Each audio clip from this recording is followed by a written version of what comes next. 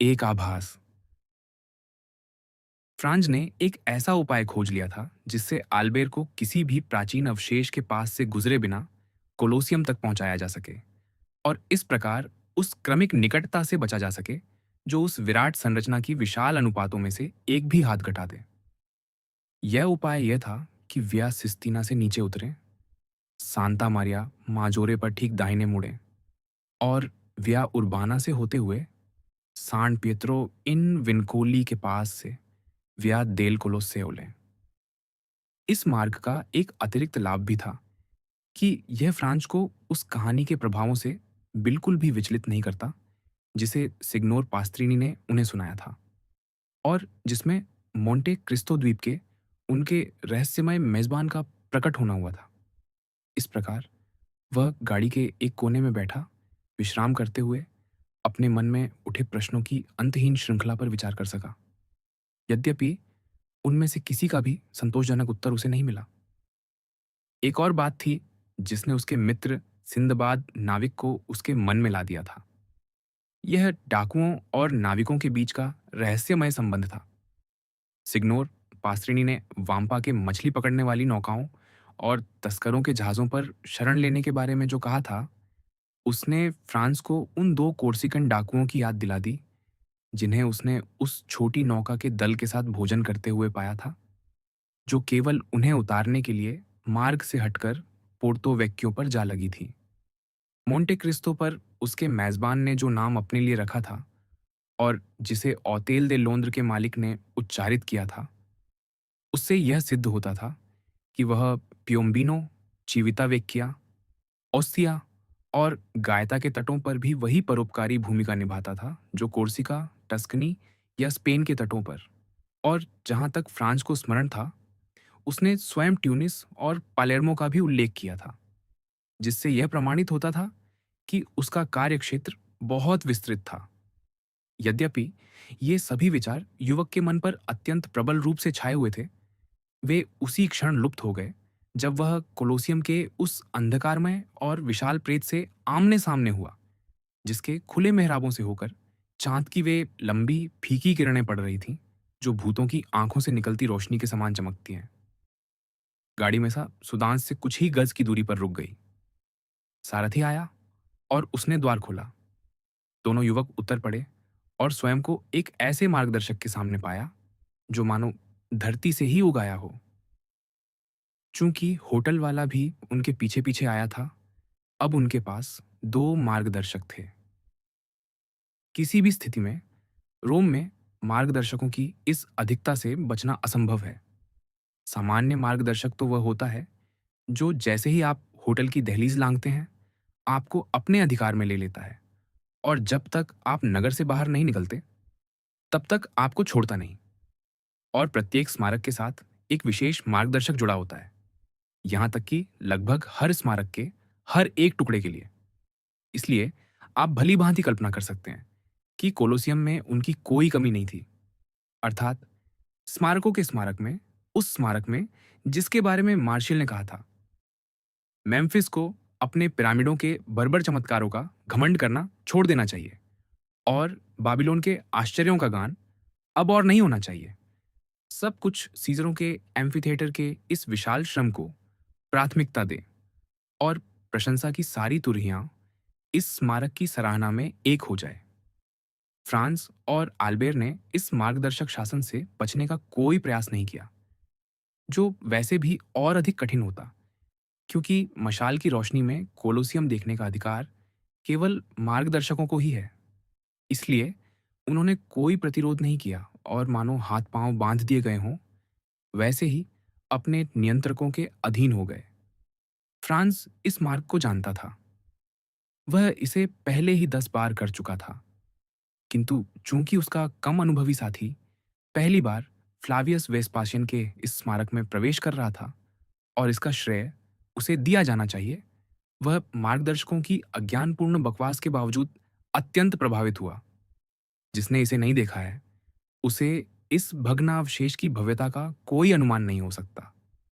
उसके अनुपात जिन्हें दक्षिणी चांद की रहस्यमय उजास ने दुगुना कर दिया है और जिसकी किरणें ऐसी रोशनी देती हैं जो पश्चिमी सूर्यास्त के समान प्रतीत होती है। इस प्रकार विचारमग्न फ्रांज ने आंतरिक मेहराबों के नीचे 100 कदम भी नहीं चले थे कि उसने आल्बेर को मार्गदर्शकों के हवाले कर दिया, जो सिंहगर्त, ग्लैडिएटरों के कक्ष और सम्राटी मंच का हर इंच दिखाने के अपने अविच्छिन्न अधिकार को छोड़ने को तैयार नहीं थे, और स्वयं एक आंशिक रूप से जर्जर सीढ़ी से फिसलकर अलग हो गया। फिर दूसरों को भग्नावशेषों के चारों ओर अपना सामान्य मार्ग जारी रखने देने के बाद वह बस जाकर एक स्तंभ के आधार पर बैठ गया, उस खोखले अवसाद की ओर मुख किए हुए जो उसे उस ग्रेनाइट के दैत्य की पूरी विस्तृत महिमा को देखने देता था। वह वहां लगभग 15 मिनट से बैठा था, जैसा कि मैंने कहा, एक स्तंभ की छाया में और आल्बेर के दर्शन में खोया हुआ, जो अपने दोनों मशालधारियों के साथ कोलोसियम के दूसरे सिरे पर एक वॉमिटोरियम से अभी अभी निकला था, और उनके साथ मानो किसी भटकती रोशनी का पीछा करती परछाइयों की भांति वेस्टल कन्याओं के लिए आरक्षित आसनों की ओर कदम दर कदम उतर रहा था। जब फ्रांस को लगा कि उसने उस सीढ़ी से, जो ठीक उसके सामने थी और जिससे वह अभी अभी उस स्थान तक पहुंचा था जहां वह बैठा था, एक डीले पत्थर को इमारत की गहराइयों में गिरते सुना। निस्संदेह समय के पांव के नीचे से पत्थर का निकलकर गहराई में लुढ़क जाना कोई असाधारण बात नहीं है, किंतु उसे ऐसा प्रतीत हुआ कि इस अवसर पर इसका कारण किसी मनुष्य का पांव था और कि कदम उसकी ओर बढ़ रहे थे, यद्यपि उनका कारण बनने वाला व्यक्ति उन्हें यथासंभव दबाने का प्रयत्न कर रहा था। और वास्तव में एक क्षण बाद एक व्यक्ति प्रकट हुआ, जो सीढ़ी चढ़ते हुए धीरे धीरे छायाओं से बाहर निकल रहा था, जिसकी खुली जगह फ्रांस के सामने थी और चांदनी से आलोकित थी, जबकि उसके पायदान नीचे की ओर अंधकार में डूबते जाते थे। संभव था कि वह भी उसी की तरह कोई यात्री हो, जो मार्गदर्शकों की निरर्थक बकवास की अपेक्षा एकांत चिंतन को अधिक प्रिय मानता हो, और इसलिए इस प्रेत दर्शन में कुछ भी आश्चर्यजनक नहीं होना चाहिए था।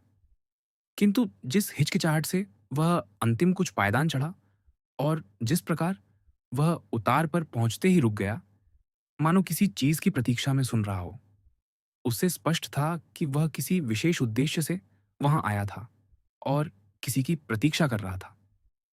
फ्रांज ने सहज ही स्तंभ के पीछे की छाया में विलीन हो जाने का पूरा प्रयास किया।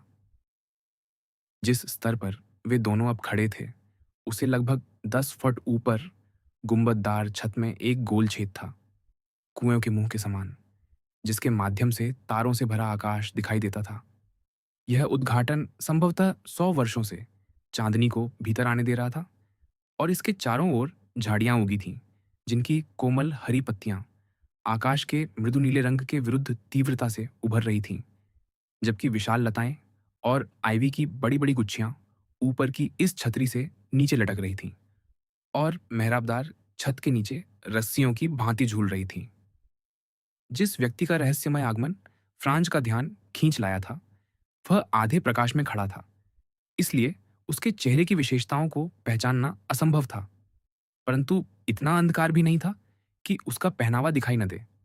वह एक विशाल भूरे चोगे में लिपटा हुआ था, जिसकी एक तह, जो उसके बाएं कंधे पर डाली गई थी, उसके चेहरे के निचले भाग को छिपाए हुए थी, जबकि ऊपरी भाग उसकी चौड़ी किनारी वाली टोपी के नीचे छिपा हुआ था।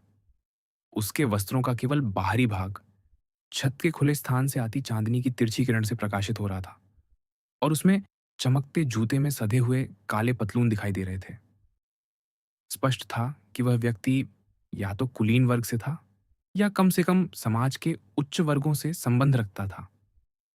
वह कुछ मिनटों से वहां खड़ा था और अधीरता के स्पष्ट संकेत देने ही वाला था कि ऊपर की छतरी पर हल्की सी आहट सुनाई दी। उसी क्षण प्रकाश के सामने एक छाया गुजरी और एक व्यक्ति उस छेद में प्रकट हुआ, नीचे के अंधेरे में ध्यान से झांकता हुआ। चोगे में लिपटे व्यक्ति को देखकर उसने तुरंत लटकती हुई लताओं और बेलों की एक मुट्ठी पकड़ ली, उनके सहारे फिसलता हुआ नीचे उतरा और जमीन से लगभग 3 या 4 फुट ऊपर पहुंचकर हल्के से कूद पड़ा। उसने त्रास्तेवेर का शुद्ध वेश धारण किया हुआ था। मुझे क्षमा कीजिए, उसने रोमन बोली में कहा, मैंने आपको प्रतीक्षा करवाई, फिर भी मैं केवल कुछ ही मिनट देर से आया हूँ। सेंट जॉन लैटेरन में अभी-अभी 10 बजे हैं। आप देर से नहीं आए, मैं जल्दी आ गया था। अजनबी ने शुद्ध तुस्कानी में उत्तर दिया। इसलिए किसी क्षमा की आवश्यकता नहीं। वैसे भी यदि आपने मुझे प्रतीक्षा करवाई होती, तो मैं समझ जाता कि उसका कोई अनिवार्य कारण रहा होगा। आप ठीक ही समझते। मैं अभी-अभी कास्तेल सांत आनजेलो से लौटा हूँ और बेप्पो से बात करना मुझे बहुत कठिन पड़ा। बेप्पो कौन है? बेप्पो कारागार का एक कर्मचारी है, जिसे मैं वहाँ की अंदरूनी बातों की जानकारी के बदले कुछ धन देता हूँ। अच्छा, मैं देख रहा हूँ कि आप दूरदर्शी व्यक्ति हैं और आप क्या अपेक्षा करते हैं? कोई नहीं जानता कि क्या हो जाए। मैं भी एक दिन बेचारे पेप्पिनो की तरह उसी जाल में फंस सकता हूँ और तब मुझे भी किसी चूहे की ज़रूरत पड़ेगी जो मेरी कैद की जालियाँ कुतर दे। तो संक्षेप में, आपको क्या पता चला? मंगलवार को 2 बजे 2 फांसियाँ होंगी, जैसा कि रोम में किसी बड़े त्योहार की शुरुआत में होता है। एक दोषी को माज़ोलातो किया जाएगा। वह एक अभागा है जिसने उस पादरी की हत्या की थी, जिसने उसे पाला था। वह किसी दया के योग्य नहीं है। दूसरे को डेकापितातो किया जाएगा। वह बेचारा पेप्पिनो है। आप क्या अपेक्षा करते हैं? आप केवल पापल सरकार में ही नहीं, बल्कि पड़ोसी राज्यों में भी ऐसा आतंक उत्पन्न करते हैं कि वे किसी उदाहरण को स्थापित करने के लिए पूरी तरह दृढ़ हैं। पर पेप्पिनो तो मेरे गिरोह का सदस्य भी नहीं है। वह तो एक गरीब चरवाहा है, जिसका एकमात्र अपराध यही है कि उसने हमें भोजन पहुंचाया, जो निस्संदेह उसे आपका सहयोगी बनाता है। पर वे उसके प्रति कुछ नरमी दिखा रहे हैं। आपको यदि कभी पकड़ लिया गया, तो पीट-पीट कर मार दिया जाएगा, जबकि उसे केवल सिर काट कर मारा जाएगा। वैसे भी इससे तमाशे में विविधता आएगी और देखने वालों के लिए सब कुछ होगा। उस तमाशे से अलग, जिसकी योजना मैं बना रहा हूँ और जिसकी किसी को आशा नहीं है।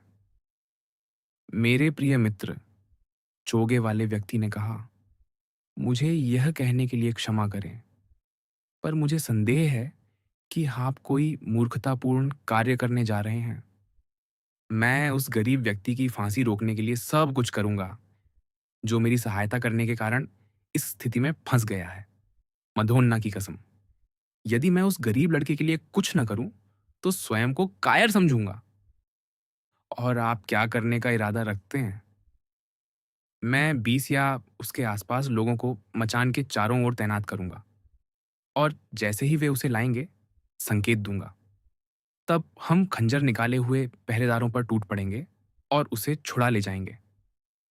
ये योजना मुझे बहुत जोखिम भरी लगती है और मुझे ईमानदारी से विश्वास है कि मेरी योजना इससे बेहतर हो सकती है। और आपकी योजना क्या है? मैं अपने परिचित एक व्यक्ति को 1000 प्यास्त्र दूंगा और पेप्पिनो की फांसी को अगले वर्ष तक टलवा दूंगा। उस समय मैं अपने परिचित एक अन्य व्यक्ति को फिर 1000 प्यास्त्र दूंगा और उससे उसे कारागार से भगा लूंगा। क्या आपको विश्वास है कि यह सफल होगा? परद्यू, चौगे वाले व्यक्ति ने फ्रांसीसी में कहा। मुझे क्षमा कीजिए, त्रास्तेवेर निवासी ने कहा। मेरा अर्थ यह है कि मैं अपने सोने से अकेले ही वह कर लूंगा जो तुम और तुम्हारे सब लोग अपने खंजरों, पिस्तौलों, कार्बाइनों और बंदूकों से भी नहीं कर सकते। इसलिए मुझे ही करने दो। सहर्ष, पर यदि आप असफल रहे, तो हम फिर भी तैयार रहेंगे। तैयार रहना तुम्हारा काम है, पर निश्चिंत रहो, मैं उसे क्षमा दिलवा दूंगा। मंगलवार परसों है, इसलिए सावधान रहिए। आपके पास केवल कल का दिन है। हाँ, ठीक है, पर एक दिन में 24 घंटे होते हैं। 1 घंटे में 60 मिनट और 1 मिनट में 60 सेकंड। 86,400 सेकंड में बहुत कुछ किया जा सकता है। हमें कैसे पता चलेगा कि आप सफल हुए हैं? बहुत सरल। मैंने काफ़े रोसपोली की अंतिम 3 खिड़कियाँ किराए पर ली हैं। यदि मुझे फांसी स्थगित कराने में सफलता मिली, तो दोनों कोने की खिड़कियों पर पीला डायमास्क होगा और बीच वाली पर सफ़ेद डायमास्क पर लाल क्रॉस। बहुत अच्छा। और आप क्षमा पत्र कैसे पहुँचाएँगे? अपने किसी व्यक्ति को पश्चातापी का वेश धराकर मेरे पास भेजना, मैं उसे दे दूँगा। उस वेश में वह आसानी से मचान के नीचे तक पहुँच जाएगा और आदेश को पश्चातापियों के दल के प्रमुख को सौंप देगा, जो उसे जल्लाद को देगा। इस बीच पेप्पिनो को यह समाचार पहुँचा देना, हम नहीं चाहते कि वह डर से मर जाए या पागल हो जाए, क्योंकि तब हमने उसके लिए व्यर्थ ही इतना परिश्रम और खर्च किया होगा। सुनिए, किसान ने कहा, मैं आपसे गहराई से जुड़ा हूँ, ये आप जानते हैं, है ना? मुझे तो यही आशा है। यदि तुम पेप्पिनो को बचा सको, तो यह केवल भक्ति से बढ़कर होगा। अब से यह आज्ञाकारिता होगी। जो कह रहे हो, उसमें सावधानी रखो, मेरे अच्छे मित्र। संभव है कि किसी दिन मैं तुम्हें इस बात की याद दिलाऊं, क्योंकि वह दिन आ सकता है जब मुझे अपनी बारी में तुम्हारी आवश्यकता पड़े। तो फिर, महामहिम, जिस प्रकार इस क्षण मैंने आपको पाया है, उसी प्रकार आप मुझे अपने संकट की घड़ी में पाएंगे।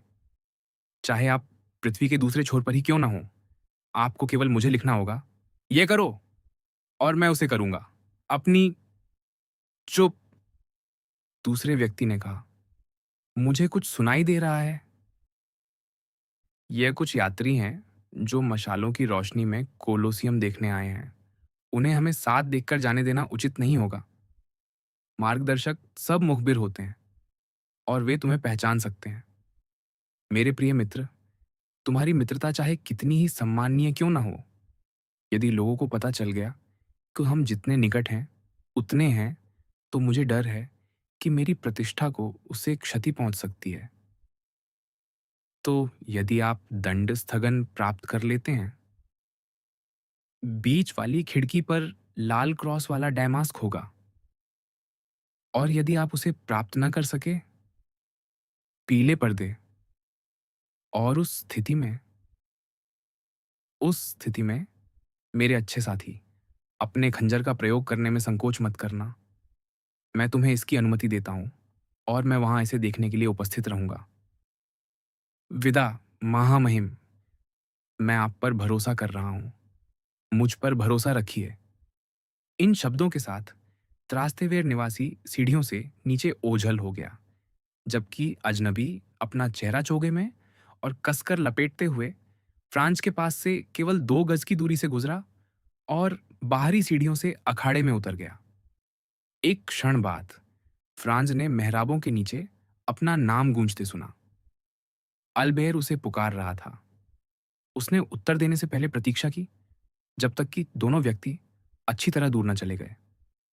वह यह नहीं चाहता था कि उन्हें यह पता चले कि वहां कोई साक्षी रहा है जिसने उनके चेहरे भले ही न देखे हों, पर उनकी बातचीत का एक भी शब्द नहीं छोड़ा था। 10 मिनट बाद फ्रांज ओतेल दस्पानी की ओर लौट रहा था, जबकि अल्बेर अत्यंत अशिष्ट उदासीनता के साथ सुने जाते हुए प्लिनी और कालपुर्नियस के आधार पर उन जालों पर विद्वतापूर्ण भाषण दे रहा था जिनमें लोहे की कीलें लगी होती थीं और जो जंगली जानवरों को दर्शकों पर झपटने से रोकती थीं। फ्रांज ने बिना प्रतिवाद किए उसे बोलते रहने दिया। वह अकेला छोड़े जाने के लिए व्याकुल था, ताकि अभी अभी जो कुछ उसकी आंखों के सामने घटा था, उस पर वह अपना पूरा ध्यान केंद्रित कर सके। दोनों व्यक्तियों में से एक तो निस्संदेह उसके लिए पूर्णतः अजनबी था, और यह पहली बार था जब उसने उसे देखा या सुना था। पर दूसरे के विषय में ऐसा नहीं था, और यद्यपि फ्रांज उस व्यक्ति का चेहरा पहचान नहीं सका था, जो लगातार या तो अंधेरे में या अपने चोगे में ढंका रहता था। उस आवाज की ध्वनि ने पहली बार सुनते ही उस पर इतना गहरा प्रभाव डाला था कि वह उसे फिर कभी बिना पहचाने सुन ही नहीं सकता था। विशेष रूप से उन उपहासपूर्ण स्वरों में कुछ तीखा और धात्विक सा था, जिसने उसे कोलोसियम के खंडहरों में उसी प्रकार सेहरा दिया था जैसे पहले मोंते क्रिस्तो की गुफाओं में। वह पूर्णतः आश्वस्त था कि वह व्यक्ति कोई और नहीं, बल्कि सिंबाद नाविक ही था। उस व्यक्ति ने उसके भीतर इतनी प्रबल जिज्ञासा जगा दी थी कि अन्य किसी परिस्थिति में वह स्वयं को उसके सामने प्रकट कर देता। पर इस अवसर पर उसने जो बातचीत अभी-अभी सुनी थी, वह इतनी निजी थी कि यह स्वाभाविक आशंका उसे रोक नहीं सकी कि उसका प्रकट होना स्वागत योग्य नहीं होगा। इसलिए उसने उसे जाते जाने दिया। जैसा कि हमने देखा, यद्यपि उसने अपने आप से यह वचन लिया कि यदि वे फिर मिले, तो वह इस अवसर की तरह दूसरा अवसर हाथ से नहीं जाने देगा। फ्रांज इतनी चिंता में डूबा था कि उसे अच्छी नींद नहीं आई। उसने पूरी रात अपने मन में बार-बार उस व्यक्ति के बारे में जो कुछ वह गुफाओं में जानता था और कोलोसियम के अजनबी के विषय में जो कुछ उसने देखा था, उन सब बातों को दोहराते हुए बिताई, जो इस विचार का समर्थन करती थीं कि वे दोनों एक ही व्यक्ति थे। और जितना अधिक वह इस पर विचार करता गया, उतना ही अधिक उसका विश्वास दृढ़ होता गया। वह भोर होने तक नहीं सो सका और इसलिए बहुत देर से जागा। अल्बेयर एक सच्चे पेरिसवासी की भांति पहले ही शाम के लिए अपनी योजनाएं बना चुका था। उसने त्यात्रो अर्जेंटीना में एक बॉक्स आरक्षित कराने के लिए किसी को भेज दिया था। चूंकि फ्रांस को घर कई पत्र लिखने थे, उसने पूरे दिन के लिए गाड़ी अल्बेयर को सौंप दी। 5 बजे अल्बेयर लौट आया। वह अपने परिचय पत्र बांट चुका था, अपने प्रवास की प्रत्येक शाम के लिए निमंत्रण प्राप्त कर चुका था और रोम देख चुका था। एक दिन उसके लिए यह सब करने के लिए पर्याप्त रहा था, और फिर भी उसके पास यह पता लगाने का समय बच गया था कि कौन सा ओपेरा मंचित हो रहा है और किन कलाकारों के साथ। उस रचना का नाम पेरिसीना था और कलाकारों के नाम कोसेल्ली, मोरियानी और लास्पेक थे। जैसा कि आप देख सकते हैं, हमारे दोनों युवक किसी प्रकार से वंचित नहीं थे। वे लूसिया दी लामेरमुर के रचयिता की श्रेष्ठ ओपेराओं में से एक का प्रदर्शन देखने जा रहे थे, जिसे इटली के 3 सर्वाधिक प्रसिद्ध कलाकार प्रस्तुत कर रहे थे। अल्बेर कभी भी इन इतालवी रंगमंचों का अभ्यस्त नहीं हो सका। उस ऑर्केस्ट्रा गड्ढे का, जिसमें आप घूम फिर नहीं सकते थे, और बालकनियों या खुले बॉक्सों के अभाव का, यह सब उस व्यक्ति के लिए कठिन था, जिसके पास ओपेरा बूफ में अपनी स्थायी सीट थी और ओपेरा के सर्वसाधारण बॉक्स में हिस्सेदारी थी। फिर भी इससे अल्बेर को हर बार फ्रांस के साथ ओपेरा जाने पर अत्यधिक साज सज्जा करने से कोई रोक नहीं सकी। एक व्यर्थ परिश्रम, क्योंकि यह स्वीकार करना होगा कि फ्रांसीसी फैशन के सबसे योग्य प्रतिनिधियों में से एक के लिए भी इटली की लंबाई चौड़ाई में 4 महीने की यात्रा के दौरान एल्बेर को एक भी रोमांटिक साहसिक प्रसंग प्राप्त नहीं हुआ था। वह कभी-कभी इस पर मजाक करने की चेष्टा करता था, पर भीतर ही भीतर वह गहराई से आहत था। वह एल्बेर द मोरसेरफ, युवकों में से सबसे योग्य, अब भी यूं ही एड़ियाम रगड़ रहा था। यह और भी पीड़ादायक था क्योंकि हमारे प्रिय देशवासियों की सामान्य विनम्रता के साथ अल्बेर पेरिस से यह विश्वास लेकर निकला था कि वह इटली में सबसे आश्चर्यजनक विजय प्राप्त करेगा और लौटकर पूरे बुलेवार देगांत को अपनी सफलताओं की कथा से आनंदित करेगा। अफसोस, ऐसा नहीं हुआ था। आकर्षक जेनोआ, फ्लोरेंस और नेपल्स की काउंटेसों ने अपने पतियों के साथ नहीं, बल्कि अपने प्रेमियों के साथ ही बने रहना चुना था। और अल्बेर इस पीड़ादायक निष्कर्ष पर पहुंचा कि कम से कम इतालवी स्त्रियों में अपनी फ्रांसीसी बहनों पर यह बढ़त है कि वे अपनी बेवफाई में भी निष्ठावान होती हैं। इसका अर्थ यह नहीं कि इटली में जैसे हर जगह अपवाद न हो। फिर भी अल्बेयर केवल अत्यंत सुरुचिपूर्ण युवक ही नहीं था, बल्कि पर्याप्त बुद्धि का स्वामी भी था। इसके अतिरिक्त वह एक विस्काउंट था, नवीन कुलीनता का, यह सच है। पर आजकल जब किसी को अपनी उपाधि सिद्ध नहीं करनी पड़ती, तो इससे क्या अंतर पड़ता है कि वह 1399 की हो या 1815 की। इन सब के साथ उसके पास 50,000 लीवर की आय भी थी। जैसा कि हम देख सकते हैं, पेरिस में फैशन परस्त होने के लिए इससे अधिक की आवश्यकता नहीं होती। अतः कुल मिलाकर जिन नगरों से वे गुजरे थे, वहां किसी के द्वारा गंभीरता से ध्यान न दिए जाने का तथ्य कुछ हद तक अपमानजनक था। वह रोम में खोए हुए समय की भरपाई करने का पूरा इरादा रखता था, क्योंकि कार्निवाल धरती के हर उस देश में जहां यह प्रशंसनीय संस्था मनाई जाती है, स्वतंत्रता का ऐसा समय होता है जब सबसे कठोर स्वभाव वाला व्यक्ति भी किसी न किसी मूर्खता की ओर खींच सकता है। इसलिए चूंकि कार्निवाल अगले ही दिन आरंभ होने वाला था, यह अत्यंत आवश्यक था कि अल्बेर उसके शुरू होने से पहले अपने परिचय पत्र प्रस्तुत कर दे। इसी विचार से उसने रंगमंच के सबसे प्रमुख बॉक्सों में से एक किराए पर लिया था और अवसर के अनुरूप पूर्णतः सुसज्जित था। वे प्रथम स्तर पर थे, जो हमारे बालकनी के समकक्ष होता है। वैसे भी इटली में पहले तीनों तल समान रूप से एरिस्टोक्रेटिक माने जाते हैं। इसी कारण उन्हें सभागार के नोबल भाग कहा जाता है। वह बॉक्स, जिसमें सहज ही 12 दर्शक बैठ सकते थे, दोनों मित्रों को एम्बिगू में 4 लोगों के बॉक्स से कुछ ही अधिक महंगा पड़ा था। अल्बेर की एक अतिरिक्त आशा भी थी कि यदि वह किसी सुंदर रोमन स्त्री के हृदय में स्थान बना सका, तो इससे उसे स्वाभाविक रूप से उसकी गाड़ी में एक स्थान प्राप्त हो जाएगा और परिणाम स्वरूप वह कार्निवाल को किसी कुलीन वाहन की ऊंचाई से या किसी राजसी बालकनी से देख सकेगा।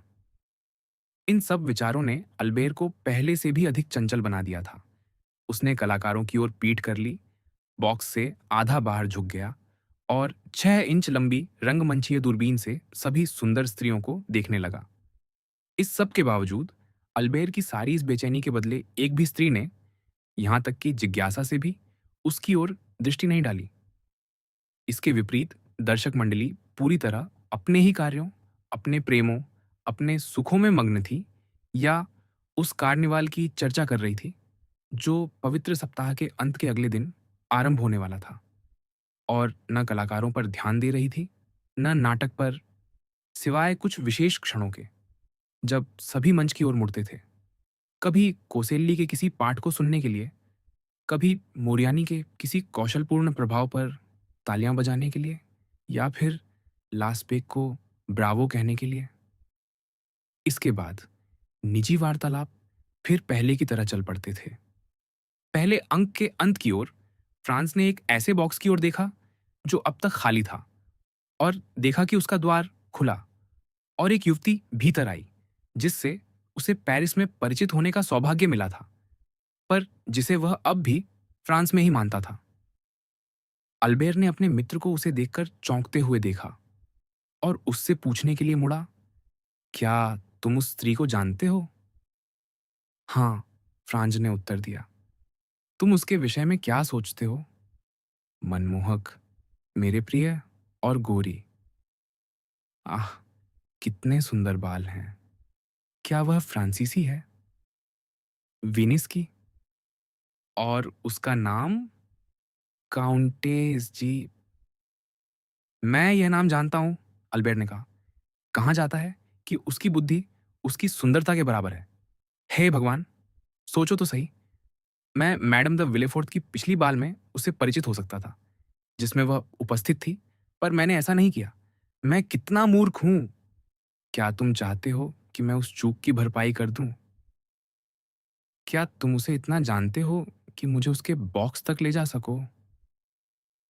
मुझे अपने जीवन में उससे 3 या 4 बार बात करने का सौभाग्य मिला है, पर तुम जानते हो, हमारे लिए किसी शिष्टाचार भंग से बचने के लिए यह पर्याप्त है।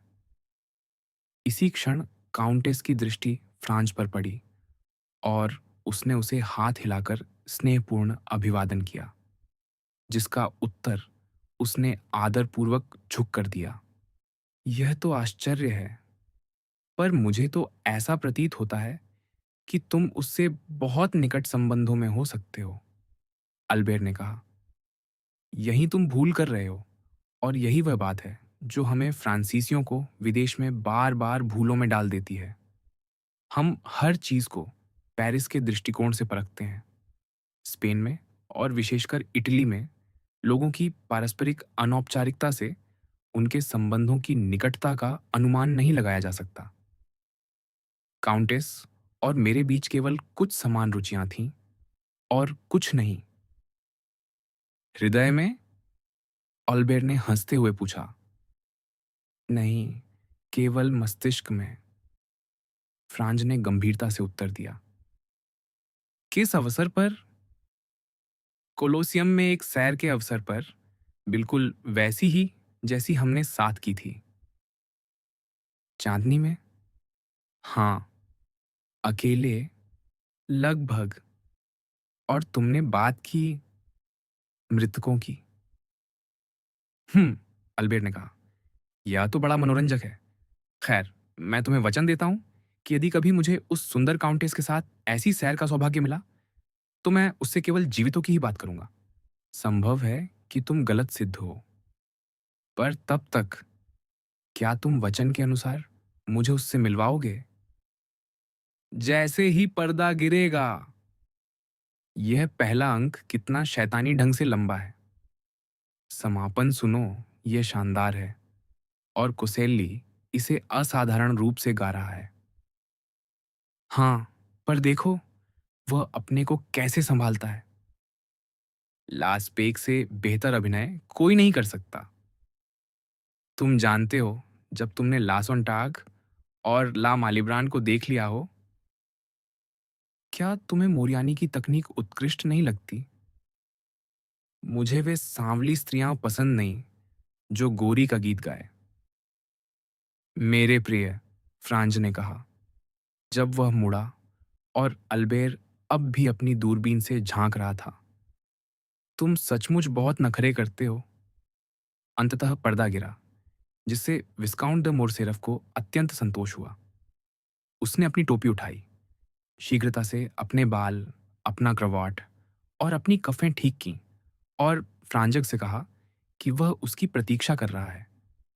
फ्रांज ने काउंटेस से दृष्टि का आदान प्रदान किया था, जिसने संकेत दिया कि वह उसका स्वागत करेगी। इसलिए उसने अपने मित्र की उत्कंठा को शांत करने में विलंब नहीं किया और अर्धवृत्ताकार मार्ग से चल पड़ा। उसके पीछे पीछे अल्बेर चला, जिसने इस मार्ग का उपयोग अपनी कमीज के कॉलर और कोट के लैपेलों पर पड़ी संभावित सिलवटों को संवारने में किया और इस प्रकार वे अंततः बॉक्स संख्या 4 पर पहुंचे, जो काउंटेस का था। तुरंत ही बॉक्स के अग्रभाग में उसके पास बैठा युवक इटली की प्रथा के अनुसार उठ खड़ा हुआ और नवागंतुक को अपना स्थान दे दिया, जिसे बदले में तब छोड़ना होगा जब कोई नया आगंतुक आएगा। फ्रांस ने अल्बेर का परिचय काउंटेस से हमारे सर्वाधिक प्रतिष्ठित युवकों में से एक के रूप में कराया, सामाजिक स्थिति और बुद्धि दोनों के कारण।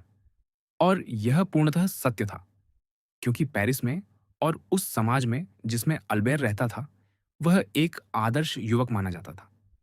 फ्रांज ने यह भी जोड़ा कि पेरिस में काउंटेस के प्रवास का लाभ उठाकर उनसे परिचित न हो पाने की निराशा में उसने उससे यह कमी पूरी करने को कहा था, और वह वही कर रहा है, साथ ही काउंटेस से उसके इस साहस के लिए क्षमा मांगते हुए, क्योंकि स्वयं उसे भी औपचारिक परिचय की आवश्यकता समझी जा सकती थी। काउंटेस ने अत्यंत मनोहर ढंग से अल्बेर का अभिवादन किया और फ्रांस को अपना हाथ दिया। उसके निमंत्रण पर अल्बेयर सामने की पंक्ति में खाली सीट पर बैठ गया, जबकि फ्रांस उनके पीछे दूसरी पंक्ति में बैठा। अल्बेयर को बातचीत का एक उत्कृष्ट विषय मिल गया था, पेरिस। वह काउंटेस से उनके साझा परिचितों के बारे में बात करने लगा। फ्रांस ने देखा कि सब कुछ ठीक चल रहा है और उसने उन्हें उसी तरह आगे बढ़ने देने का निश्चय किया। अल्बेयर के विशाल ओपेरा दूरबीन उधार लेकर वह स्वयं दर्शक मंडली का निरीक्षण करने लगा। उनके ठीक सामने तीसरे स्तर पर स्थित एक बॉक्स में अकेली बैठी एक अत्यंत सुंदर स्त्री थी, जो यूनानी पोशाक पहने हुए थी। वह उस वेश को इतनी सहजता से धारण किए हुए थी कि स्पष्ट था कि यह पहनावा उसके लिए स्वाभाविक था। उसके पीछे छाया में एक पुरुष की आकृति दिखाई दे रही थी, किंतु उसका चेहरा पहचान में नहीं आ रहा था। फ्रांस ने अल्बेयर और काउंटेस की बातचीत को बीच में रोककर काउंटेस से पूछा कि क्या वह उस सुंदर अल्बानियाई स्त्री को जानती है, जो न केवल पुरुषों बल्कि स्त्रियों का भी ध्यान आकर्षित करने योग्य थी। नहीं, उसने उत्तर दिया। मैं इतना ही जानती हूँ कि वह पूरे मौसम रोम में रही है, क्योंकि जब थिएटर खुला था, तब मैंने उसे वहीं देखा था जहाँ वह अब भी बैठी है। और पिछले महीने में उसने एक भी प्रदर्शन नहीं छोड़ा है। कभी उस पुरुष के साथ जो अभी उसके साथ है, और कभी केवल एक काले सेवक के साथ। आप उसके बारे में क्या सोचती हैं? फ्रांज ने पूछा। अत्यंत सुंदर। मेडोरा भी वैसी ही दिखती होगी। फ्रांस और काउंटेस ने एक मुस्कान का आदान प्रदान किया। वह फिर से अल्बेयर के साथ बातचीत में लग गई और फ्रांस अपने अल्बानियाई सौंदर्य के निरीक्षण में लौट आया। बैले के लिए पर्दा उठा। यह उन श्रेष्ठ इतालवी बैले में से एक था जिसका निर्देशन प्रसिद्ध हेनरी ने किया था, जिसने नौकायन थिएटर में अपनी प्रतिष्ठा खोने से पहले इटली में कोरियोग्राफर के रूप में अपार ख्याति अर्जित की थी। उन बैले में से एक जिसमें प्रमुख नर्तकों से लेकर कोरस तक सभी इतने सक्रिय होते हैं कि 150 नर्तक एक ही समय पर एक ही गति करते हैं, एक ही हाथ या पैर को पूर्ण सामंजस्य में उठाते हैं। इस बैले का नाम पोलिस का था। फ्रांस अपनी सुंदर यूनानी में इतना मग्न था कि बैले पर, चाहे वह कितना ही रोचक क्यों न हो, उसका ध्यान नहीं गया। उसके विपरीत वह स्पष्ट रूप से प्रदर्शन का आनंद ले रही थी, और उसका यह आनंद उस पुरुष की गहरी उदासीनता से बिल्कुल विपरीत था जो उसके साथ था। इस कोरियोग्राफिक कृति की पूरी अवधि के दौरान वह पूर्णतः स्थिर रहा, और तुरहियों, घंटियों और झांझों से उठते नरकीय शोर के बावजूद ऐसा प्रतीत होता था मानो वह एक विलासपूर्ण और निष्कलंक नींद के स्वर्गीय सुखों का आनंद ले रहा हो। अंततः बैले समाप्त हुआ और पर्दा गिरा। दर्शक दीर्घा में बैठे प्रसन्न दर्शकों की उन्मत्त तालियों के बीच, क्योंकि इतालवी थिएटरों में ओपेरा को बैले के साथ बांटने की यह प्रथा है, इसलिए अंतराल बहुत छोटे होते हैं, क्योंकि गायक नर्तकों के घूमते फिरते और उछलते समय विश्राम कर लेते हैं और अपने वस्त्र बदल लेते हैं। अतः दूसरे अंक की प्रस्तावना शुरू हुई, और जैसे ही तारों को पहली बार छुआ गया, फ्रांस ने देखा कि सोया हुआ व्यक्ति धीरे धीरे उठा और यूनानी स्त्री के पास आया। उसने उसकी ओर मुड़कर उससे कुछ कहा। फिर वह अपने स्थान पर लौट आई और बॉक्स के सामने की रेलिंग से टिक गई। पुरुष का चेहरा अब भी छाया में था, और फ्रांस उसके किसी भी चेहरे भाव को नहीं देख सका। पर्दा उठा और फ्रांस का ध्यान अनिवार्य रूप से मंच की ओर खिंच गया। इसलिए कुछ क्षणों के लिए उसकी दृष्टि उस बॉक्स से हट गई जहां सुंदर यूनानी बैठी थी। जैसा कि ज्ञात है, अंक स्वप्नद्वय से आरंभ होता है। नींद में पेरिसिना अज्जो के सामने उगो के प्रति अपने प्रेम का रहस्य प्रकट कर देती है। विश्वासघात का शिकार पति ईर्ष्या के सभी उन्मादों से गुजरता है, और अंततः ये मानकर कि उसकी पत्नी उसके प्रति विश्वासघाती है, वह उसे जगाकर अपने प्रतिशोध की घोषणा करता है। यह द्वय डोनिजेट्टी की उर्वर लेखनी से निकले सबसे सुंदर, सबसे अभिव्यक्तिपूर्ण और सबसे शक्तिशाली रचनाओं में से एक है। यह तीसरी बार था जब फ्रांज ने इसे सुना था, और यद्यपि वह स्वयं को कट्टर ओपेरा प्रेमी नहीं मानता था, फिर भी इसने उस पर गहरा प्रभाव डाला। इसलिए वह शेष थिएटर के साथ तालियां बजाने ही वाला था कि उसके हाथ, जो मिलने ही वाले थे, एक दूसरे के सामने जमे रह गए, और उसके होठों से निकलने वाला ब्रावो निकलने से पहले ही समाप्त हो गया। बॉक्स में बैठा पुरुष पूरी तरह खड़ा हो गया था, और अब जब उसका सिर प्रकाश में आ गया, फ्रांस ने एक बार फिर मोंटे क्रिस्टो के रहस्यमय निवासी को पहचान लिया। वही जिसकी आकृति और आवाज को उसने पिछले संध्या को कोलोसियम के खंडहरों में इतनी स्पष्टता से पहचाना था। अब कोई संदेह नहीं रह गया था। वह विचित्र यात्री रोम में रहता था। फ्रांस के चेहरे पर जो भाव उभरे होंगे, उन्होंने अवश्य ही उसके मन में उठे इस दृश्य के तूफान को प्रकट कर दिया। क्योंकि काउंटेस ने उसे देखा, हंस पड़ी और पूछा कि क्या हुआ है।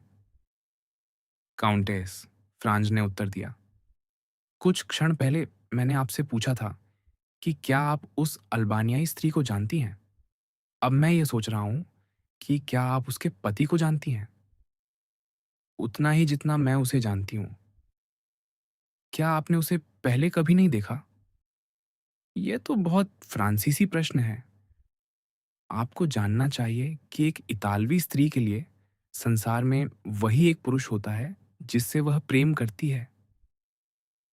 निस्संदेह, फ्रांज ने कहा। किसी भी स्थिति में उसने अल्बेयर की ओपेरा दूरबीन आंखों से लगाते हुए और उन्हें बॉक्स की ओर घुमाते हुए कहा, किसी ने हाल ही में उसे कब्र से निकाल लिया होगा। वह ऐसा लगता है जैसे कब्र खोदने वाले की अनुमति से अभी अभी कब्र से निकली कोई लाश हो, क्योंकि वह अत्यंत पीला है। वह हमेशा ऐसा ही रहता है, फ्रांज ने कहा। तो क्या आप उसे जानते हैं? काउंटेस ने पूछा। ऐसे में तो मुझे आपसे यह पूछना चाहिए कि वह कौन है। मुझे लगता है कि मैंने उसे पहले देखा है। मुझे विश्वास है कि मैं उसे पहचानता हूँ। मैं समझ सकती हूँ, उसने अपने सुंदर कंधों को ऐसे हिलाते हुए कहा मानो उसकी नसों में ठंड उतर गई हो, कि जिसे किसी ने एक बार ऐसा पुरुष देख लिया हो, वह उसे कभी नहीं भूल सकता। इस प्रकार फ्रांस का अनुभव केवल उसी तक सीमित नहीं था, किसी और ने भी वही अनुभूति की थी। तो फिर फ्रांज ने, जो काउंटेस फिर से उसे देखने का निश्चय कर चुकी थी, पूछा, आप उस पुरुष के बारे में क्या सोचती हैं? वह मुझे साक्षात लॉर्ड रूथवेन जैसा प्रतीत होता है।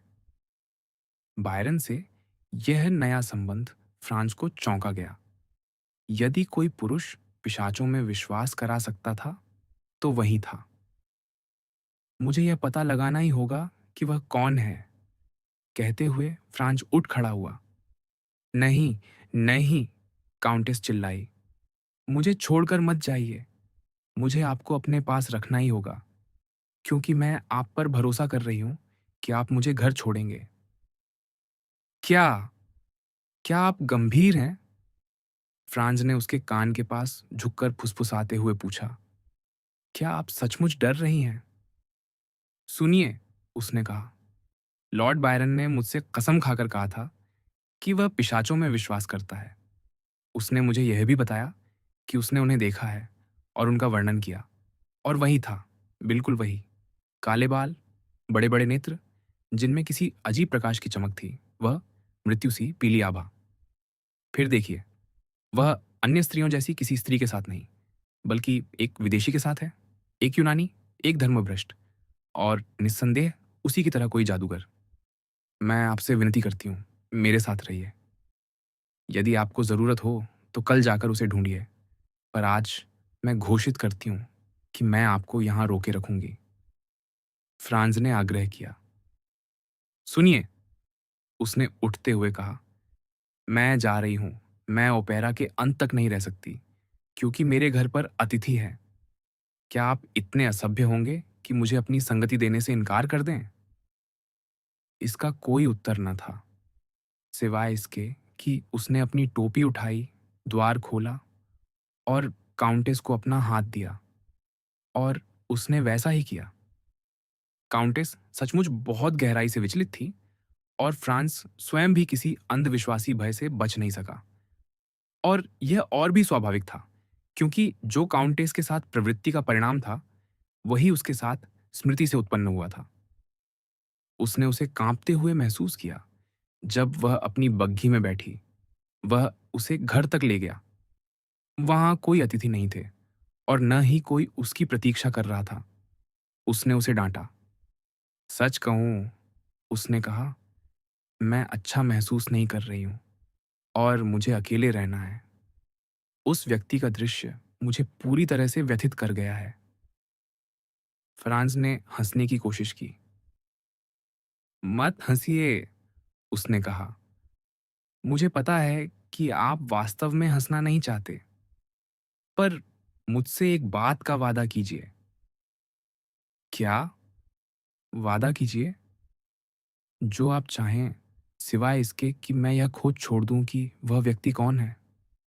मेरे पास ऐसे कारण हैं, जिन्हें मैं आपको नहीं बता सकता, जिनके लिए मुझे यह जानना है कि वह कौन है और वह कहाँ से आता है और कहाँ जा रहा है। मुझे नहीं पता वह कहाँ से आता है, पर मैं आपको बता सकती हूँ कि वह कहाँ जा रहा है। निश्चय ही नरक की ओर। तो वह वादा क्या है, जिसे आप मुझसे माँगना चाहती हैं, काउंटेस? ये है कि आप सीधे अपने होटल लौट जाइए और आज शाम उस व्यक्ति को देखने की कोशिश न करें। जिन लोगों से हम मिलते हैं और जिन्हें अभी-अभी छोड़ते हैं, उनके बीच कुछ विशेष साम्य होते हैं। उस व्यक्ति और मेरे बीच संवाहक न बनिए। यदि चाहें तो कल उसके पीछे जाइए, पर उसे कभी मेरे सामने न लाना, जब तक कि आप नहीं चाहते कि मैं भय से मर जाऊँ। और अब शुभ रात्रि, सोने की कोशिश कीजिए। मेरे हिस्से में मैं एक ऐसे व्यक्ति को जानती हूँ, जो नहीं सोएगा। इन शब्दों के साथ उसने फ्रांस से विदा ली, उसे इस अनिश्चितता में छोड़ते हुए कि क्या वह उसके साथ कोई मज़ाक कर रही थी या वह सचमुच उतनी ही डरी हुई थी जितना उसने कहा। होटल लौटने पर उसने अल्बर्ट को ड्रेसिंग गाउन और पैंटालून पहने हुए पाया, जो आराम कुर्सी में संतुष्ट भाव से बैठा सिगार पी रहा था। "अरे, तुम!" उसने कहा, "मैं कसम खाता हूँ, मुझे उम्मीद नहीं थी कि मैं तुम्हें कल तक देखूंगा।" "मेरे प्रिय अल्बर्ट," फ्रांस ने उत्तर दिया, "मुझे इस अवसर पर यह तुम्हें एक बार में बता देने में प्रसन्नता है कि इतालवी स्त्रियों के बारे में तुम्हारी धारणाएं पूरी तरह गलत हैं। हालांकि मुझे लगा था कि प्रेम में तुम्हारी निराशाएं अब तक तुम्हें उन्हें छोड़ने पर मजबूर कर चुकी होंगी। क्या किया जाए, उन अभिशप्त प्राणियों को समझना असंभव है। वे तुम्हारा हाथ थामती हैं, तुम्हारा हाथ दबाती हैं, तुमसे फुसफुसाती हैं, तुम्हें अपने घर तक साथ चलने देती हैं, और इतनी सी बातों के चौथाई भर से ही किसी पेरिसी स्त्री की प्रतिष्ठा चूर-चूर हो जाती। ठीक यही बात है, क्योंकि उनके पास छिपाने को कुछ नहीं होता और वे मध्याह्न सूर्य के नीचे अपना जीवन जीती हैं। इसलिए उस सुंदर देश में स्त्रियां इतनी सहज हैं, जो, जैसा दांते ने कहा, सी की ध्वनि से गूंजता है। किसी भी दशा में तुम देख सकते थे कि काउंटेस सचमुच भयभीत थी। किससे डरी हुई हमारे सामने बैठा वह सम्माननीय सज्जन और उसके साथ वह सुंदर यूनानी स्त्री। जब वे चले गए तो मैंने अपना मन शांत करने के लिए उन्हें गलियारे में पार किया। वह एक सुगठित, आकर्षक युवक है, जो ऐसा लगता है मानो फ्रांस में ब्लिन या ह्यूमा के यहाँ वस्त्र पहनता हो। थोड़ा पीला अवश्य है, पर निस्संदेह पीला होना तो विशिष्टता का चिन्ह है। फ्रांस मुस्कुराया। अल्बर्ट को स्वयं भी पीला दिखने की आकांक्षा थी। मैं आश्वस्त हूँ, फ्रांस ने कहा, कि उसके बारे में काउंटेस की धारणाओं में कोई टुक नहीं है। क्या उसने तुम्हारी सुनाई में कुछ कहा? वह बोला तो था, पर रोमैक में मैंने भाषा को यूनानी के कुछ भ्रष्ट शब्दों से पहचाना। मुझे तुम्हें बताना चाहिए, मेरे प्रिय मित्र, कि स्कूल में मैं यूनानी में बहुत अच्छा था। तो वह रोमैक बोल रहा था? संभवतः। तो इसमें कोई संदेह नहीं, वही है। क्या? कुछ नहीं। तो तुम यहाँ क्या कर रहे थे? तुम्हारे लिए एक आश्चर्य तैयार कर रहा था। कौन सा आश्चर्य? तुम जानते हो, गाड़ी मिलना असंभव है। हे भगवान! हमने मानवीय रूप से संभव सब कुछ किया, पर व्यर्थ। तो मेरे मन में एक अद्भुत विचार आया है।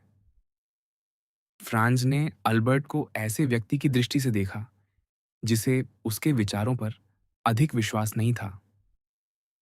मेरे अच्छे मित्र, अल्बर्ट ने कहा, अभी-अभी तुमने मुझे ऐसी दृष्टि दी है कि मुझे संतोष की मांग करनी पड़ेगी। मैं देने को तैयार हूँ, मेरे प्रिय मित्र, यदि तुम्हारा विचार उतना ही सूझबूझ भरा है जितना तुम दावा करते हो। सुनो, मैं सुन रहा हूं। गाड़ी पाने का कोई साधन नहीं है ना? कोई नहीं। या घोड़े या घोड़े, पर हम एक बैलगाड़ी तो पा सकते हैं शायद। और एक जोड़ी बैल, संभवतः। तो बस यही हमें चाहिए। मैं गाड़ी को सजवाऊंगा, हम नेपल्स के खेतिहर मजदूरों का वेश धारण करेंगे और लियोपोल्ड रोबेर की उस भव्य चित्रकला का जीवित रूप बनेंगे। और यदि और भी अधिक प्रामाणिकता के लिए काउंटेस पुत्सोली या सोरेंटो की स्त्री का वेश पहनना चाहें, तो यह दृश्य को पूर्ण कर देगा। और वह बच्चे के साथ स्त्री की मूल आकृति का प्रतिनिधित्व करने के लिए पर्याप्त सुंदर है। क्यों? फ्रांज ने पुकारा। इस बार तुम सही हो अल्बर्ट, यह सचमुच प्रेरित विचार है। और पूरी तरह फ्रांसीसी, सीधे कुछ न करने वाले राजाओं से निकला हुआ, ठीक वैसा ही। आह, तुम रोमी लोग, क्या तुमने सोचा कि हम तुम्हारी सड़कों पर पैदल ही दौड़ते फिरेंगे सिर्फ इसलिए कि तुम्हारे यहाँ घोड़ों और गाड़ियों की कमी है? जरा भी नहीं। हम कोई ना कोई उपाय सोच लेंगे। क्या तुमने इस शानदार योजना के बारे में किसी को बताया है? अपने मेजबान को। लौटते ही मैंने उसे बुलाया और बताया कि हमें क्या चाहिए। उसने आश्वासन दिया कि इससे सरल कुछ नहीं हो सकता। मैं चाहता था कि बैलों के सींगों पर सोने की पत्ती लगाई जाए, पर उसने कहा कि इसमें 3 दिन लगेंगे, इसलिए हमें उस विवरण के बिना ही काम चलाना होगा। वह कहाँ है? कौन? हमारा मेजबान। गाड़ी ढूंढने गया है, कल तक देर हो सकती है। तो तुम आज शाम उसके उत्तर की प्रतीक्षा कर रहे हो? किसी भी क्षण। इतना कहते ही द्वार खुला और सिग्नोर पास्त्रिनी ने अपना सिर भीतर डाला। अनुमति? उसने कहा। निश्चय ही अनुमति है, फ्रांज ने कहा। तो फिर बताइए, अल्बेयर ने कहा। क्या आपने हमारे लिए वे बैल ढूंढ लिए हैं जिनकी हमने मांग की थी, और वह गाड़ी जिसकी हमें आवश्यकता है? मैंने उससे भी बेहतर ढूंढ लिया है, आत्मसंतुष्ट उत्तर आया। सावधान रहिए मेरे प्रिय सीनियोर पास्त्रिनी, अल्बेयर ने कहा।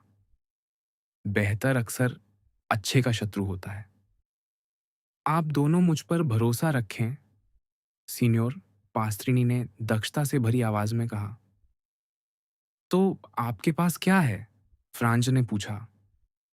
आप जानते हैं कि काउंट ऑफ मोंते क्रिस्तो उसी मंजिल पर ठहरे हैं जिस पर आप हैं। यह तो हम भली भांति जानते हैं, अल्बेयर ने कहा। उन्हीं की बदौलत तो हमें रूस एंड निकोलस दू शार्दोने में 2 छात्रों की तरह ठहराया गया है। बहुत अच्छा।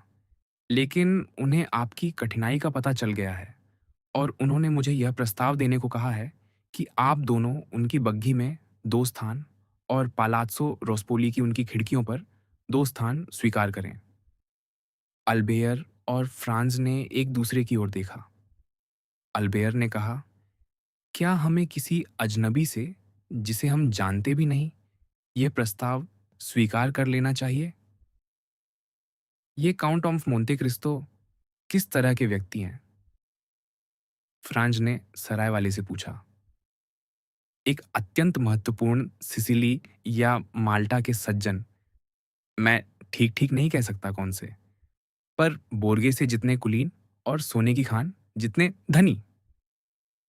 मुझे ऐसा लगता है, फ्रांज ने कहा, कि यदि यह व्यक्ति उतना ही शिष्ट होता जितना हमारा मेजबान कहता है, तो वह किसी और ढंग से अपना निमंत्रण भेजता, लिखित रूप में या। उसी क्षण दरवाजे पर दस्तक हुई। आइए, फ्रांज ने कहा। पूर्णतः सुसज्जित, अत्यंत सुरुचिपूर्ण वेश में एक सेवक कमरे के द्वार पर प्रकट हुआ। काउंट ऑफ मोंते क्रिस्तो की ओर से फ्रांस दैपिने और विस्काउंट ऑल्बेयर दी मोरसेर्फ के लिए, उसने कहा, और 2 कार्ड सराय वाले को दिए, जिसने उन्हें दोनों सज्जनों को सौंप दिया। अपने पड़ोसी होने के नाते, सेवक ने आगे कहा, काउंट ऑफ मोंते क्रिस्तो इन सज्जनों से अनुमति चाहते हैं कि वे कल सुबह उनसे भेंट कर सकें। वे विनती करते हैं कि सज्जन कृपा करके बता दें कि किस समय वे उन्हें ग्रहण कर सकेंगे। अरे वाह! अल्बेयर ने फ्रांज से कहा, अब तो कुछ कहने को रह ही नहीं गया। कृपया काउंट को सूचित करें, फ्रांज ने उत्तर दिया, कि सम्मान हमें ही होगा कि हम उनसे भेंट करने जाएं। सेवक चला गया।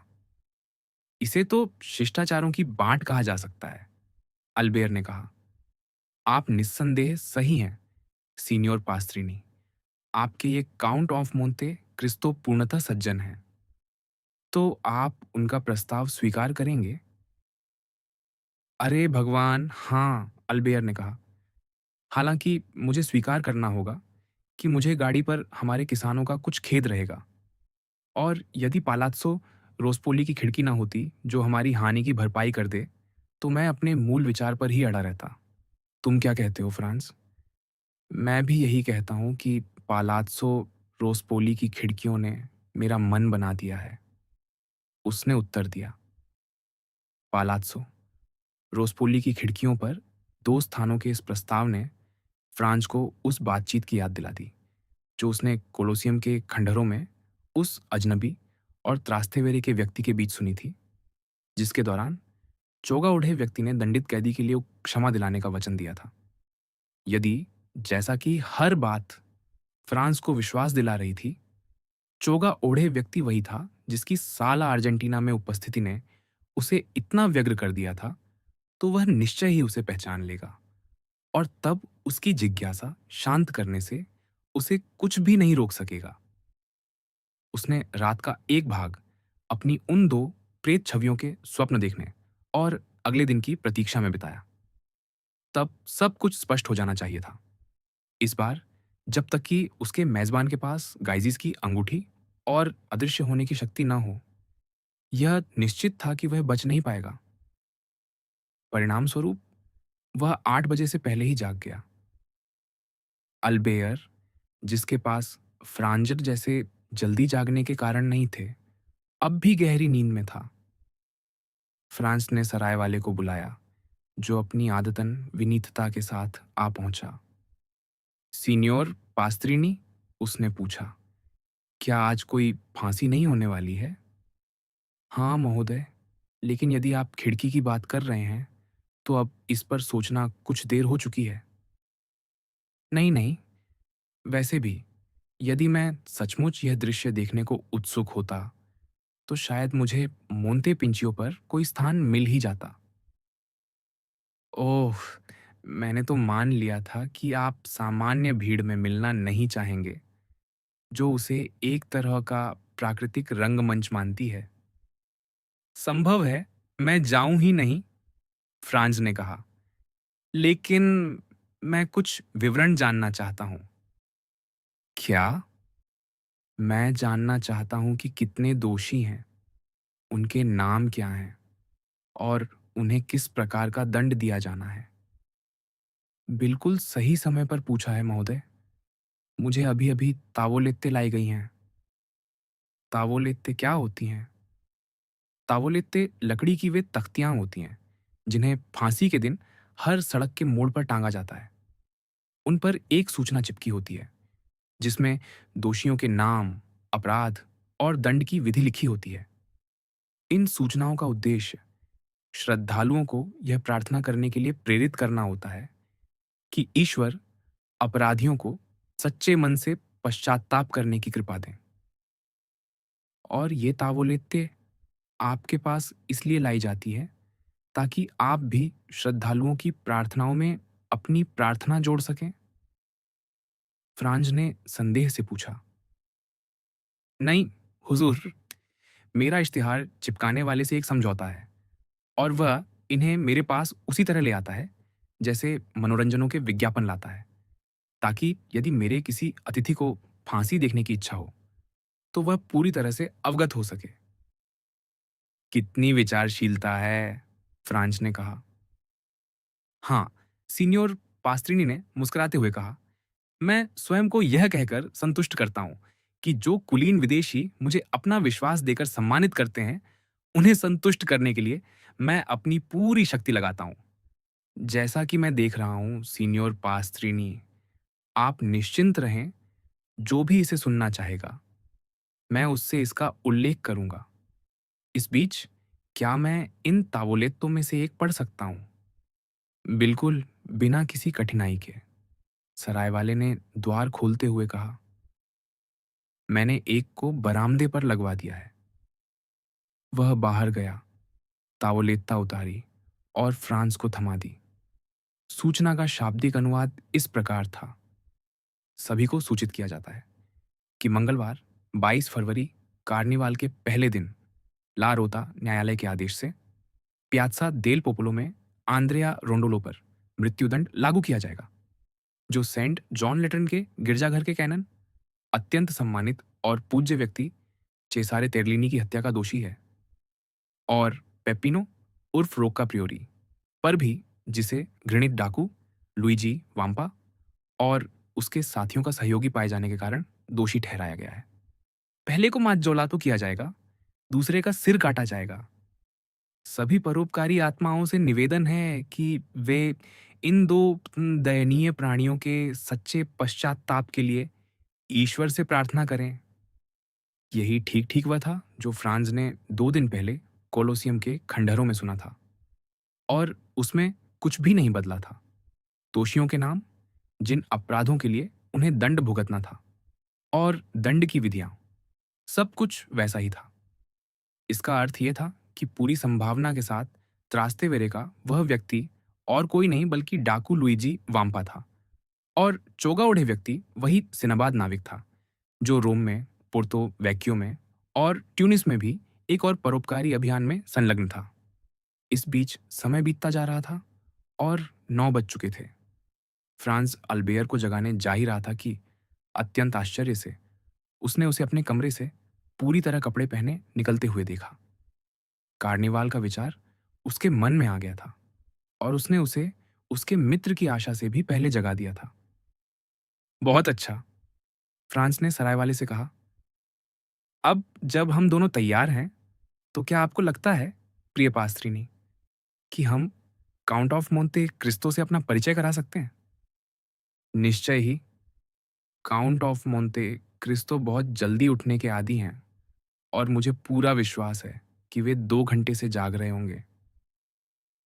और आपको नहीं लगता कि इस समय उनसे मिलने जाना कुछ भी असावधानी होगी? बिल्कुल नहीं। तो फिर अल्बेयर, यदि तुम तैयार हो, पूरी तरह तैयार, चलो अपने पड़ोसी को उसकी शिष्टता के लिए धन्यवाद देने चलते हैं। चलो। फ्रांस और अल्बेयर को केवल बरामदा पार करना था। सरायवाला उनके आगे आगे चला और उनकी ओर से घंटी बजाई। एक सेवक ने द्वार खोला। इस सीनियोरी फ्रांसीसी, सरायवाले ने कहा।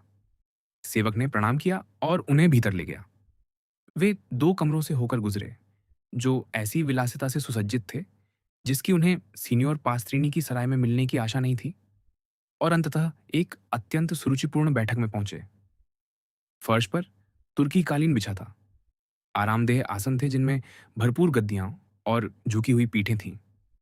दीवारों पर उत्कृष्ट पुराने उस्तादों की चित्रकृतियां ढंगी थीं, जिनके बीच भव्य हथियारों का प्रदर्शन सजाया गया था, और द्वारों पर टेपेस्ट्री लटकी हुई थी। यदि महामहिम बैठना चाहें, सेवक ने कहा, तो मैं काउंट को सूचित कर दूंगा। और वह एक द्वार से बाहर चला गया। एक क्षण के लिए जब द्वार खुला, दोनों मित्रों ने गप्तुजला की ध्वनि सुनी, पर वह तुरंत ही शांत हो गई। द्वार लगभग खुलते ही बंद हो गया था, मानो उस क्षणिक संगीत की झोंक को बैठक में आने दिया गया हो। फ्रांस और अल्बेयर ने एक दूसरे की ओर देखा, और फिर फर्नीचर, चित्रों और हथियारों की ओर। दूसरी दृष्टि में सब कुछ उन्हें पहले से भी अधिक प्रभावशाली लगा। तो फ्रांस ने अपने मित्र से पूछा, तुम इसका क्या अर्थ निकालते हो? मेरे प्रिय, उसने कहा, मेरे विचार में तो या तो हमारा पड़ोसी कोई ऐसा सौदागर है जिसने स्पेनी शहरों में सफल जुआ खेला है, या फिर वह कोई राजकुमार है जो गुप्त रूप से यात्रा कर रहा है। चुप! फ्रांज ने कहा। हम शीघ्र ही जान लेंगे। वह आ रहा है। किवाड़ों पर घूमते हुए द्वार के खुलने की ध्वनि अब भी अभी दोनों आगंतुकों तक पहुंची थी, और लगभग उसी क्षण टेपेस्ट्री अलग हुई और इस सारी समृद्धि के स्वामी के लिए मार्ग बना।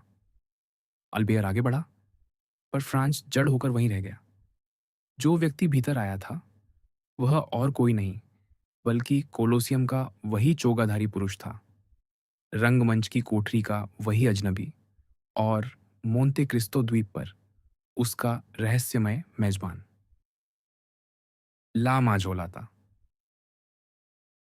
महाशयो, मोंटे क्रिस्टो के काउंट ने भीतर आते हुए कहा, आप लोगों को मेरी भेंट से पहले ही आने देने के लिए मैं क्षमा चाहता हूं, पर मुझे डर था कि इससे पहले आना असावधानी माना जा सकता था। फिर भी आपने मुझे बताया था कि आप आएंगे, इसलिए मैं स्वयं को आपकी सेवा में रखे रहा। फ्रांस, और मुझे आपका हजारों बार धन्यवाद करना चाहिए काउंट, अल्बर्ट ने कहा। आपने वास्तव में हमें बहुत सी झुंझलाहट से बचा लिया है। हम तो सबसे विचित्र प्रकार की सवारियों की कल्पना कर रहे थे। तभी हमें आपका अत्यंत कृपालु निमंत्रण मिला। मेरी आत्मा की शपथ, महाशयो, काउंट ने दोनों युवकों को दीवान पर बैठने का संकेत करते हुए कहा, यह केवल उस मूर्ख पास्त्रिणी के कारण है कि मैं इससे पहले आपकी सहायता को नहीं आ सका। उसने मुझे आपकी कठिनाई के बारे में कुछ नहीं बताया, जबकि उसे अवश्य पता रहा होगा कि मैं यहाँ अकेला हूँ, और अपने पड़ोसियों से परिचय करने से अधिक मुझे कुछ भी प्रिय न होता। जैसे ही मुझे झांत हुआ कि मैं आपकी सेवा कर सकता हूँ, आप देख सकते हैं कि कितनी तत्परता से मैंने आपको अपना अभिवादन प्रस्तुत करने का अवसर पकड़ा। दोनों युवकों ने झुककर अभिवादन किया। फ्रांस ने अभी तक एक शब्द भी नहीं कहा था। वह निर्णय नहीं कर पा रहा था, और चूंकि कुछ भी ऐसा संकेत नहीं था कि काउंट उसे पहचानना चाहता है या उससे पहचाना जाना चाहता है, उसे यह नहीं सूझ रहा था कि उसे अतीत की कोई चर्चा करनी चाहिए या भविष्य के लिए समय छोड़ देना चाहिए कि कुछ नया स्वयं उभरे। इसके अतिरिक्त, यद्यपि उसे पूरा विश्वास था कि पिछली संध्या थिएटर में वही काउंट था, वह उतना ही निश्चयपूर्वक यही नहीं कह सकता था कि उससे पहले की संध्या कोलोसियम में भी वही व्यक्ति था। इसलिए उसने निश्चय किया कि बिना किसी प्रत्यक्ष संकेत के घटनाओं को अपने मार्ग पर चलने दे। फिर भी इससे उसे काउंट पर एक लाभ मिलता था, क्योंकि वह अपने रहस्य का स्वामी था, जबकि काउंट के पास फ्रांस पर कोई पकड़ नहीं हो सकती थी, जिसके पास छिपाने को कुछ भी नहीं था। तथापि उसने वार्तालाप को ऐसे बिंदु की ओर मोड़ने का निश्चय किया जो इस बीच उसकी कुछ शंकाओं की पुष्टि कर सके। मोन्सियो ले काउंट, उसने कहा, आपने हमें अपनी बग्घी में स्थान और पालाजो रोसपोली की खिड़कियों पर स्थान प्रदान करने का प्रस्ताव दिया है। अब क्या आप हमें बता सकते हैं कि हम पियाजा डेल पोपोलो की ओर देखने वाला कोई पोस्टो, जैसा कि यहाँ इटली में कहते हैं, कैसे प्राप्त कर सकते हैं? हाँ, आप बिल्कुल सही कह रहे हैं, काउंट ने लापरवाही से कहा, मोरसेफ से दृष्टि हटाए बिना। क्या पियाजा डेल पोपोलो में किसी प्रकार का दंड कार्यान्वयन नहीं होना है? है, फ्रांज ने कहा, यह देखकर कि बातचीत स्वयं उसी बिंदु की ओर मुड़ रही है जहां वह उसे लाना चाहता था। कृपया एक क्षण प्रतीक्षा कीजिए। मुझे विश्वास है कि मैंने कल अपने प्रबंधक से यह काम देखने के लिए कहा था। संभव है कि मैं आपको यह छोटी सी अतिरिक्त सेवा भी कर सकूं। उसने घंटी की डोरी की ओर हाथ बढ़ाया और उसे 3 बार बजाया। क्या आपने कभी विचार किया है, उसने फ्रांज से पूछा, कि सेवकों की आवाजाही को कैसे सरल किया जाए और समय कैसे बचाया जाए? मैंने इस विषय का अध्ययन किया है। एक बार घंटी बजाऊं तो मेरा वैलेट आता है, 2 बार मेरा बटलर, 3 बार मेरा प्रबंधक। इस प्रकार ना मुझे समय न शब्द व्यर्थ करने पड़ते हैं। आ, वह आ ही गया। 45 से 50 वर्ष की आयु का एक व्यक्ति भीतर आया।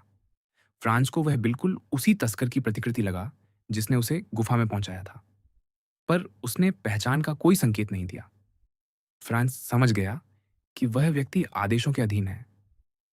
मोन्सियो बर्तुच्चियो, काउंट ने कहा, मैंने आपसे कल प्याजा डेल पोपोलो की ओर देखने वाली एक खिड़की प्राप्त करने को कहा था। क्या आपने उसका ध्यान रखा? हाँ, एक्सीलेंसी, प्रबंधक ने उत्तर दिया। पर हमने बहुत देर कर दी थी। क्या? काउंट ने भौं उठाते हुए कहा। क्या मैंने आपको यह नहीं बताया था कि मैं एक खिड़की चाहता हूं? और एक्सीलेंसी के पास एक है, वही जो प्रिंस लुबानिएव को किराए पर दी गई थी, पर मुझे 100 चुकाने पड़े। बहुत अच्छा, बहुत अच्छा, मोसियो बर्तुच्चियो, आप इन सज्जनों को गृहस्थी के विवरणों से मुक्त रख सकते हैं। आपने खिड़की प्राप्त कर ली, यही पर्याप्त है। कोचवान को उस घर का पता दे दीजिए और हमें वहां ले जाने के लिए सीढ़ियों पर तैयार रहिए। बस, आप जा सकते हैं। प्रबंधक ने झुककर अभिवादन किया और द्वार की ओर एक कदम बढ़ाया। एक क्षण, काउंट ने कहा, कृपा करके पास्त्रिनी से पूछिए कि क्या उसे तवोलेत्ता मिल गई है और क्या वह मुझे दंड कार्यान्वयन का कार्यक्रम भेज सकता है। कोई आवश्यकता नहीं, फ्रांस ने अपनी जेब से नोटबुक निकालते हुए कहा। मैंने स्वयं वह तख्ती देख ली है और उसे उतार लिया है। यह रही। उत्कृष्ट। उस स्थिति में बर्तुच्चियो, आप जा सकते हैं। अब मुझे आपकी आवश्यकता नहीं। बस उनसे यह कहलवा दीजिए कि दोपहर का भोजन कब परोसा जाएगा। क्या ये सज्जन? उसने दोनों मित्रों की ओर मुड़ते हुए पूछा। मुझे यह सम्मान देंगे कि मेरे साथ भोजन करें, पर मुंसियो ले काउंट, अल्बर्ट ने कहा, यह तो वास्तव में आपको कष्ट देना होगा। कदापि नहीं, इसके विपरीत, आप मुझे बहुत उपकृत करेंगे और आप में से कोई एक या शायद दोनों किसी दिन पेरिस में यह उपकार लौटा सकते हैं। मुंसियो बर्तुच्चियो, 3 स्थान लगवाइए। उसने फ्रांस के हाथ से नोटबुक ले ली। तो हम ये कह रहे थे, उसने उसी स्वर में आगे कहा, मानो वह किसी व्यक्तिगत सूचना स्तंभ को पढ़ रहा हो, कि मंगलवार 22 फरवरी, कार्निवल के पहले दिन, ला रोता की अदालत के आदेश से पियाजा डेल पोपोलो में मृत्युदंड दिया जाएगा आंद्रेया रोंडोलो को, जो सेंट जॉन लेटेरन के चर्च के कैनन डॉन चेजारे तेरलिनी की हत्या का दोषी पाया गया है, और पेपिनो उर्फ रोक्का प्रियोरी को, जो घृणित डाकू लुइजी वाम्पा और उसके अनुयायियों के साथ मिलीभगत का दोषी पाया गया है। हम्म, पहले को माजोला तो किया जाएगा, दूसरे को डेकापिता तो। हाँ, प्रारंभ में यही अभिप्रेत था, पर मुझे लगता है कि कल से समारोह के क्रम और संचालन में परिवर्तन हुआ है। हम्म, फ्रांज ने कहा। हाँ, मैंने कल संध्या कार्डिनल रोस्पिलियोसी के साथ बिताई और वे 2 दोषियों में से एक को दंड स्थगन दिए जाने की चर्चा कर रहे थे। आंद्रेया रोंडोलो को? फ्रांज ने पूछा। नहीं, काउंट ने सहजता से उत्तर दिया। दूसरे को? उसने नाम याद करने के लिए नोटबुक की ओर देखा। पेप्पिनो उर्फ रोक्का प्रियोरी को। इसका अर्थ है कि आप एक ग्लॉटिनिंग से वंचित रह जाएंगे, पर आपके पास अभी भी माजोल आता है, जो पहली बार देखने पर या दूसरी बार भी अत्यंत विचित्र प्रकार की यातना है। जबकि दूसरी, जिसे आप वैसे भी जानते होंगे, बहुत सरल, बहुत एकरस है। उसमें कुछ भी अप्रत्याशित नहीं।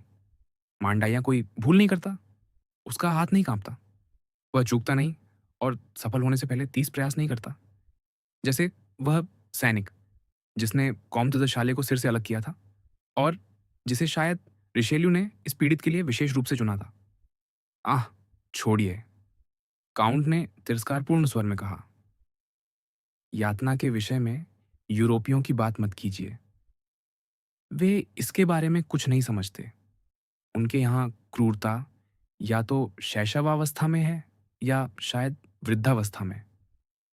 सचमुच, काउंट, फ्रांस ने कहा, कोई भी यह सोच सकता है कि आपने संसार के विभिन्न भागों में होने वाले मृत्युदंडों का तुलनात्मक अध्ययन किया है। कम से कम ऐसे बहुत कम प्रकार हैं जिन्हें मैंने ना देखा हो, काउंट ने ठंडे स्वर में उत्तर दिया। क्या आपको इन भयानक दृश्यों को देखना अच्छा लगता था? मेरी पहली भावना घृणा थी, दूसरी उदासीनता और तीसरी जिज्ञासा। जिज्ञासा? यह विचार भयानक है ना? क्यों?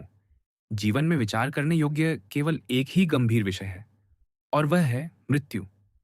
तो फिर क्या यह जिज्ञासा के योग्य नहीं है कि आत्मा किन-किन तरीकों से शरीर को छोड़ती है? और यह कि किसी व्यक्ति के स्वभाव, प्रकृति या यहाँ तक कि किसी देश की स्थानीय परंपराओं के अनुसार लोग उस परम यात्रा, अस्तित्व से शून्यता की ओर का सामना कैसे करते हैं? जहाँ तक मेरा प्रश्न है, मैं आपको एक बात का आश्वासन दे सकता हूँ, जितना अधिक आप दूसरों को मरते हुए देखते हैं, उतना ही स्वयं मरना सरल हो जाता है। इसीलिए मेरी दृष्टि में मृत्यु यातना तो हो सकती है, पर प्रायश्चित नहीं। मुझे पूरा विश्वास नहीं कि मैं समझ पा रहा हूँ, फ्रांस ने कहा। कृपया समझाइए, मैं आपको नहीं बता सकता कि आपकी बातों में मेरी कितनी रुचि है। सुनिए, काउंट ने कहा। उसके चेहरे पर घृणा का ऐसा आवेश उभर आया, मानो किसी और के चेहरे पर रक्त की लाली चढ़ाती हो। यदि किसी व्यक्ति ने आपके पिता, आपकी माता, आपकी प्रेयसी या उन प्राणियों में से किसी को मार डाला होता, जिन्हें हृदय से छीन लिए जाने पर एक शाश्वत रिक्तता और ऐसा घाव रह जाता है जिसे कभी भरा नहीं जा सकता, और यदि उसने उन्हें अकथनीय यातनाओं और अंतहीन पीड़ा के अधीन किया होता, तो क्या आप यह मानते कि समाज ने आपको पर्याप्त प्रतिकार दे दिया, केवल इसलिए कि गिलोटिन की धार हत्यारे की खोपड़ी के आधार और उसकी गर्दन की मांसपेशियों के बीच से गुजर गई, और इसलिए कि जिसने आपको वर्षों तक नैतिक कष्ट दिया था, उसने कुछ ही क्षणों का शारीरिक दर्द सहा? मैं जानता हूं, फ्रांस ने कहा, मानवीय न्याय सांत्वना देने में अपर्याप्त है। वह रक्त के बदले रक्त बहा सकता है, बस इतना ही। पर उससे वही मांगना चाहिए जो संभव है, उससे अधिक नहीं। इसके अतिरिक्त, काउंट ने आगे कहा, जो उदाहरण मैं आपको दे रहा हूं वह भौतिक है। ऐसा उदाहरण जहां समाज, जो व्यक्तियों के समूह से बना है, उनमें से किसी एक की मृत्यु से आहत होकर उस मृत्यु का प्रतिशोध दूसरी मृत्यु से लेता है। पर क्या ऐसे लाखों कष्ट नहीं है जो किसी मनुष्य की अंतड़ियों को चीर डालते हैं, और जिनकी ओर समाज तनिक भी ध्यान नहीं देता, न ही वह उस अपर्याप्त प्रतिकार का कोई साधन प्रदान करता है जिसकी हम अब भी बात कर रहे थे? क्या ऐसे अपराध नहीं हैं जिनके लिए तुर्की ढंग से सूली पर चढ़ाना, या फारसी जीवित दफन, या इराकियों के कोड़े भी अत्यंत हल्की यातना सिद्ध हों, किंतु जिन्हें समाज अपनी उदासीनता में दंडहीन छोड़ देता है? मुझे उत्तर दीजिए, क्या ऐसे अपराध नहीं हैं? हाँ, फ्रांज ने उत्तर दिया। और ठीक उन्हीं को दंडित करने के लिए हम द्वंद्व युद्ध को सहन करते हैं। आह, द्वंद्व युद्ध! काउंट ने कहा। कहना ही होगा, प्रतिशोध प्राप्त करने का ये कितना सुंदर उपाय है। कोई व्यक्ति आपकी प्रेयसी को छीन लेता है, कोई आपकी पत्नी को बहका लेता है, कोई आपकी पुत्री का अपमान करता है। वह एक संपूर्ण जीवन छीन लेता है, ऐसा जीवन जिसे ईश्वर से वह सुख पाने का अधिकार था, जिसका वचन वह हमें रचते समय देता है, और उसे पीड़ा, दारिद्र्य और कलंक के मात्र अस्तित्व में बदल देता है। और आप स्वयं को प्रतिशोधी मान लेते हैं, क्योंकि आपने उस व्यक्ति को तलवार से बेध दिया या उसके सिर में गोली उतार दी, जबकि उसने आपके मस्तिष्क को उन्माद और आपके हृदय को निराशा में डुबो दिया था। आओ, आओ, ये भी अलग रख दें कि प्रायः वही इस संघर्ष से विजयी निकलता है, संसार की दृष्टि में शुद्ध और किसी सीमा तक ईश्वर द्वारा क्षम्य। नहीं, नहीं, काउंट ने आगे कहा, यदि मुझे कभी प्रतिशोध लेना होता, तो मैं उसे इस प्रकार नहीं लेता। तो आप कहना चाहते हैं कि आप द्वंद्व युद्ध का विरोध करते हैं? आप कहना चाहते हैं कि आप द्वंद्व युद्ध नहीं लड़ेंगे? अल्बर्ट ने बातचीत में सम्मिलित होते हुए पूछा। ये सुनकर चकित कि कोई ऐसा विचित्र दृष्टिकोण व्यक्त कर सकता है। ओह, निस्संदेह, काउंट ने कहा। भ्रम में ना रहिए। मैं तुच्छ बातों पर, अपमान पर, विरोध पर, एक तमाचे पर द्वंद्व युद्ध लड़ूंगा, और उतनी ही प्रसन्नता से, यह जानते हुए कि शारीरिक अभ्यासों में अर्जित कौशल और लंबे समय के जोखिम के अनुभव के कारण मैं अपने प्रतिद्वंद्वी को मार गिराने को कमोबेश सुनिश्चित रहूंगा। हाँ, निश्चय ही मैं इन सब बातों पर द्वंद्व युद्ध करूंगा, पर इसके बदले किसी धीमी, गहरी, अनंत, शाश्वत पीड़ा के लिए मैं यथासंभव वैसी ही पीड़ा लौटाऊंगा जैसी मुझ पर ढाई गई हो। आंख के बदले आंख, दांत के बदले दांत, जैसा कि पूर्व में कहा जाता है, उन लोगों द्वारा जो सृष्टि के चुने हुए हैं और जिन्होंने स्वप्नों से जीवन और वास्तविकता से स्वर्ग बनाना सीख लिया है। पर ऐसी दृष्टि के साथ फ्रांज ने काउंट से कहा, जो आपको अपने ही मामले में न्यायाधीश और जल्लाद बना देती है, आपके लिए उन कर्मों तक सीमित रहना कठिन होगा जो आपको सदा के लिए कानून की शक्ति से सुरक्षित रखें। घृणा अंधी होती है और क्रोध बहिरा। जो प्रतिशोध का प्याला स्वयं भरता है, वह प्रायः कड़वा घूंट पीता है। हाँ, यदि वह निर्धन और अकुशल हो। नहीं, यदि वह करोड़पति और चतुर हो। किसी भी दशा में यदि सबसे बुरा आ ही जाए, तो वह केवल वही अंतिम दंड भोग सकता है जिसका हमने अभी उल्लेख किया, वही जिसे परोपकारी फ्रांसीसी क्रांति ने अंगभंग और चक्र के स्थान पर स्थापित किया। तो फिर यदि वह प्रतिशोधी है, तो दंड का क्या महत्व? सच कहूं तो मुझे इस बात से लगभग खींच है कि बहुत संभव है यह दयनीय पेपिनो सिरकलम न किया जाए, जैसा कि वे कहते हैं। तब आप देख पाते कि इसमें कितना समय लगता है और क्या यह सचमुच चिंता करने योग्य है। पर सज्जनों, यह कार्निवाल के समय चर्चा का कितना विचित्र विषय है। हम इस पर कैसे आ पहुंचे? हाँ, मुझे स्मरण है। आपने मेरी खिड़की पर बैठने के लिए स्थान मांगा था। बहुत अच्छा। हाँ, आपको मिलेगा। पर पहले भोजन कर लें। मैं देख रहा हूं कि वे हमें बताने आए हैं कि परोसा जा चुका है। एक सेवक ने बैठक कक्ष के 4 द्वारों में से एक खोल दिया और इस पर औपचारिक शब्द उच्चारित किए। आल सुओ कुमांदो। दोनों युवक उठे और भोजन कक्ष की ओर चले गए। दोपहर के भोजन के दौरान, जो अत्यंत उत्कृष्ट था और अत्यधिक शिष्टता के साथ परोसा गया था, फ्रांस ने अल्बर्ट की आंखों में उस प्रभाव को पढ़ने की कोशिश की जिसे वह निश्चित था कि उनके मेजबान के शब्दों ने उस पर छोड़ा होगा। परंतु या तो उसकी स्वाभाविक निश्चिंतता के कारण उसने उन पर विशेष ध्यान नहीं दिया था, या द्वंद्व युद्ध के विषय में काउंट ऑफ मोंटे क्रिस्टो की रियायत ने उसे उस व्यक्ति के प्रति अनुकूल बना दिया था, अथवा अंततः वे पूर्व घटनाएं जिनका हम वर्णन कर चुके हैं और जो केवल फ्रांस को झत थीं, काउंट के सिद्धांतों के प्रभाव को उस पर दुगुना कर चुकी थीं। इनमें से जो भी कारण रहा हो, फ्रांस को यह प्रतीत नहीं हुआ कि उसका मित्र जरा भी विचलित था। इसके विपरीत वह भोजन की वैसी ही प्रशंसा कर रहा था जैसी कोई व्यक्ति करेगा जिसे 4 या 5 महीनों तक इतालवी भोजन सहने की सजा मिली हो, जो संसार के सबसे बुरे भोजनों में गिना जाता है। जहां तक काउंट का प्रश्न है, उसने प्रत्येक व्यंजन को मुश्किल से छुआ। ऐसा प्रतीत होता था मानो केवल शिष्टाचार ने ही उसे अपने अतिथियों के साथ बैठने को प्रेरित किया हो और वह उनके चले जाने की प्रतीक्षा कर रहा हो ताकि अपने लिए कोई दुर्लभ या विशेष व्यंजन मंगवा सके। फ्रांस को अनायास ही उस भय की याद आ गई जो काउंट ने काउंटेस जी में उत्पन्न किया था, और उस अटल विश्वास की भी कि वह व्यक्ति जिसे फ्रांज ने थिएटर के सामने वाले बॉक्स में उसे दिखाया था, एक पिशाच था। जब भोजन समाप्त हुआ, फ्रांस ने अपनी घड़ी निकाली। तुम क्या कर रहे हो? काउंट ने पूछा। आप हमें क्षमा करें, फ्रांस ने उत्तर दिया, पर हमें अभी 1000 काम निपटाने हैं। कौन से काम? हमारे पास कोई भेष नहीं है और आज भेष अनिवार्य है। इसकी चिंता मत करो।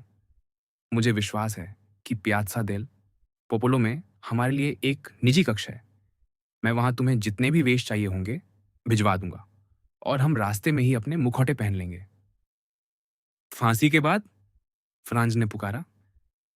बिल्कुल, बाद में दौरान, पहले जैसा तुम चाहो। मचान के सामने? मचान भी मनोरंजन का ही एक भाग है। क्षमा करें, काउंट, फ्रांज ने कहा।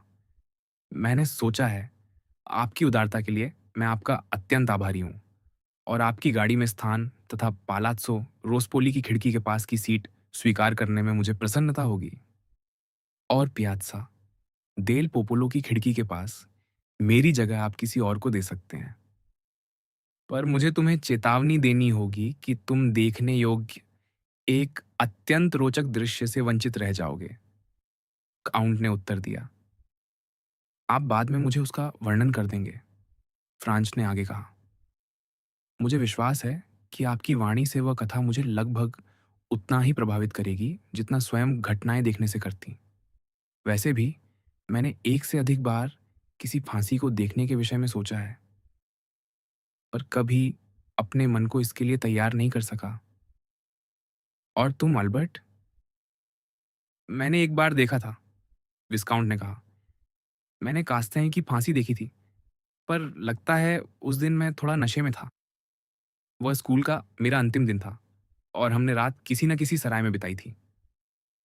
अरे, केवल इसलिए कि तुमने पेरिस में कोई बात नहीं की, इसका यह अर्थ नहीं कि विदेश में भी ना करो।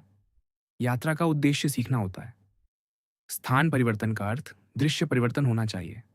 सोचो, लोग तुमसे पूछे, रोम में अपराधियों को कैसे मारा जाता है, और तुम्हें उत्तर देना पड़े, मुझे नहीं पता।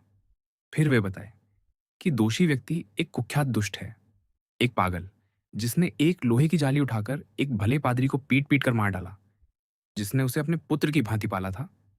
जरा सोचो, जब तुम किसी धर्म पुरुष को मारते हो तो कम से कम जाली से अधिक उपयुक्त औजार तो प्रयोग करना चाहिए, विशेषकर जब वह पादरी तुम्हारा पिता हो सकता था। यदि तुम स्पेन की यात्रा कर रहे होते तो क्या तुम सांडों की लड़ाई देखने न जाते? ठीक है, कल्पना करो कि हम एक लड़ाई देखने जा रहे हैं। प्राचीन रोमनों और उनके सर्कस की कल्पना करो, उन जंगली पशुओं के शिकारों की, जिनमें वे 300 सिंह और 100 मनुष्यों को मार देते थे। 80,000 दर्शकों की तालियों को याद करो, उन सद्गुणी मातृकाओं को जो अपनी अविवाहित पुत्रियों को साथ लाती थीं, और उन रमणीय वेस्टल कुंवारियों को जिनके शुद्ध श्वेत हाथ अंगूठे के हल्के से संकेत से यह कहते थे, आलस मत करो, उस आदमी को समाप्त कर दो जो पहले ही 3/4 मरा हुआ है। तो ऑल्बर्ट, क्या तुम जा रहे हो? फ्रांज ने पूछा। निश्चय ही, मेरे प्रिय, अल्बर्ट ने कहा। मैं भी तुम्हारी ही तरह था, पर काउंट की वाक्पटुता ने मुझे मना लिया है। तो फिर चलो, फ्रांज ने कहा। पर प्यात्सा देल पोपोलो जाते समय मैं कोर्सो होकर जाना चाहता हूँ। क्या हम ऐसा कर सकते हैं, काउंट? पैदल तो कर सकते हैं, पर गाड़ी में नहीं। तो मैं पैदल ही जाऊंगा। क्या तुम्हें कोर्सो से ही जाना है? हाँ, वहां मुझे कुछ देखना है। तो हम कोर्सो से ही चलेंगे और गाड़ी को स्त्रादा देल बाबुइनो से भेज देंगे, ताकि वह पियाज़्ज़ा देल पोपोलो में हमारी प्रतीक्षा करे। वैसे भी मुझे कोर्सो से जाना बुरा नहीं लगेगा, ये देखने के लिए कि मैंने जो कुछ आदेश दिए थे वे पूरे हुए हैं या नहीं। एक पुरुष जो प्रायश्चित करने वाले के वेश में है आपसे मिलने आया है, सेवक ने द्वार खोलते हुए कहा। आह, हाँ, काउंट ने कहा, मैं जानता हूं वह कौन है।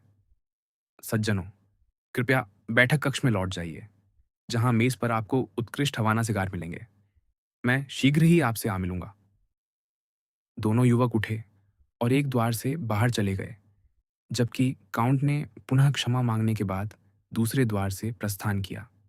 अल्बर्ट, जो एक उत्साही धूम्रपान करता था और इटली आने के बाद से पेरिस में पिए जाने वाले सिगारों से वंचित रहने को कोई छोटी कुर्बानी नहीं मानता था, मेज के पास गया और असली पुरोस देखकर आनंद से चिल्ला उठा। तो फ्रांस ने उससे पूछा, तुम काउंट ऑफ मोंटे क्रिस्टो के बारे में क्या सोचते हो? मैं क्या सोचता हूँ, अल्बर्ट ने कहा, यह देखकर कि उसका मित्र ऐसा प्रश्न भी पूछ सकता है। वह स्पष्ट रूप से चकित था।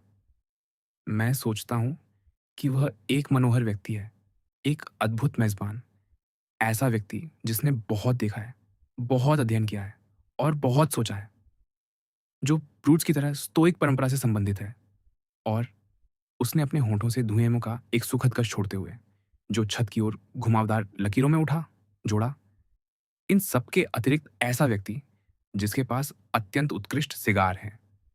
यही अल्बर्ट की राय थी, और चूंकि फ्रांस जानता था कि अल्बर्ट किसी भी व्यक्ति या वस्तु के विषय में गहन विचार किए बिना अपनी राय नहीं बनाता, उसने इसे बदलने का प्रयास नहीं किया। पर उसने कहा, क्या तुमने कुछ असामान्य बात पर ध्यान दिया? क्या? वह तुम्हें कितनी ध्यान से देखता है? मुझे? हाँ, तुम्हें। अल्बर्ट ने कुछ क्षण सोचा। आह, उसने आह भरते हुए कहा, इसमें कुछ भी आश्चर्यजनक नहीं है। मैं लगभग 1 वर्ष से पेरिस से दूर हूं, और निश्चय ही मेरा पहनावा अत्यंत विचित्र हो गया होगा। काउंट ने मुझे किसी प्रांतीय समझ लिया होगा। कृपा करके पहले ही अवसर पर उसे बता देना कि ऐसा नहीं है। फ्रांस मुस्कुरा दिया। कुछ क्षण बाद काउंट लौट आया। उसने कहा, लीजिए सज्जनों, मैं पूरी तरह आपके आदेश में हूं। मैंने निर्देश दे दिए हैं। गाड़ी अपने मार्ग से प्यात्सा देल पोपोलो जाएगी, और हम अपने मार्ग से कोर्सो के रास्ते, यदि आप चाहें। कृपया उन सिगारों में से कुछ ले लीजिए, दे मोर सिर्फ। अरे हाँ, बड़े आनंद से, अल्बर्ट ने कहा, क्योंकि तुम्हारे ये इतालवी सिगार तो हमारे यहाँ राज्य एकाधिकार में बिकने वालों से भी बदतर हैं। जब तुम पेरिस आओगे, तब मुझे इसका बदला चुकाने का अवसर मिलेगा। मैं तुम्हारा निमंत्रण ठुकराऊंगा नहीं। मुझे आशा है कि मैं किसी दिन पेरिस जाऊंगा, और चूंकि तुम मुझे इसकी अनुमति दे रहे हो, मैं तुम्हारे द्वार पर दस्तक दूंगा। अब चलिए, समय नष्ट नहीं करना चाहिए। 12:30 बज चुके हैं। हमें निकलना चाहिए। तीनों नीचे उतरे। वहां कोचवान ने अपने स्वामी के अंतिम आदेश लिए और व्या देल बाबुइनो की ओर चल पड़ा, जबकि पैदल यात्री प्यात्सा दी स्पानिया से होते हुए व्या फ्रातिना पर चढ़े, जो उन्हें सीधे पालात्सो फियानो और पालात्सो रोस्पोली के बीच ले जाती थी। फ्रांस की दृष्टि लगातार दूसरे भवन की खिड़कियों पर टिकी रही। वह कोलोसियम में चोगाधारी व्यक्ति और त्रास्तेवेरो के निवासी के बीच तय हुए संकेत को नहीं भूला था। आपकी खिड़कियां कौन सी हैं? उसने यथासंभव सहज ढंग से काउंट से पूछा। अंत की 3, उसने पूरी तरह अप्रभावित उदासीनता से उत्तर दिया, क्योंकि वह प्रश्न का कारण अनुमान भी नहीं कर सकता था। फ्रांस ने तुरंत उन खिड़कियों की ओर देखा। दोनों ओर की खिड़कियां पीले डमास्क से सजी थीं, और बीच वाली सफेद डमास्क की थी, जिस पर लाल क्रॉस बना था। चोगाधारी व्यक्ति ने दूसरे से किया हुआ वचन निभाया था, और अब कोई संदेह नहीं रहा। वही व्यक्ति काउंट था। तीनों खिड़कियां अब भी खाली थीं। इधर चारों ओर तैयारियां चल रही थीं। कुर्सियां लगाई जा रही थीं, मचान खड़े किए जा रहे थे, और खिड़कियां सजाई जा रही थीं। घंटी बजने पर ही मुखौटे प्रकट हो सकते थे और गाड़ियां घूमना शुरू कर सकती थीं। पर हर खिड़की के पीछे मुखौटों की उपस्थिति, और हर द्वार के पीछे गाड़ियों की आहट का आभास पहले से ही हो रहा था। फ्रांस, अल्बर्ट और काउंट कोर्सो से नीचे बढ़ते रहे। जैसे जैसे वे प्यात्सा देल पोपोलो के निकट पहुंचे, भीड़ घनी होती गई, और लोगों के सिरों के ऊपर वे 2 वस्तुएं देख सकते थे। चौक के मध्य खड़ा वह ओबेलिस्क, जिसके शीर्ष पर क्रॉस था, और ओबेलिस्क के सामने ठीक उस बिंदु पर जहां बाबुइनो, कोर्सो और रिपेत्ता तीनों सड़कों की दृष्टि रेखाएं मिलती हैं। मचान की 2 सबसे ऊंची कड़ियां, जिनके बीच मंदाया का गोलाकार फलक जलता हुआ दिखाई दे रहा था। सड़क के मोड़ पर उन्हें काउंट का प्रबंधक मिला, जो अपने स्वामी की प्रतीक्षा कर रहा था। जो खिड़की निस्संदेह अत्यधिक मूल्य पर किराए पर ली गई थी, जिसका मूल्य काउंट ने अपने अतिथियों को बताना नहीं चाहा था। वह बड़े पालात्सो की दूसरी मंजिल पर विया देल बाबुइनो और मोंते पिंचियो के बीच थी। वह एक प्रकार का सज्जा कक्ष था, जो शयन कक्ष में खुलता था। शयन कक्ष का द्वार बंद कर देने पर सज्जा कक्ष के निवासी पूर्णतः एकांत में रह सकते थे। सफेद और नीले साटन के विदूषक वस्त्र अत्यंत सुरुचिपूर्ण ढंग से कटे हुए कुर्सियों पर रखे थे। चूंकि आपने पोशाकों का चयन मुझ पर छोड़ दिया था, काउंट ने दोनों मित्रों से कहा, मैंने ये आपके लिए बनवाए हैं। पहले तो ये इस वर्ष पहने जाने वालों में सर्वश्रेष्ठ हैं, और फिर कन्फेटी के लिए सबसे सुविधाजनक है, क्योंकि आटा इन पर दिखाई नहीं देता।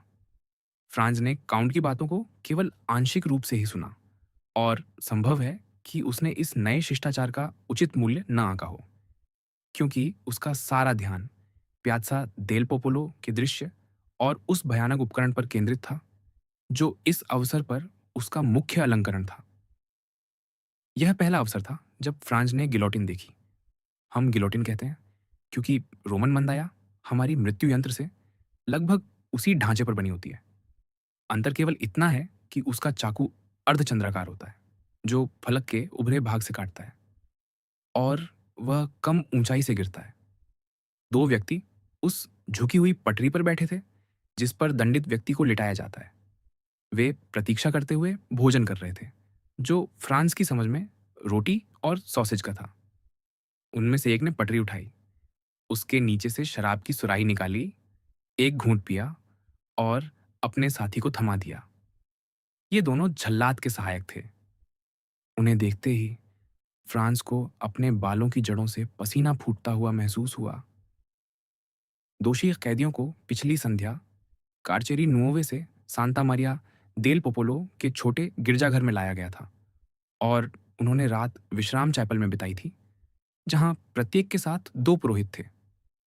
वह स्थान लोहे की जाली से सुरक्षित था, जिसके सामने संतरी टहलते रहते थे और हर घंटे बदले जाते थे। काराबिनियरी की दोहरी पंक्ति गिरजाघर के द्वार के दोनों ओर से मचान तक फैली हुई थी, और मचान के पास पहुंचकर चौड़ी हो जाती थी, ताकि लगभग 10 फुट चौड़ा मार्ग छोड़ा जा सके। और गिलोटिन के चारों ओर लगभग 100 गज की परिधि में खुला स्थान था। शेष सारा चौक पुरुषों और स्त्रियों के सिरों से पटा हुआ था। अनेक स्त्रियों ने अपने बच्चों को कंधों पर बैठा रखा था। ये बच्चे, जो भीड़ से एक पूरा सिर और कंधे ऊपर थे, दृश्य को अत्यंत स्पष्ट रूप से देख सकने वाले थे। मोंते पिंचियो एक विशाल रंगमंच के समान प्रतीत हो रहा था, जिसकी सभी छतें दर्शकों से भरी हुई थीं। व्या देल बाबुइनो और व्यादी रिपेट्टा के कोनों पर स्थित दोनों गिरजाघरों की बालकनियां विशेषाधिकार प्राप्त दर्शकों से खचाखच भरी थीं। स्तंभ मालाओं की सीढ़ियां बहुरंगी लहरों की तरह उभरी हुई लग रही थीं, जिन्हें एक निरंतर बहाव बरामदे की ओर धकेल रहा था। दीवार पर ऐसा कोई भी उभार जो किसी व्यक्ति का भार संभाल सकता था, उस पर एक जीवित प्रतिमा टिकी हुई थी। इस प्रकार जो काउंट ने कहा था, वह सत्य था। जीवन में मृत्यु के दृश्य से अधिक रोचक कोई दृश्य नहीं है। और फिर भी उस गंभीर अवसर की गरिमा, जिस मौन की मांग करती प्रतीत होती थी, उसके स्थान पर भीड़ से एक भारी कोलाहल उठ रहा था। हंसी, हूटिंग और आनंदपूर्ण पुकारों से बना हुआ कोलाहल। स्पष्ट था, जैसा कि काउंट ने भी कहा था, कि जनता के लिए यह दंड कार्य केवल कार्निवाल की शुरुआत भर था। अचानक वह शोर ऐसे थम गया, मानो किसी जादू से। गिरजाघर का द्वार अब भी अभी खुला था।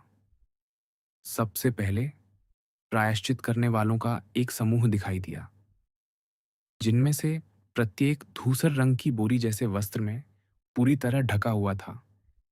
केवल आंखों के लिए छिद्र छोड़े गए थे, और प्रत्येक के हाथ में एक जली हुई मोमबत्ती थी। सबसे आगे उस संप्रदाय का मुखिया चल रहा था। प्रायश्चित करने वालों के पीछे एक लंबा व्यक्ति आया। वह केवल लिनन के कच्छे पहने हुए था, जिनके बाएं भाग में म्यान में छिपा हुआ एक विशाल चाकू बंधा था। उसके कंधे पर एक भारी लोहे का गदा था। वही जल्लाद था। उसके पैरों के निचले हिस्से में चमड़े की पट्टियों से बंधी हुई चप्पलें भी थीं। जल्लाद के पीछे जिस क्रम में उन्हें दंड दिया जाना था, पहले पेपिनो आया, फिर आंद्रेया। दोनों के साथ दो दो पादरी थे। दोनों में से किसी की आंखों पर पट्टी नहीं बंधी थी। पेपिनो काफी दृढ़ कदमों से चल रहा था। निस्संदेह उसे पहले ही बता दिया गया था कि क्या होने वाला है। आंद्रेया को दोनों ओर से एक एक पादरी सहारा दे रहे थे। समय समय पर दोनों में से प्रत्येक उस क्रूस को चूमता था जिसे कोई धर्मगुरु उसकी ओर बढ़ा देता था। यह दृश्य देखते ही फ्रांस को लगा कि उसके पैर उसके नीचे से मुड़ जाने को हैं। उसने अल्बर्ट की ओर देखा। वह शर्ट की तरह सफेद पड़ चुका था और यांत्रिक ढंग से अपना सिगार फेंक चुका था, जबकि वह अब भी आधा ही जला था। केवल काउंट ही निर्विकार दिखाई दे रहा था। इतना ही नहीं, उसके गालों की मृत सी पीली रंगत के नीचे लालिमा की एक हल्की झलक उभरती प्रतीत हो रही थी। उसकी नाक ऐसे फैल रही थी जैसे रक्त की गंध पाकर किसी जंगली पशु की, और उसके होंठ हल्के से खुले हुए उसके सफेद दांत दिखा रहे थे, जो सियार के दांतों की तरह छोटे और नुकीले थे। फिर भी उसके चेहरे पर कोमल मुस्कान की ऐसी अभिव्यक्ति थी जैसी फ्रांज ने पहले कभी नहीं देखी थी। विशेष रूप से उसकी काली आंखें असाधारण रूप से सौम्य और दयालु लग रही थीं। इसी बीच दोनों दंडित व्यक्ति मचान की ओर बढ़ते रहे और पास आते ही उनके चेहरे स्पष्ट दिखने लगे। पेपिनो 24 से 26 वर्ष के बीच का एक सुंदर युवक था, जिसके धूप से झुलसे चेहरे पर उन्मुक्त और जंगली भाव था। वह सिर ऊंचा किए चल रहा था और मानो हवा सूंघ रहा था कि उसका मुक्तिदाता किस दिशा से आएगा। आंद्रेया ठिगना और मोटा था। उसका चेहरा नीच और क्रूर था। उसकी आयु निश्चित नहीं लगती थी, यद्यपि वह संभवतः 30 के आसपास रहा होगा। उसने कारागार में अपनी दाढ़ी बढ़ा ली थी। उसका सिर एक कंधे पर लुढ़क रहा था और उसके पैर उसके नीचे से जवाब दे रहे थे। उसका समूचा अस्तित्व किसी ऐसी यांत्रिक शक्ति द्वारा संचालित प्रतीत होता था जिसमें उसकी अपनी इच्छा का अब कोई भाग नहीं रहा था। मुझे लगा था आपने मुझसे कहा था, फ्रांज ने काउंट से कहा, कि केवल एक ही दंड कार्य होगा। वह सत्य था, उसने ठंडे स्वर में उत्तर दिया। पर यहां तो दो दंडित व्यक्ति हैं। हाँ, पर उन दोनों में से एक मृत्यु के बिंदु पर है, जबकि दूसरे के पास अभी जीने के लिए कई वर्ष शेष हैं। मुझे तो ऐसा प्रतीत होता है कि यदि क्षमा आने वाली है, तो समय बहुत कम बचा है और वह आ रही है। देखिए, काउंट ने कहा। जैसे ही पेपिनो मांडाया के पायदान तक पहुंचा, एक प्रायश्चित करने वाला, जो देर से पहुंचा हुआ प्रतीत होता था, सैनिकों की पंक्ति को तोड़ता हुआ, बिना उनके उसे रोकने का प्रयास किए, संप्रदाय के मुखिया के पास गया और उसे 4 तहों में मुड़ा हुआ एक कागज थमा दिया। पेपिनो की तीक्ष्ण आंखों से यह सब कुछ छूटा नहीं था। संप्रदाय के मुखिया ने कागज खोला, पढ़ा और अपना हाथ उठाया। प्रभु धन्य हो और परम पावन की स्तुति हो, उसने ऊंचे और स्पष्ट स्वर में कहा। दोनों दंडित कैदियों में से एक के जीवन के लिए क्षमा प्रदान की गई है। क्षमा! भीड़ ने एक स्वर में पुकारा। एक क्षमा है। इस शब्द क्षमा पर आंद्रेया जैसे अकड़ गया और उसने सिर उठाया। किसके लिए क्षमा? उसने चिल्लाकर पूछा। पेपिनो मौन रहा, निश्चल, हाँफता हुआ। पेपिनो के लिए उर्फ रोक्का प्रियोरी मृत्युदंड से क्षमा है, आदेश के प्रमुख ने कहा, और उसने कागज की शीट काराबिनियरी के प्रभारी कप्तान को थमा दी, जिसने उसे पढ़ा और वापस कर दिया। पेपिनो के लिए क्षमा, आंद्रेया चिल्लाया, उस जड़ता की अवस्था से पूरी तरह झकझोर कर निकलते हुए जिसमें वह डूबा हुआ प्रतीत हो रहा था। और मेरे लिए क्यों नहीं? हमें साथ मरना था। मुझसे वादा किया गया था कि वह मुझसे पहले मरेगा। तुम्हें मुझे अकेले मरने का अधिकार नहीं है। मैं अकेला मरना नहीं चाहता। और वह दोनों पादरियों से छूटकर, मरोड़ खाते, चिल्लाते, गरजते हुए और अपने हाथ बांधने वाली रस्सियों को तोड़ने के लिए उन्मत्त प्रयत्न करते हुए टूट पड़ा। जल्लाद ने अपने दो सहायकों को संकेत किया। वे मचान से कूद पड़े और कैदी को पकड़ लिया। क्या बात है? फ्रांस ने काउंट से पूछा। क्या बात है? काउंट ने दोहराया। तुम समझते नहीं। बात यह है कि यह मनुष्य जो अभी मरने वाला है, इसलिए उन्मत्त है कि उसका सहचर उसके साथ नहीं मर रहा, और यदि उसे अनुमति दी जाए तो वह अपने नाखूनों और दांतों से उसे चीर डालेगा, बजाय इसके कि उसे उस जीवन का आनंद लेने दे जिससे वह स्वयं वंचित होने वाला है। ओ मनुष्यों, मनुष्यों, मगरमच्छों की जाति, जैसा कि कार्ल मूर कहता है। काउंट ने भीड़ के सिरों की ओर अपनी दोनों मुट्ठियां लहराते हुए कहा। मैं तुम्हें तुम्हारे कर्मों से कितनी भली भांति जानता हूं, और तुम कितनी निरंतरता से वही बनते हो जिसकी तुमसे अपेक्षा की जाती है। आंद्रेया और दोनों सहायक जल्लाद धूल में लौटपोट हो रहे थे। कैदी अब भी चिल्ला रहा था, वह मरे, मैं चाहता हूं कि वह मरे। तुम्हें मुझे अकेले मारने का अधिकार नहीं है। देखो, देखो, काउंट ने आगे कहा, दोनों युवकों का हाथ थामते हुए। देखो, क्योंकि मैं तुमसे शपथ पूर्वक कहता हूं, यह तुम्हारी जिज्ञासा के योग्य है। यहां एक मनुष्य था जो अपने भाग्य से समर्पित हो चुका था, जो मचान की ओर चल रहा था और कायर की तरह मरने वाला था। यह सच है, पर कम से कम वह बिना प्रतिरोध और बिना शिकायत के मरने वाला था। जानते हो, उसे इतना साहस किस बात से मिला? जानते हो, उसे किस बात ने सांत्वना दी? जानते हो, उसे अपने भाग्य से किस बात ने समर्पित किया? यह कि कोई दूसरा मनुष्य उसकी पीड़ा में सहभागी होगा, कि कोई दूसरा मनुष्य उसके साथ मरेगा, कि कोई दूसरा मनुष्य उससे पहले मरेगा। कसाई खाने में दो भेड़ों को या बूचड़ खाने में दो बैलों को रखो, और उनमें से एक को यह एहसास हो जाए कि उसका साथी नहीं मरेगा, तो भेड़ आनंद से मिमियाएगी, बैल प्रसन्नता से रंभाएगा। पर मनुष्य, मनुष्य जिसे ईश्वर ने अपनी प्रतिमा में बनाया, मनुष्य जिसे ईश्वर ने यह प्रथम, यह एकमात्र, यह सर्वोच्च नियम दिया कि वह अपने पड़ोसी से प्रेम करे, मनुष्य जिसे ईश्वर ने अपने विचार प्रकट करने के लिए वाणी दी, जब वह सीखता है कि उसका पड़ोसी बच गया है, तो मनुष्य की पहली पुकार क्या होती है? एक शाप। प्रकृति की उत्कृष्ट कृति, सृष्टि का स्वामी, मनुष्य को समस्त सम्मान। वह हंस पड़ा, पर ऐसी भयानक हंसी के साथ कि स्पष्ट हो गया कि इस तरह हंस पाने के लिए उसने असह्य यातना सही होगी। इसी बीच संघर्ष चलता रहा, और उसे देखना भयावह था। दोनों सहायक आंद्रेया को मचान पर ले जा रहे थे, पर भीड़ उसके विरुद्ध हो चुकी थी और 20,000 कंठ चिल्ला रहे थे, मृत्यु, मृत्यु। फ्रांस पीछे हट गया, पर काउंट ने उसका हाथ पकड़ लिया और उसे खिड़की के सामने ही रोके रखा। तुम क्या कर रहे हो? उसने कहा। क्या यह दया है? ईमानदारी से कहूं तो यह सही जगह पर है।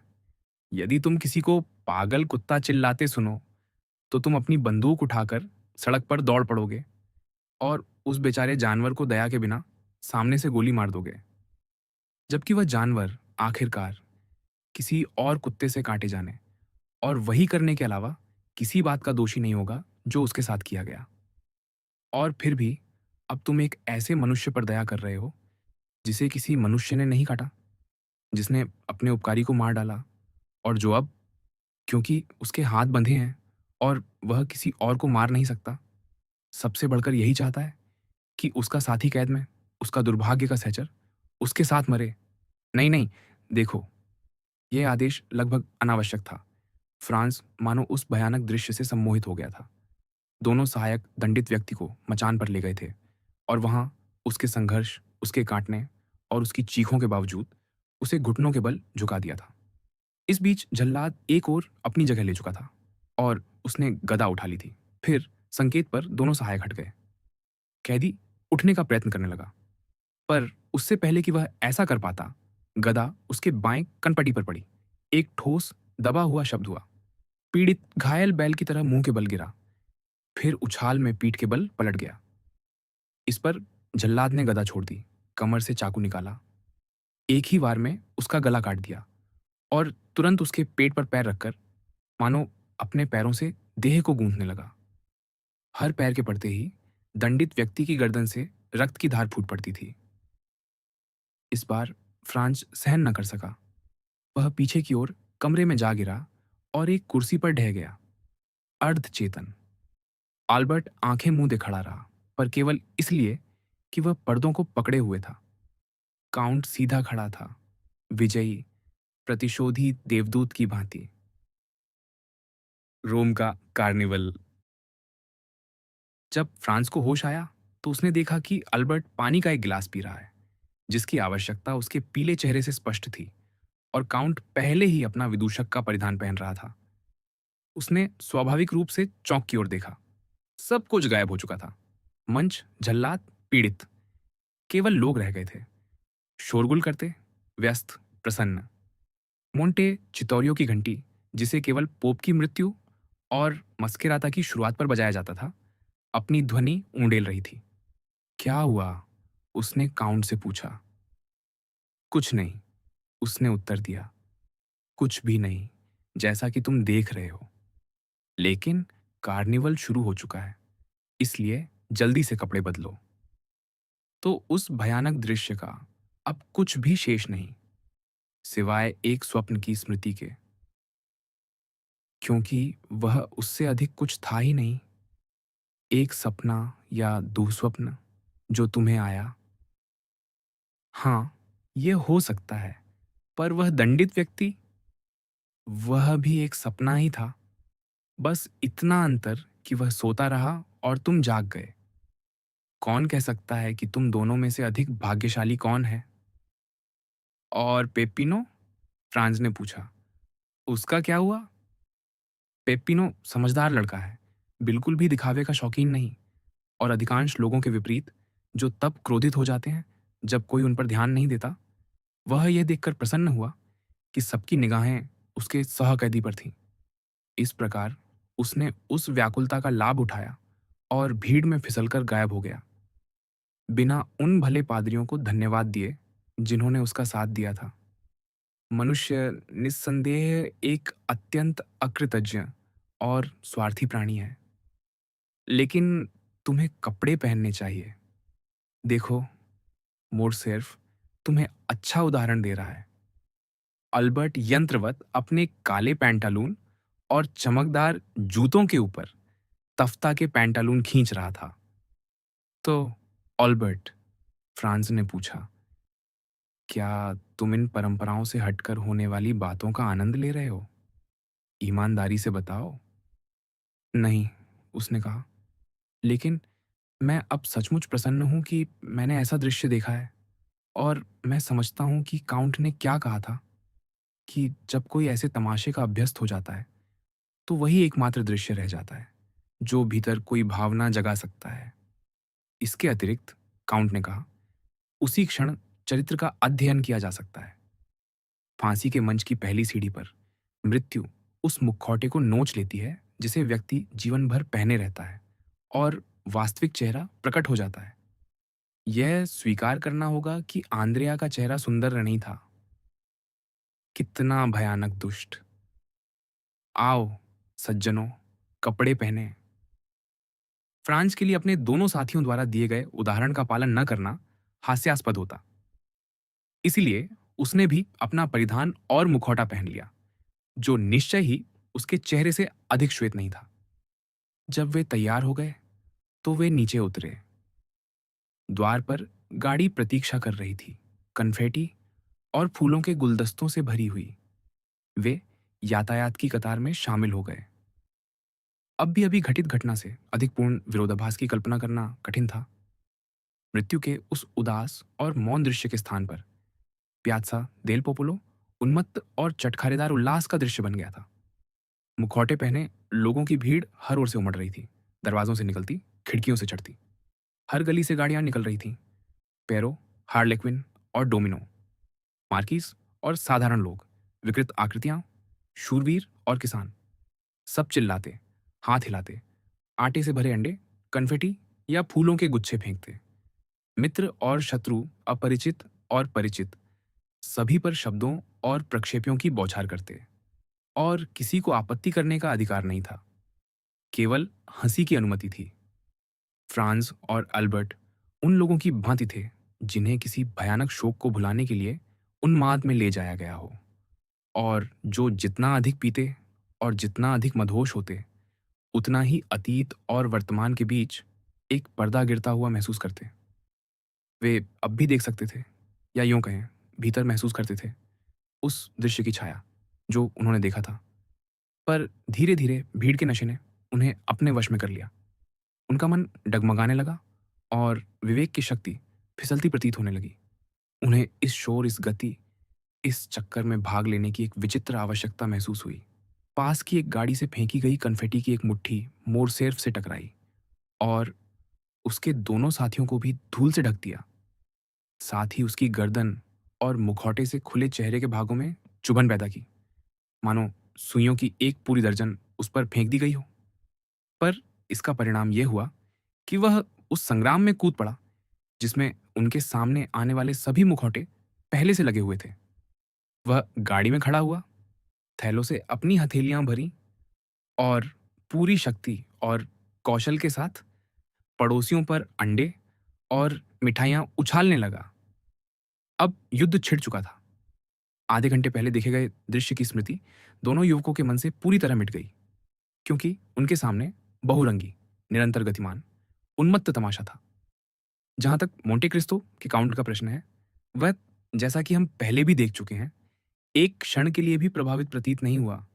यदि तुम उस सुंदर और भव्य मार्ग, कोर्सों की कल्पना करो, जो दोनों ओर 4 या 5 मंजिला भवनों से सजा हो, जिनकी बालकनियां सजावटी वस्त्रों से ढकी हों और हर खिड़की पर पर्दे लटके हों, और उन बालकनियों और खिड़कियों पर 3 लाख दर्शक, रोमी, इतालवी या संसार के चारों कोनों से आए विदेशी, हर प्रकार की अभिजात्यता एकत्र, जन्म की अभिजात्यता, धन की अभिजात्यता, प्रतिभा की अभिजात्यता, मनोहर स्त्रियां, जो स्वयं भी तमाशे में बहकर बालकनियों से झुकती और खिड़कियों से बाहर निकलकर नीचे से गुजरती गाड़ियों पर कन्फेटी की वर्षा करती है, जिसका उत्तर फूलों के गुच्छों से दिया जाता है।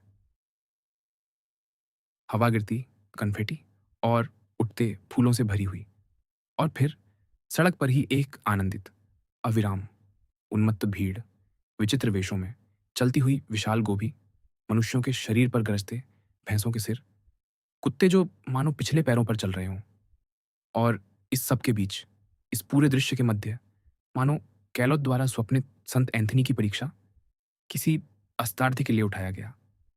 एक मुखौटा जो उसके मधुर चेहरे को प्रकट करता है, जिसे तुम पीछा करना चाहते हो, पर दुःस्वप्न जैसे दानव तुम्हें रोक लेते हैं। तब तुम्हें रोम के कार्निवल का एक मोटा सा अनुमान हो जाएगा। दूसरे चक्कर में काउंट ने गाड़ी रुकवाई और अपने साथियों से उन्हें छोड़ने की अनुमति मांगी, यह कहते हुए कि गाड़ी उनके उपयोग के लिए रहे। फ्रांज ने ऊपर देखा।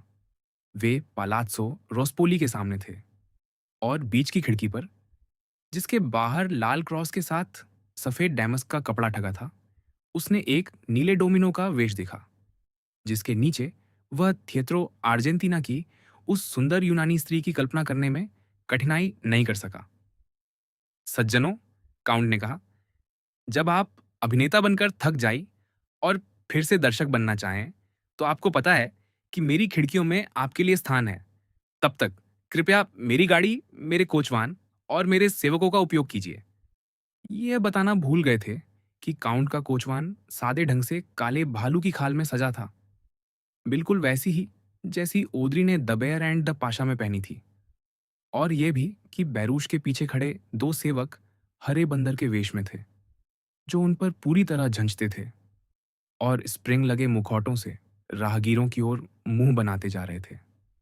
फ्रांज ने काउंट को उसके सौम्य प्रस्ताव के लिए धन्यवाद दिया।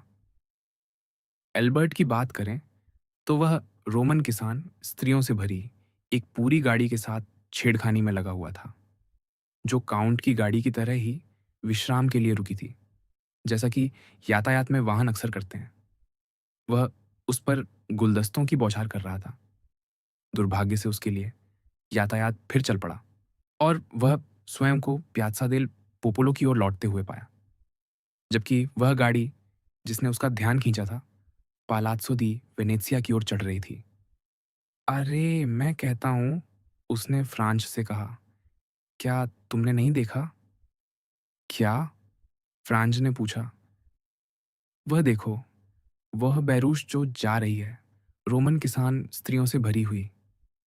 "नहीं, खैर, मैं तो निश्चित हूँ कि वे आकर्षक स्त्रियाँ हैं। कितना अफ़सोस है कि तुम मुखौटा पहने हो, मेरे प्रिय अल्बर्ट," फ्रांज ने कहा। "ये तुम्हारी प्रेम निराशा की भरपाई करने का अवसर था। ओह!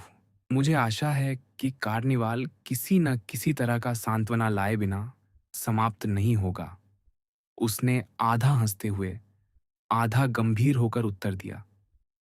इन आशाओं के बावजूद पूरा दिन किसी और घटना के बिना बीत गया, सिवाय इसके कि रोमन किसान स्त्रियों वाली गाड़ी से 2-3 बार और सामना हुआ।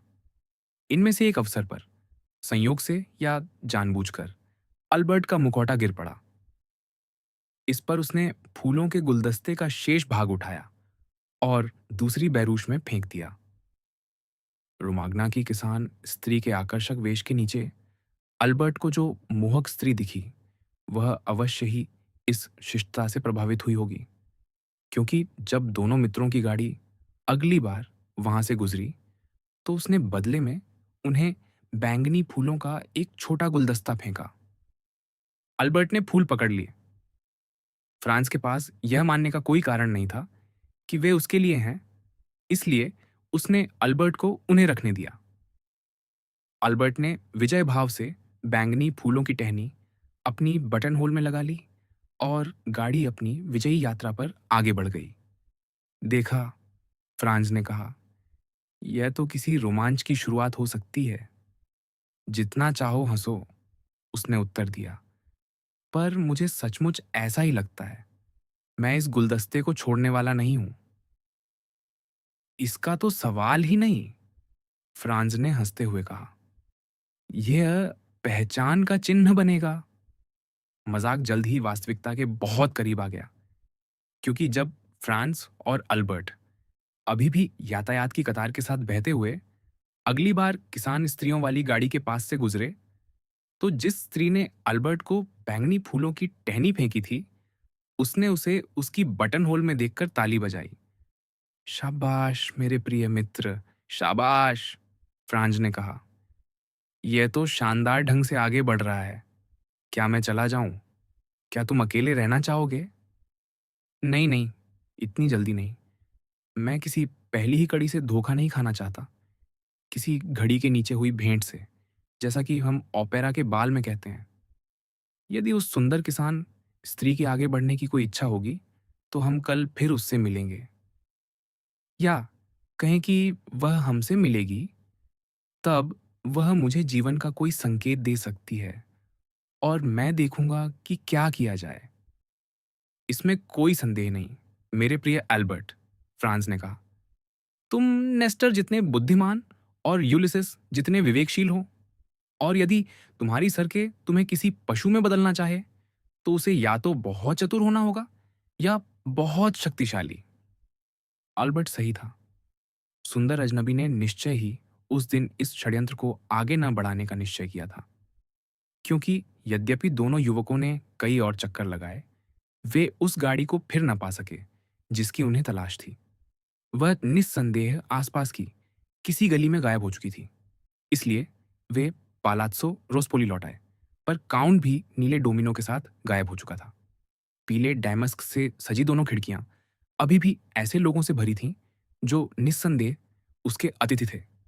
उसी क्षण वही घंटी, जिसने मास्क्रेटा के आरंभ की घोषणा की थी, उसके अंत का संकेत देने लगी।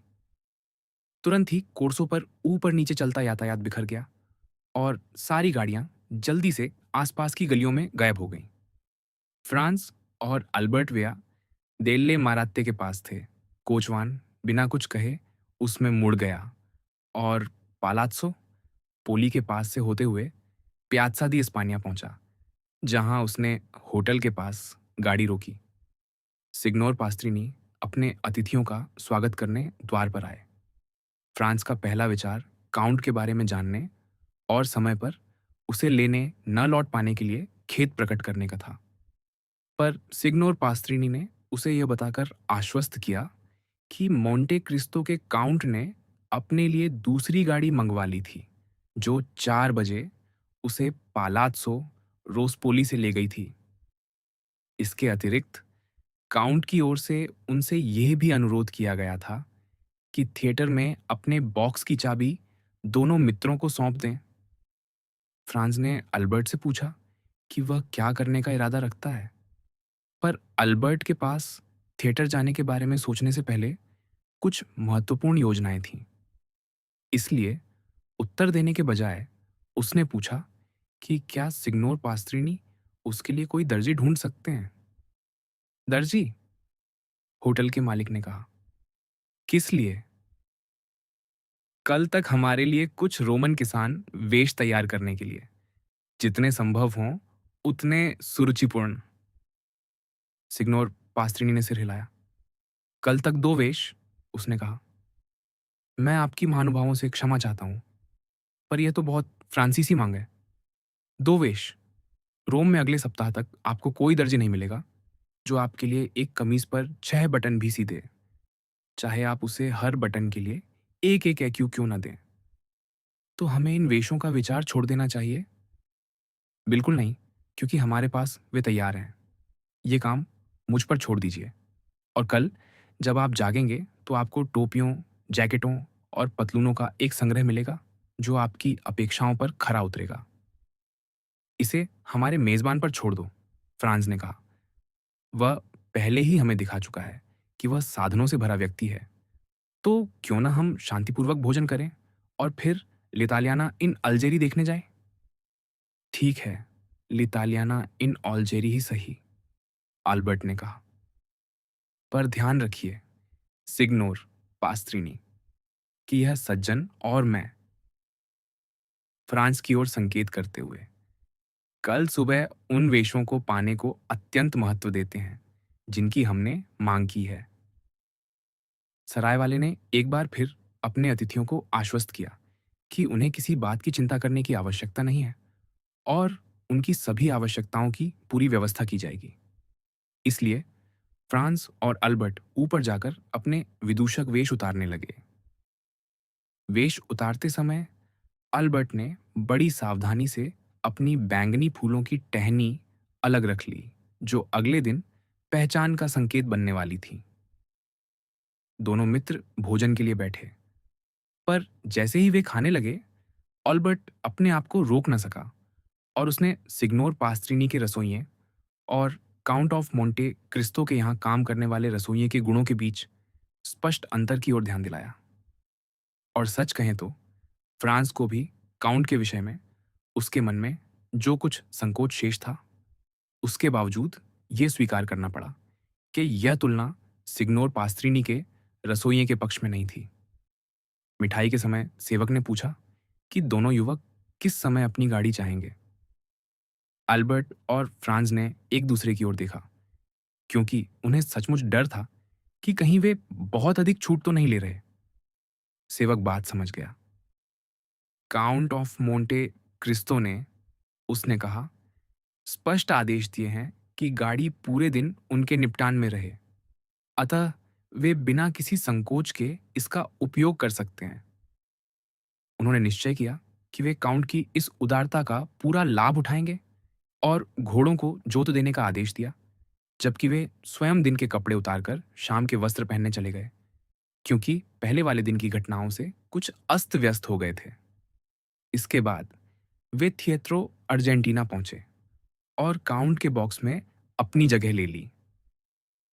पहले अंक के दौरान काउंटेस जी अपने बॉक्स में आईं। उनकी पहली दृष्टि उसी दिशा में गई जहां पिछली संध्या उन्होंने काउंट को देखा था, और इस प्रकार उन्होंने फ्रांस और अल्बर्ट को उसी व्यक्ति के बॉक्स में देखा जिसके विषय में एक दिन पहले उन्होंने फ्रांस से इतनी विचित्र राय व्यक्त की थी। उनकी दूरबीन ने इतनी तीव्रता से पूछताछ की कि फ्रांस को लगा कि अब उनकी जिज्ञासा को और देर तक अधूरा छोड़ना क्रूरता होगी।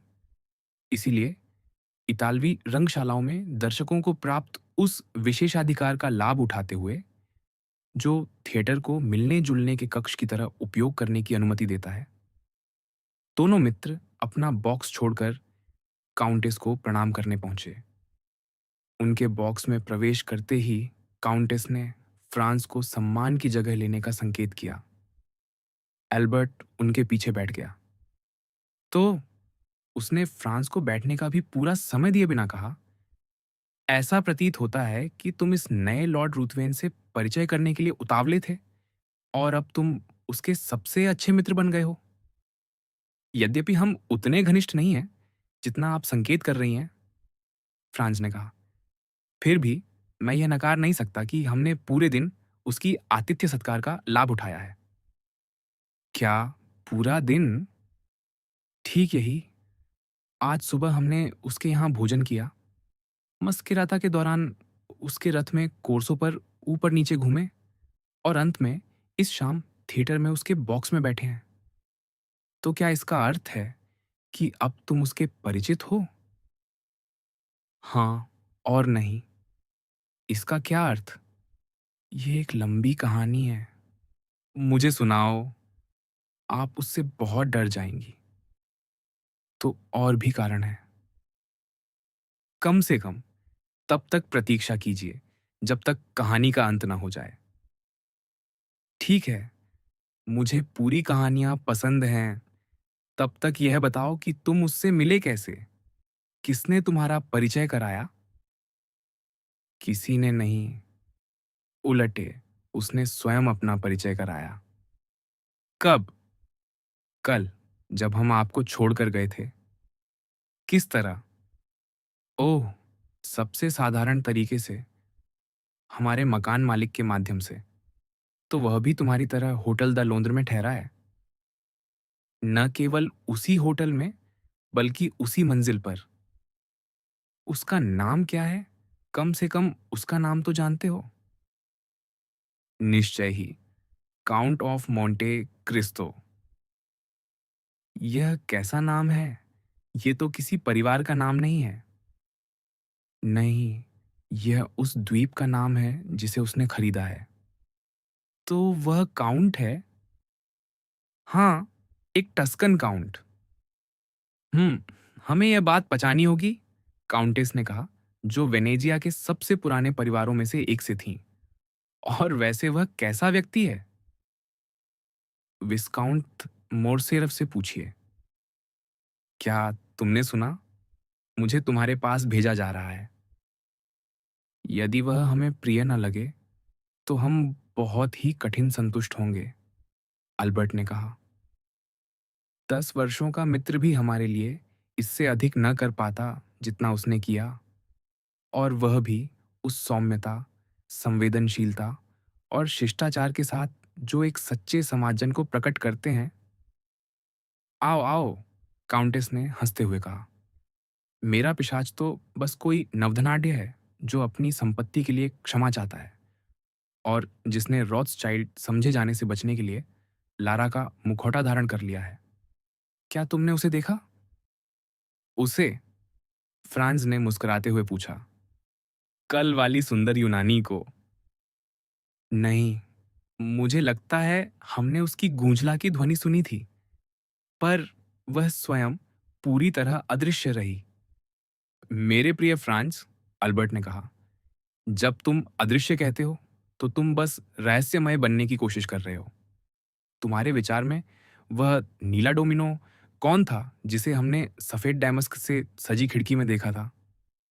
और वह सफेद डैमस्क वाली खिड़की कहाँ थी? काउंटेस ने पूछा। पलात्सो रोस्पोली में।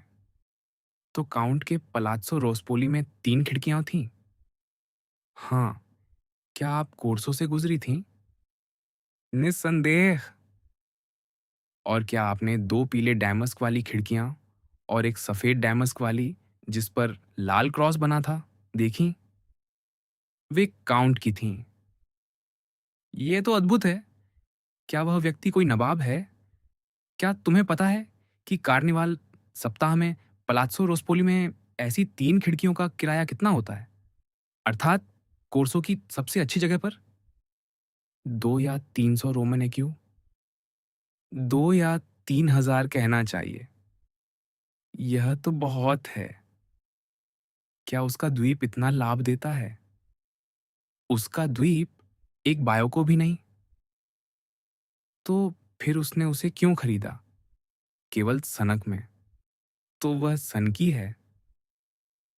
सच तो ये है, अल्बर्ट ने कहा, कि वह मुझे भी काफी सनकी प्रतीत हुआ।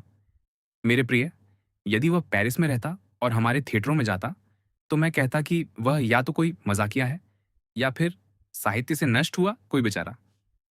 इसमें संदेह नहीं कि आज सुबह उसने 2-3 ऐसी बातें कहीं जो दिदिये या अंतोनी के योग्य थीं। इसी समय एक आगंतुक भीतर आया और प्रचलन के अनुसार फ्रांज ने उसे अपनी जगह दे दी। इस हलचल और व्यवधान ने बातचीत का विषय बदल दिया। 1 घंटे बाद दोनों मित्र होटल लौट आए। सिग्नोर पास्त्रिनी अगले दिन के लिए उनके वेशभूषा की व्यवस्था पहले ही कर चुके थे और उन्होंने वादा किया कि वे उनके चतुर प्रयासों के परिणाम से संतुष्ट होंगे। अगली सुबह 9 बजे वह फ्रांस के कमरे में आया, अपने साथ एक दर्जी को लिए हुए, जिसके पास 8-10 रोमन ग्रामीण वेशभूषाएं थीं। दोनों मित्रों ने अपने अपने आकार के अनुसार लगभग एक सी 2 पोशाकें चुनी और अपने मेजबान से अनुरोध किया कि उनकी टोपियों में लगभग 20-20 फीते सिले जाएं और उनके लिए उन चमकीले रंगों वाले धारीदार रेशमी दुपट्टों में से 2 मंगवाए जाएं, जिन्हें लोग त्योहारों के दिनों में कमर के चारों ओर बांधते हैं। अल्बर्ट यह देखने के लिए उत्सुक था कि वह अपनी नई पोशाक में कैसा लग रहा है। यह नीले मखमल की जैकेट और पैंटालून, खड़े हुए मोजे, बकल लगे जूते और रेशमी बनियान से बनी थी। सच तो यह था कि इस चित्रमय पोशाक में अल्बर्ट का सुरुचिपूर्ण न दिखना असंभव था, और जब उसकी पतली कमर के चारों ओर पट्टा कस दिया गया और उसकी टोपी को जरा सा एक ओर झुका दिया गया, जिससे फीते उसके कंधे पर झरने की तरह गिर पड़े, तो फ्रांस को स्वीकार करना पड़ा कि पोशाक का भी उस श्रेष्ठ शारीरिक सौंदर्य में बड़ा हाथ होता है, जिसे हम कुछ जातियों से जोड़ देते हैं। तुर्क, जो पुराने समय में अपने लंबे, चमकीले वस्त्रों में इतने चित्रमय लगते थे, अब अपने नीले बटनदार कोटों और उन यूनानी टोपियों में भद्दे दिखाई देते हैं, जो उन्हें लाल ढक्कन वाली शराब की बोतलों जैसा बना देती है। क्या तुम्हें ऐसा नहीं लगता? फ्रांस ने अल्बर्ट की प्रशंसा की और वह स्वयं भी आईने के सामने खड़ा होकर एक ऐसे निर्विवाद आत्मसंतोष के भाव से मुस्कुरा रहा था जिसे छिपाया नहीं जा सकता था। ठीक इसी समय मोंते क्रिस्तो का काउंट भीतर आया। महानुभावों, उसने कहा, यद्यपि आनंद में संगति सुखद होती है, फिर भी स्वतंत्रता उससे भी अधिक सुखद है। इसलिए मैं आपको यह बताने आया हूं कि जो गाड़ी आपने कल उपयोग की थी, उसे आज और आने वाले दिनों में भी आपके लिए छोड़ रहा हूं। हमारे मेजबान ने आपको अवश्य बताया होगा कि उनके यहाँ मेरी 3 या 4 गाड़ियां हैं, इसलिए इससे मुझे किसी प्रकार की असुविधा नहीं होगी। इसे निस्संकोच उपयोग में लाइए, चाहे मनोरंजन के लिए हो या कार्य के लिए। यदि हमें एक दूसरे से कुछ कहना हो, तो हमारा मिलन स्थल पालात्सो रोस्पोली होगा। दोनों युवकों ने कुछ आपत्ति करने की कोशिश की, पर वास्तव में ऐसे प्रस्ताव को ठुकराने का कोई कारण नहीं था जो उनके लिए इतना सुविधाजनक था। अंततः उन्होंने उसे स्वीकार कर लिया। काउंट लगभग 15 मिनट उनके साथ रहा और हर विषय पर सहज प्रवाह से बातचीत करता रहा। जैसा कि हम पहले ही देख चुके हैं, वह प्रत्येक देश के साहित्य से भली भांति परिचित था। उसके बैठक कक्ष की दीवारों पर एक दृष्टि डालने से ही फ्रांस और अल्बर्ट समझ गए थे कि वह ललित कला का पारखी है। और बातचीत के दौरान अनायास कहे गए कुछ सरल शब्दों से यह भी सिद्ध हो गया कि विज्ञान की भी उसे कुछ समझ थी। विशेष रूप से ऐसा प्रतीत हुआ कि उसने रसायन शास्त्र पर विशेष ध्यान दिया था। दोनों मित्रों ने काउंट को उसके द्वारा दिए गए भोज का प्रतिदान देने का साहस नहीं किया।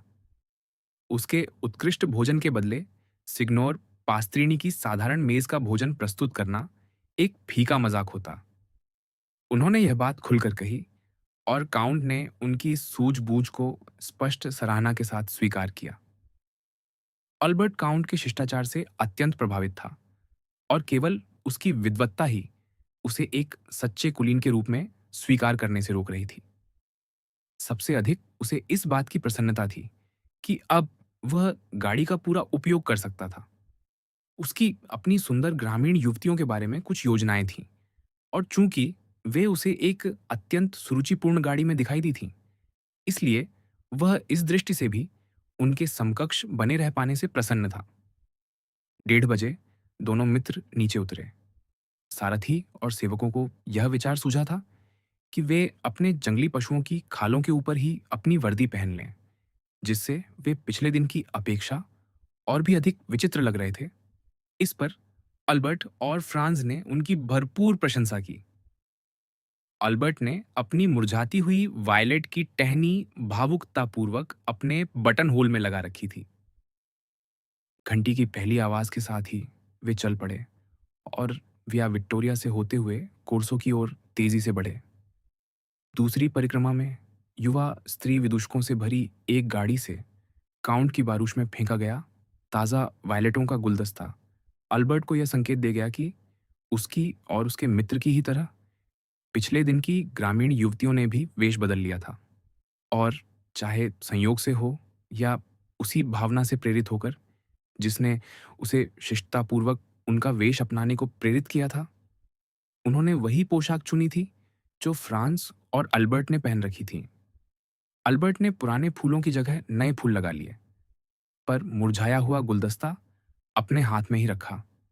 और जब वह फिर से उस बारूश के पास से गुजरा, तो उसने उसे कोमलता से अपने होठों से लगाया। न केवल वह स्त्री जिसने उसे फेंका था, बल्कि उसकी सहेलियां भी इस पर अत्यंत आनंदित दिखाई दीं।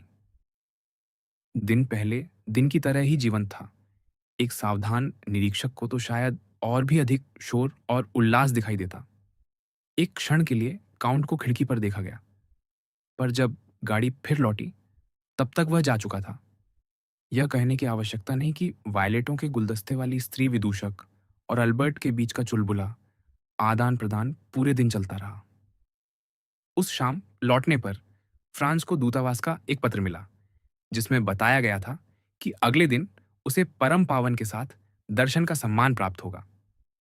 रोम की प्रत्येक पूर्व यात्रा में उसने यही अनुग्रह मांगा और प्राप्त किया था। और धार्मिक कारणों तथा कृतज्ञता से प्रेरित होकर वह ईसाई जगत की राजधानी में रुके बिना संत पेतरुस के उत्तराधिकारियों में से एक को आदरपूर्वक प्रणाम किए बिना नहीं जाना चाहता था, जो सभी ईसाई गुणों का एक दुर्लभ उदाहरण है। इसलिए उसने अगले दिन कार्निवल में जाने का विचार नहीं किया, क्योंकि यद्यपि वह अपनी महानता को कृपालुता से संयमित रखते हैं, फिर भी उस उदात्त और पवित्र वृद्ध पुरुष ग्रेगोरी 16वें के सामने नतमस्तक होने की तैयारी सदा गहन भावनाओं से भरे सम्मान के साथ ही की जाती है। वेटिकन से निकलकर फ्रांस सीधे होटल लौट आया और जानबूझकर कोर्सों से बचता रहा। उसके साथ धर्मपरायण विचारों का एक ऐसा कोश था जिसे मस्केराता की उन्मत्त उल्लासपूर्णता अपवित्र कर देती। 5:10 पर अल्बर्ट लौट आया। वह अत्यंत प्रसन्न था। मस्खरे ने फिर से अपना ग्रामीण वेश धारण कर लिया था और अल्बर्ट की बग्घी के पास से गुजरते समय उसने अपना मुखौटा उठा लिया था। वह अत्यंत मोहक थी। फ्रांज ने सच्चे मन से अपने मित्र को बधाई दी और अल्बर्ट ने उन प्रशंसाओं को ऐसे स्वीकार किया मानो वे उसका स्वाभाविक अधिकार हों। वास्तविक अभिजात सुरुचि के कुछ संकेतों के आधार पर उसका दावा था कि वह सुंदर अजनबी अवश्य ही रोमन समाज के सर्वोच्च वर्गों से संबंध रखती है। उसने निश्चय कर लिया था कि अगले ही दिन वह उसे पत्र लिखेगा। जब अल्बर्ट उससे यह सब कह रहा था, फ्रांस ने देखा कि वह जैसे कोई प्रश्न पूछना चाहता है, पर संकोच कर रहा है। उसने उसे उकसाया और पहले ही कि यह वचन दे दिया कि अपने मित्र की प्रसन्नता के लिए वह जो भी बलिदान कर सकेगा, करेगा। अल्बर्ट ने उतनी ही देर तक आग्रह स्वीकार किया जितनी मित्रों के बीच शिष्टाचार की मांग होती है, और अंततः उसने फ्रांज से स्वीकार किया कि यदि वह अगले दिन बग्घी का पूरा दायित्व उसी पर छोड़ दे, तो वह उसके लिए बहुत बड़ा उपकार होगा। उसने मुखौटा उठाने में उस सुंदर ग्रामीण स्त्री की असाधारण कृपा का कारण अपने मित्र की अनुपस्थिति को बताया।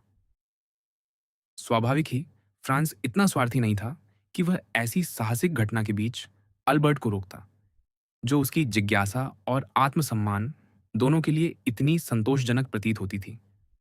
वह अपने मित्र की असाधारण अविवेकशीलता से भली भांति परिचित था और जानता था कि उसकी सफलता के छोटे से छोटे विवरण से भी उसे अवगत कराया जाएगा। और चूंकि 2-3 वर्षों तक पूरे इटली में यात्रा करने के बाद भी उसे स्वयं कभी ऐसा प्रेम प्रसंग आरंभ करने का सौभाग्य नहीं मिला था, इसलिए उसे यह जानने में कोई असंतोष नहीं था कि ऐसे मामलों में घटनाएं किस प्रकार आगे बढ़ती हैं। अतः उसने अल्बर्ट से वचन दिया कि अगले दिन वह पलात्सो रोस्पोली की खिड़कियों से ही यह दृश्य देखकर संतुष्ट रहेगा। अगले दिन उसने देखा कि अल्बर्ट बार बार वहां से गुजर रहा है, हाथ में एक विशाल गुलदस्ता लिए हुए, निस्संदेह किसी प्रेम पत्र का वाहक बनकर। यह संभावना तब निश्चित हो गई जब फ्रांस ने वही गुलदस्ता सफेद कमीलिया के वृत्त से तुरंत पहचाना जा सकने वाला गुलाबी साटन पहने एक मनोहर मसखरे के हाथों में देखा। उस शाम केवल आनंद ही नहीं था, बल्कि उन्माद था। अल्बर्ट को इसमें कोई संदेह नहीं था कि सुंदर अजनबी उसी प्रकार उसे उत्तर देगी। फ्रांस ने उसकी इच्छा को पहले ही भांपते हुए कहा कि उसे वह सारा शोर थकाने वाला लग रहा है, और उसने निश्चय किया है कि अगले दिन वह अपना एल्बम देखेगा और टिप्पणियां करेगा। अल्बर्ट को भ्रम नहीं हुआ। अगली शाम वह एक ही छलांग में फ्रांस के कमरे में आ पहुंचा, कागज का एक पन्ना उसके एक कोने से पकड़े हुए और उसे हवा में लहराता हुआ। तो बताओ, क्या मैं गलत था? क्या उसने उत्तर दिया? फ्रांस ने पुकारा। पढ़ो। जिस स्वर में अल्बर्ट ने यह कहा, उसे शब्दों में व्यक्त करना असंभव था। फ्रांज ने पत्र लिया और पढ़ा।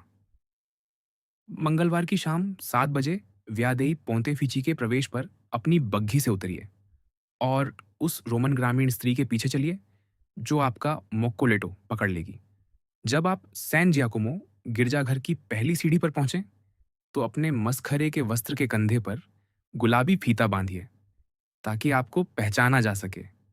तब तक आप मुझे फिर नहीं देखेंगे। स्थिरता और विवेक। तो जब फ्रांस ने पढ़ना समाप्त किया, ऑल्बर्ट ने पूछा, मेरे प्रिय मित्र, इस बारे में तुम्हारा क्या विचार है? मेरा विचार है, फ्रांस ने कहा, कि यह मामला एक अत्यंत सुखद साहसिक घटना का रूप ले रहा है। मैं भी यही सोचता हूँ, और मुझे बहुत भय है कि ब्राचियानो के ड्यूक की बॉल में तुम अकेले ही जाओगे। उसी सुबह फ्रांस और अल्बर्ट दोनों को उस प्रसिद्ध रोमन बैंकर के यहाँ से निमंत्रण प्राप्त हुआ था। सावधान रहो मेरे प्रिय अल्बर्ट, फ्रांस ने कहा। ड्यूक के यहाँ उच्च समाज का सारा वर्ग उपस्थित होगा, और यदि तुम्हारी सुंदर अजनबी वास्तव में कोई अभिजात है, तो वह वहां उपस्थित हुए बिना नहीं रह सकेगी। वह आए या न आए, मैं उसके विषय में अपनी धारणा नहीं बदलूंगा। क्या तुमने पत्र पढ़ा है? हाँ। क्या तुम नहीं जानते कि इटली में मेज्जोचितो की स्त्रियां कितनी कम शिक्षित होती हैं? यह शब्द बुर्जुआ वर्ग के लिए प्रयुक्त होता था। हाँ, फ्रांज ने फिर उत्तर दिया। तो फिर नोट को फिर से पढ़ो, लिखावट को देखो, और बताओ कि क्या उसमें व्याकरण या वर्तनी की एक भी त्रुटि है। लिखावट सचमुच मनोहर थी और वर्तनी पूर्णतः निर्दोष। तुम पूर्वनियत हो, फ्रांस ने पत्र लौटाते हुए कहा। हंसो, चाहो तो मजाक उड़ाओ, अल्बर्ट ने आगे कहा। मैं प्रेम में हूँ। हे भगवान, तुम मुझे डरा देते हो, फ्रांस ने कहा। मुझे स्पष्ट दिख रहा है कि न केवल मैं ब्राचियानो के ड्यूक की बॉल में अकेला जाऊंगा, बल्कि संभव है कि फ्लोरेंस भी मुझे अकेले ही लौटना पड़े। सच तो यह है कि यदि मेरी अजनबी उतनी ही मनोहर निकली जितनी वह सुंदर है, तो मैं कम से कम 6 सप्ताह के लिए रोम में ही बस जाऊंगा। मुझे यह नगर प्रिय है, और वैसे भी पुरातत्व के प्रति मेरी सदैव से विशेष रुचि रही है। निस्संदेह, ऐसी कुछ और भेंटों के बाद मुझे पूरा विश्वास है कि हम तुम्हें अकादेमी दे जानस्क्रिप्सियों ए बेल लेत्र का सदस्य चुना हुआ देखेंगे। अल्बर्ट ऐसे दिखा मानो वह अपने शैक्षणिक पद के दावे पर गंभीरता से बहस करने ही वाला हो। पर उसी क्षण एक सेवक ने आकर बताया कि भोजन परोसा जा चुका है। अल्बर्ट के लिए प्रेम और स्वस्थ भूख परस्पर विरोधी नहीं थे, इसलिए वह तुरंत अपने मित्र के पास मेज पर बैठ गया, पूरी तरह तैयार कि भोजन के बाद फिर चर्चा को आगे बढ़ाएगा। रात्रि भोज के बाद काउंट ऑफ मोंटे क्रिस्टो के आगमन की घोषणा हुई। वे उन्हें 2 दिनों से नहीं देख पाए थे। सिग्नोर पास्त्रीनी के अनुसार काम उन्हें सिविता वेक्किया ले गया था। वे पिछली शाम चले गए थे और अभी केवल 1 घंटे पहले ही लौटे थे। वे अत्यंत मनोहर थे, चाहे इसलिए कि वे स्वयं को संभाले हुए थे, या इसलिए कि परिस्थितियों ने उन कटु स्वरों को नहीं छेड़ा जो अन्य अवसरों पर उनकी वाणी में कड़वाहट भर देते थे। वे लगभग अन्य पुरुषों जैसे ही प्रतीत हो रहे थे। फ्रांस ने उन्हें सचमुच रहस्यमय पाया। काउंट इस बात से अनभिज्ञ नहीं हो सकते थे कि युवा यात्री ने उन्हें पहचान लिया है। फिर भी उनकी पुनः हुई पहचान के बाद से उनके मुख से एक भी शब्द ऐसा नहीं निकला जिससे यह संकेत मिले कि वे पहले मिल चुके हैं। दूसरी ओर, यद्यपि फ्रांस अपने पूर्व साक्षात्कार का उल्लेख करना चाहता था, फिर भी वह उस व्यक्ति को अप्रसन्न करने के भय से स्वयं को रोकता रहा जिसने उसके और उसके मित्र के प्रति इतनी उदारता दिखाई थी।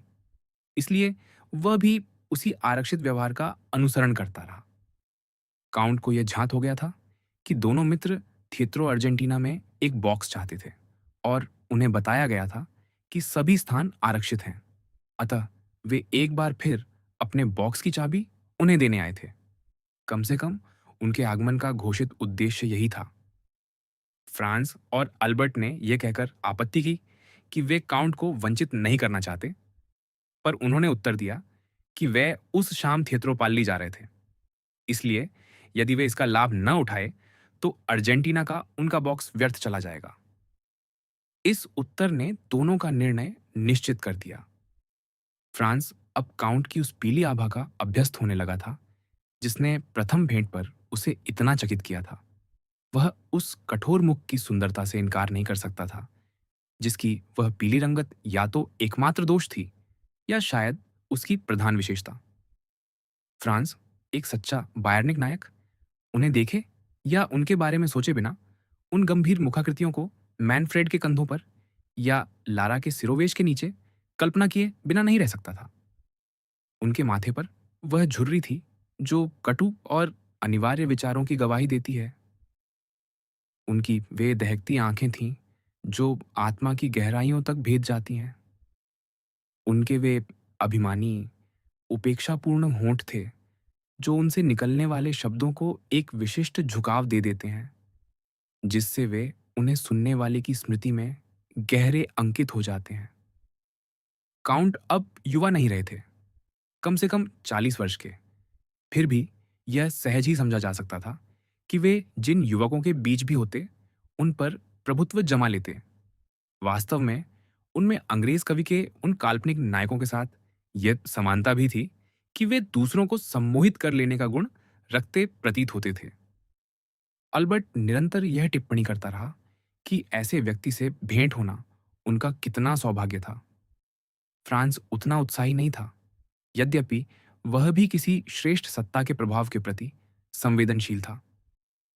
वह उस योजना के विषय में सोचता रहा जिसका उल्लेख काउंट ने 1-2 बार पेरिस जाने के संबंध में किया था, और उसे इसमें कोई संदेह नहीं था कि अपने असाधारण व्यक्तित्व, अपनी प्रभावशाली आकृति और अपने अपार धन के साथ वे वहां गहरी छाप छोड़ेंगे। फिर भी वह स्वयं यह पसंद करता कि जब काउंट पेरिस में हो, तब वह वहां न हो। संध्या इटली के रंगमंच की अधिकांश संध्याओं की भांति बीती। गायकों को सुनने में नहीं, बल्कि परिचय नवीनीकृत करने और बातचीत में। काउंटेस जी काउंट के विषय में चर्चा करना चाहती थीं, पर फ्रांस ने उनसे कहा कि उसके पास बताने के लिए कहीं अधिक नवीन बात है। और अल्बर्ट के बनावटी संकोच के बावजूद उसने उस प्रमुख घटना का वर्णन कर दिया जिसने पिछले 3 दिनों से दोनों मित्रों के विचारों को घेरे रखा था। इस प्रकार की साजिशें इटली में दुर्लभ नहीं हैं, कम से कम यदि यात्रियों की बात मानी जाए। और काउंटेस ने अविश्वास प्रकट करने के स्थान पर अल्बर्ट को उस साहसिक आरंभ के लिए बधाई दी जो इतने संतोषजनक ढंग से समाप्त होने का वादा करता था। वे इस सहमति के साथ विदा हुए कि ब्राचियानो के ड्यूक के नृत्य समारोह में मिलेंगे, जिसमें समूचे रोम को आमंत्रित किया गया था। गुलदस्ता लिए उस स्त्री ने अल्बर्ट से किया हुआ अपना वचन निभाया। न तो अगले दिन और न ही उसके बाद वाले दिन उसने जीवन का कोई संकेत दिया। अंततः मंगलवार आया, कार्निवल का अंतिम और सबसे उच्छृंखल दिन। मंगलवार को थिएटर प्रातः 10 बजे ही खुल जाते हैं, क्योंकि साय 8 बजे के बाद उपवास काल आरंभ हो जाता है। मंगलवार के दिन वे सभी लोग जो समय, धन या इच्छा के अभाव में अब तक उत्सव में सम्मिलित नहीं हो पाए होते, उस उन्मत्त आनंदोत्सव में शामिल हो जाते हैं, उछाल में बह जाते हैं और कोलाहल व गति के समष्टि में अपना योगदान देते हैं। 2 बजे से 5 बजे तक फ्रांस और अल्बर्ट गाड़ियों की पंक्ति के साथ चलते रहे, सामने की पंक्ति वालों और घोड़ों के पैरों तथा गाड़ियों के पहियों के बीच चल रहे पैदल यात्रियों के साथ मुट्ठी भर कन्फेटी फेंकते हुए। और इस भयानक अव्यवस्था में न तो एक भी दुर्घटना हुई, न कोई झगड़ा भड़का, न कोई लड़ाई छिड़ी। इस विषय में इतालवी अद्वितीय हैं। उनके लिए उत्सव वास्तव में उत्सव होता है। इस कथा का लेखक, जिसने 5 या 6 वर्ष इटली में बिताए, एक भी ऐसा अवसर स्मरण नहीं कर सकता जब किसी उत्सव को उन अव्यवस्थाओं ने बाधित किया हो जो अनिवार्य रूप से हमारे यहाँ के उत्सवों के साथ जुड़ी रहती हैं। अल्बर्ट अपने विदूषक के वेश में अत्यंत सफल रहा। उसके कंधे पर एक गांठ लगा गुलाबी फीता था, जिसके सिरे उसके घुटनों तक लटक रहे थे। किसी भ्रम से बचने के लिए फ्रांस ने अपना रोमन किसान का वेश बनाए रखा था। जैसे जैसे दिन ढलता गया, वैसे वैसे शोर बढ़ता गया। उन सभी फुटपाथों पर, उन सभी गाड़ियों में, उन सभी खिड़कियों पर कोई भी मुख मौन नहीं रहा, कोई भी भुजा स्थिर नहीं रही। वह मानव तूफान था, स्वरों की गर्जना और मिठाइयों, गुलदस्तों, अंडों, संतरे और फूलों की ओलों से बना हुआ। 3 बजे पियाजा देल पोपोलो और प्लाज़्ज़ो दी वेनेजिया के पार तोपों की आवाज़, जो इस भयानक कोलाहल के बीच मुश्किल से ही सुनाई दे रही थी, ने यह घोषणा की कि दौड़ें आरंभ होने वाली हैं। दौड़ें मोक कोली की तरह कार्निवल के अंतिम दिनों की एक विशेष विशेषता है। तोपों की आवाज़ होते ही गाड़ियां तुरंत अपनी पंक्तियां तोड़ देती और जहां भी होती सबसे नज़दीकी गली की ओर मुड़ जाती। ये सभी गतिविधियां अविश्वसनीय कुशलता और अद्भुत तीव्रता से होती, बिना पुलिस के जरा भी हस्तक्षेप किए, न किसी को स्थान सौंपते हुए और न यह बताते हुए कि किससे कहाँ जाना है। पैदल लोग महलों की दीवारों से सट जाते, तभी घोड़ों की टापों और खनखनाती तलवारों की भारी गूंज सुनाई देती। काराबिनियरी की एक टुकड़ी 15 की एक पंक्ति में पूरे कोर्सों में सर पर दौड़ी और उसे बारबेरी के लिए खाली करती चली गई। जब यह टुकड़ी पलात्सो दी वेनेजिया पहुंची, तो तोप की एक और गर्जना ने संकेत दिया कि मार्ग साफ है।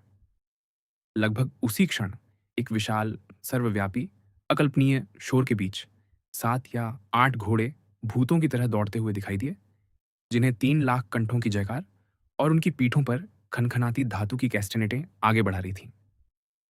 फिर कास्तेल सांतांजेलो की तोप ने 3 बार गोले दागे। इसका अर्थ था कि संख्या 3 विजेता है। इस संकेत के अलावा किसी और संकेत की आवश्यकता नहीं थी। गाड़ियां फिर से चल पड़ीं, हर गली से धाराओं की तरह कोर्सों की ओर लौटती हुईं। मानो थोड़ी देर रोकी गई नदियां एक साथ अपने प्रवाह पथ में वापस उंडेल दी गई हों। और विशाल सैलाब दो ग्रेनाइट किनारों के बीच पहले से भी अधिक वेग से बहने लगा।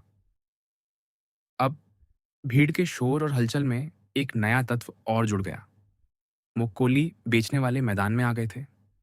मोक्कोली या मोक्कोलित्ती अलग अलग मोटाई की मोमबत्तियां होती हैं, ईस्टर की बड़ी मोमबत्ती से लेकर पतली बत्ती तक, जो रोमन कार्निवल के इस महान समापन में भाग लेने वालों के भीतर दो परस्पर विरोधी इच्छाएं जगाती हैं। पहली, अपनी मोक्कोलित्ती को जलाए रखना। दूसरी, दूसरों की सभी मोक्कोलित्तियों को बुझा देना। मोक्कोलित्ती के साथ भी वही सत्य है जो जीवन के साथ है। मानव ने अब तक उसे आगे बढ़ाने का केवल एक ही उपाय खोजा है, जो उसे ईश्वर से मिला है।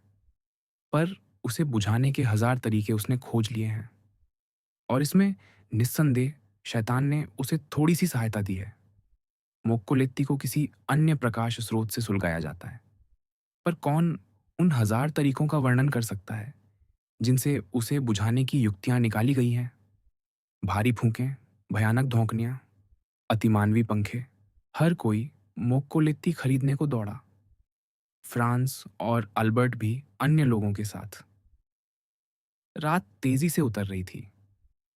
मोक्कोली की पुकार, जिसे हजारों विक्रेताओं की तीखी आवाजें दोहरा रही थीं, के साथ ही भीड़ के ऊपर 2-3 तारे चमकने लगे। यही संकेत था।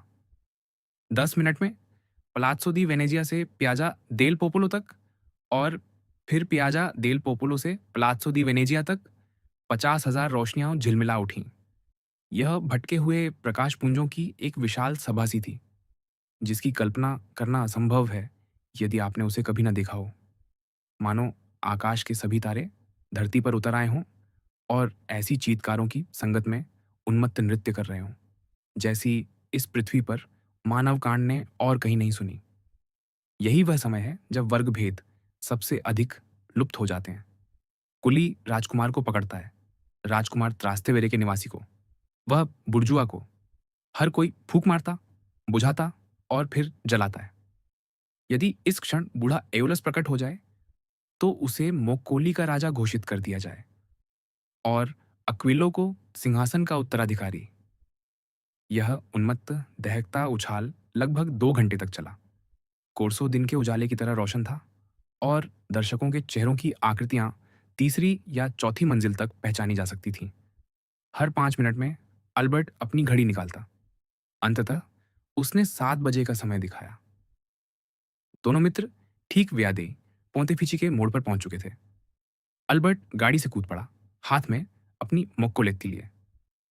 2-3 नकाबपोश आकृतियों ने उसे बुझाने या छीनने की कोशिश की, पर अल्बर्ट कुशल मुक्केबाज था। उसने उन्हें एक-एक करके 10 गज दूर उछाल दिया और सैन जियाकोमो के गिरजे की ओर दौड़ता चला गया।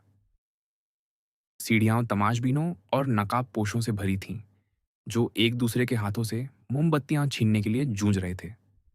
फ्रांज ने अल्बर्ट को जाते हुए देखा और उसे पहली सीढ़ी पर पैर रखते हुए देखा। लगभग उसी क्षण एक नकाबपोश आकृति, फूलों का गुलदस्ता लिए किसान युवती की जानी पहचानी पोशाक में आगे बढ़ी और उसकी मोक्कोलेत्ती ले ली। और इस बार अल्बर्ट ने कोई प्रतिरोध नहीं किया। फ्रांस इतनी दूर था कि वह उनकी बातें सुन न सका, पर उसके शब्द निस्संदेह आश्वस्त करने वाले थे, क्योंकि उसने अल्बर्ट और उस युवती को बांह में बांह डाले आगे बढ़ते देखा। कुछ देर तक वह भीड़ में उनके पीछे चला, पर विया माचेल्लो पर उनकी दृष्टि ओझल हो गई। अचानक वह घंटी बजी जो कार्निवल के अंत का संकेत देती है, और उसी क्षण सभी मोक्कोली एक साथ बुझ गए, मानो जादू से। ऐसा लगता था जैसे किसी एक ही विशाल प्रचंड श्वास ने सबको एक साथ बुझा दिया हो। फ्रांस स्वयं को पूर्ण अंधेरे में पाया। उसी क्षण सारी चीत्कारें भी थम गईं, मानो वही श्वास जिसने रोशनियां बुझाईं, शोर को भी अपने साथ उड़ा ले गई हों। अब केवल गाड़ियों की गड़गड़ाहट सुनाई देती थी, जो नकाबपोशों को उनके घरों तक ले जा रही थीं। देखने को बस खिड़कियों के पीछे जलती कुछ एक रोशनियां रह गई थीं। कार्निवल समाप्त हो चुका था। संत सेबेस्टियन की कैटाकॉम्ब्स। संभवतः अपने पूरे जीवन में फ्रांज ने कभी भी आनंद से विषाद में इतना तीव्र और स्पष्ट परिवर्तन अनुभव नहीं किया था, जितना उसने उस क्षण किया। ऐसा प्रतीत होता था मानो किसी रात्रि दानव की जादुई छड़ी के स्पर्श से रोम एक विशाल समाधि में परिवर्तित हो गया हो। रात की गहनता को और बढ़ाने वाली एक परिस्थिति यह थी कि चंद्रमा क्षीण हो रहा था और 11 बजे से पहले उदय होने वाला नहीं था। इसलिए जिन गलियों से वह युवक गुजरा, वे पूर्ण अंधकार में डूबी हुई थीं। किंतु यात्रा छोटी थी। 10 मिनट में उसकी गाड़ी, अर्थात काउंट की, होटेल दे लोंद्र पर रुक गई। भोजन उसके लिए तैयार था, किंतु चूंकि अल्बर्ट ने उसे पहले ही चेतावनी दे दी थी कि वह तुरंत लौटकर नहीं आएगा, इसलिए फ्रांस उसके बिना ही खाने बैठ गया। पास्त्रिनी, जो उन्हें साथ भोजन करते देखने का अभ्यस्त था, ने पूछा कि अल्बर्ट कहाँ है। पर फ्रांज ने इतना ही कहा कि उसके मित्र को 2 दिन पहले एक निमंत्रण मिला था और उसने उसे स्वीकार कर लिया था। मोक्को लित्ती के अचानक बुझ जाने, प्रकाश के स्थान पर छा गए अंधकार और कोलाहल के बाद आई शांति ने फ्रांज को उदास और कुछ हद तक व्याकुल कर दिया था। इसलिए उसने पूर्ण मौन में भोजन किया। यद्यपि पास्त्रिनी सदा की भांति अत्यंत सतर्क था और 2-3 बार आकर पूछता रहा कि उसे किसी वस्तु की आवश्यकता तो नहीं है। फ्रांज ने निश्चय किया कि वह अल्बर्ट की प्रतीक्षा यथासंभव देर तक करेगा। इसलिए उसने गाड़ी केवल 11 बजे के लिए मंगवाई और पास्त्रिनी से कहा कि यदि किसी भी कारण से अल्बर्ट होटल लौटे तो उसे तुरंत सूचित किया जाए। 11 बजे तक अल्बर्ट नहीं आया। अतः फ्रांज ने वस्त्र बदले और यह कहते हुए निकल पड़ा कि वह उस रात ब्राचियानो में रहेगा। ब्राचियानो का घर रोम के सबसे रमणीय निवासों में से एक है। उसकी पत्नी कोलोन्ना परिवार की अंतिम उत्तराधिकारियों में से एक पूर्ण आदर्श परिचारिका है। इसी कारण वहां के आयोजन पूरे यूरोप में प्रसिद्ध हैं। फ्रांजा और अल्बर्ट रोम में उनके लिए परिचय पत्र लेकर आए थे। इसलिए पहला प्रश्न यह किया गया कि उसके यात्रा साथी का क्या हुआ। फ्रांज ने उत्तर दिया कि उसने उसे उसी क्षण छोड़ा था जब मोक्कोली बुझने वाले थे और व्यामाचेल्लो में उसकी दृष्टि से वह ओझल हो गया और वह घर नहीं लौटा। मैं अब तक उसकी प्रतीक्षा करता रहा, फ्रांज ने कहा। क्या तुम्हें पता है कि वह कहाँ जा रहा था? ठीक ठीक नहीं, पर मेरा विश्वास है कि कोई भेंट निश्चित थी। यह तो दुर्भाग्यपूर्ण है, कहा गया। इतनी देर रात बाहर रहने के लिए यह अच्छा समय नहीं है।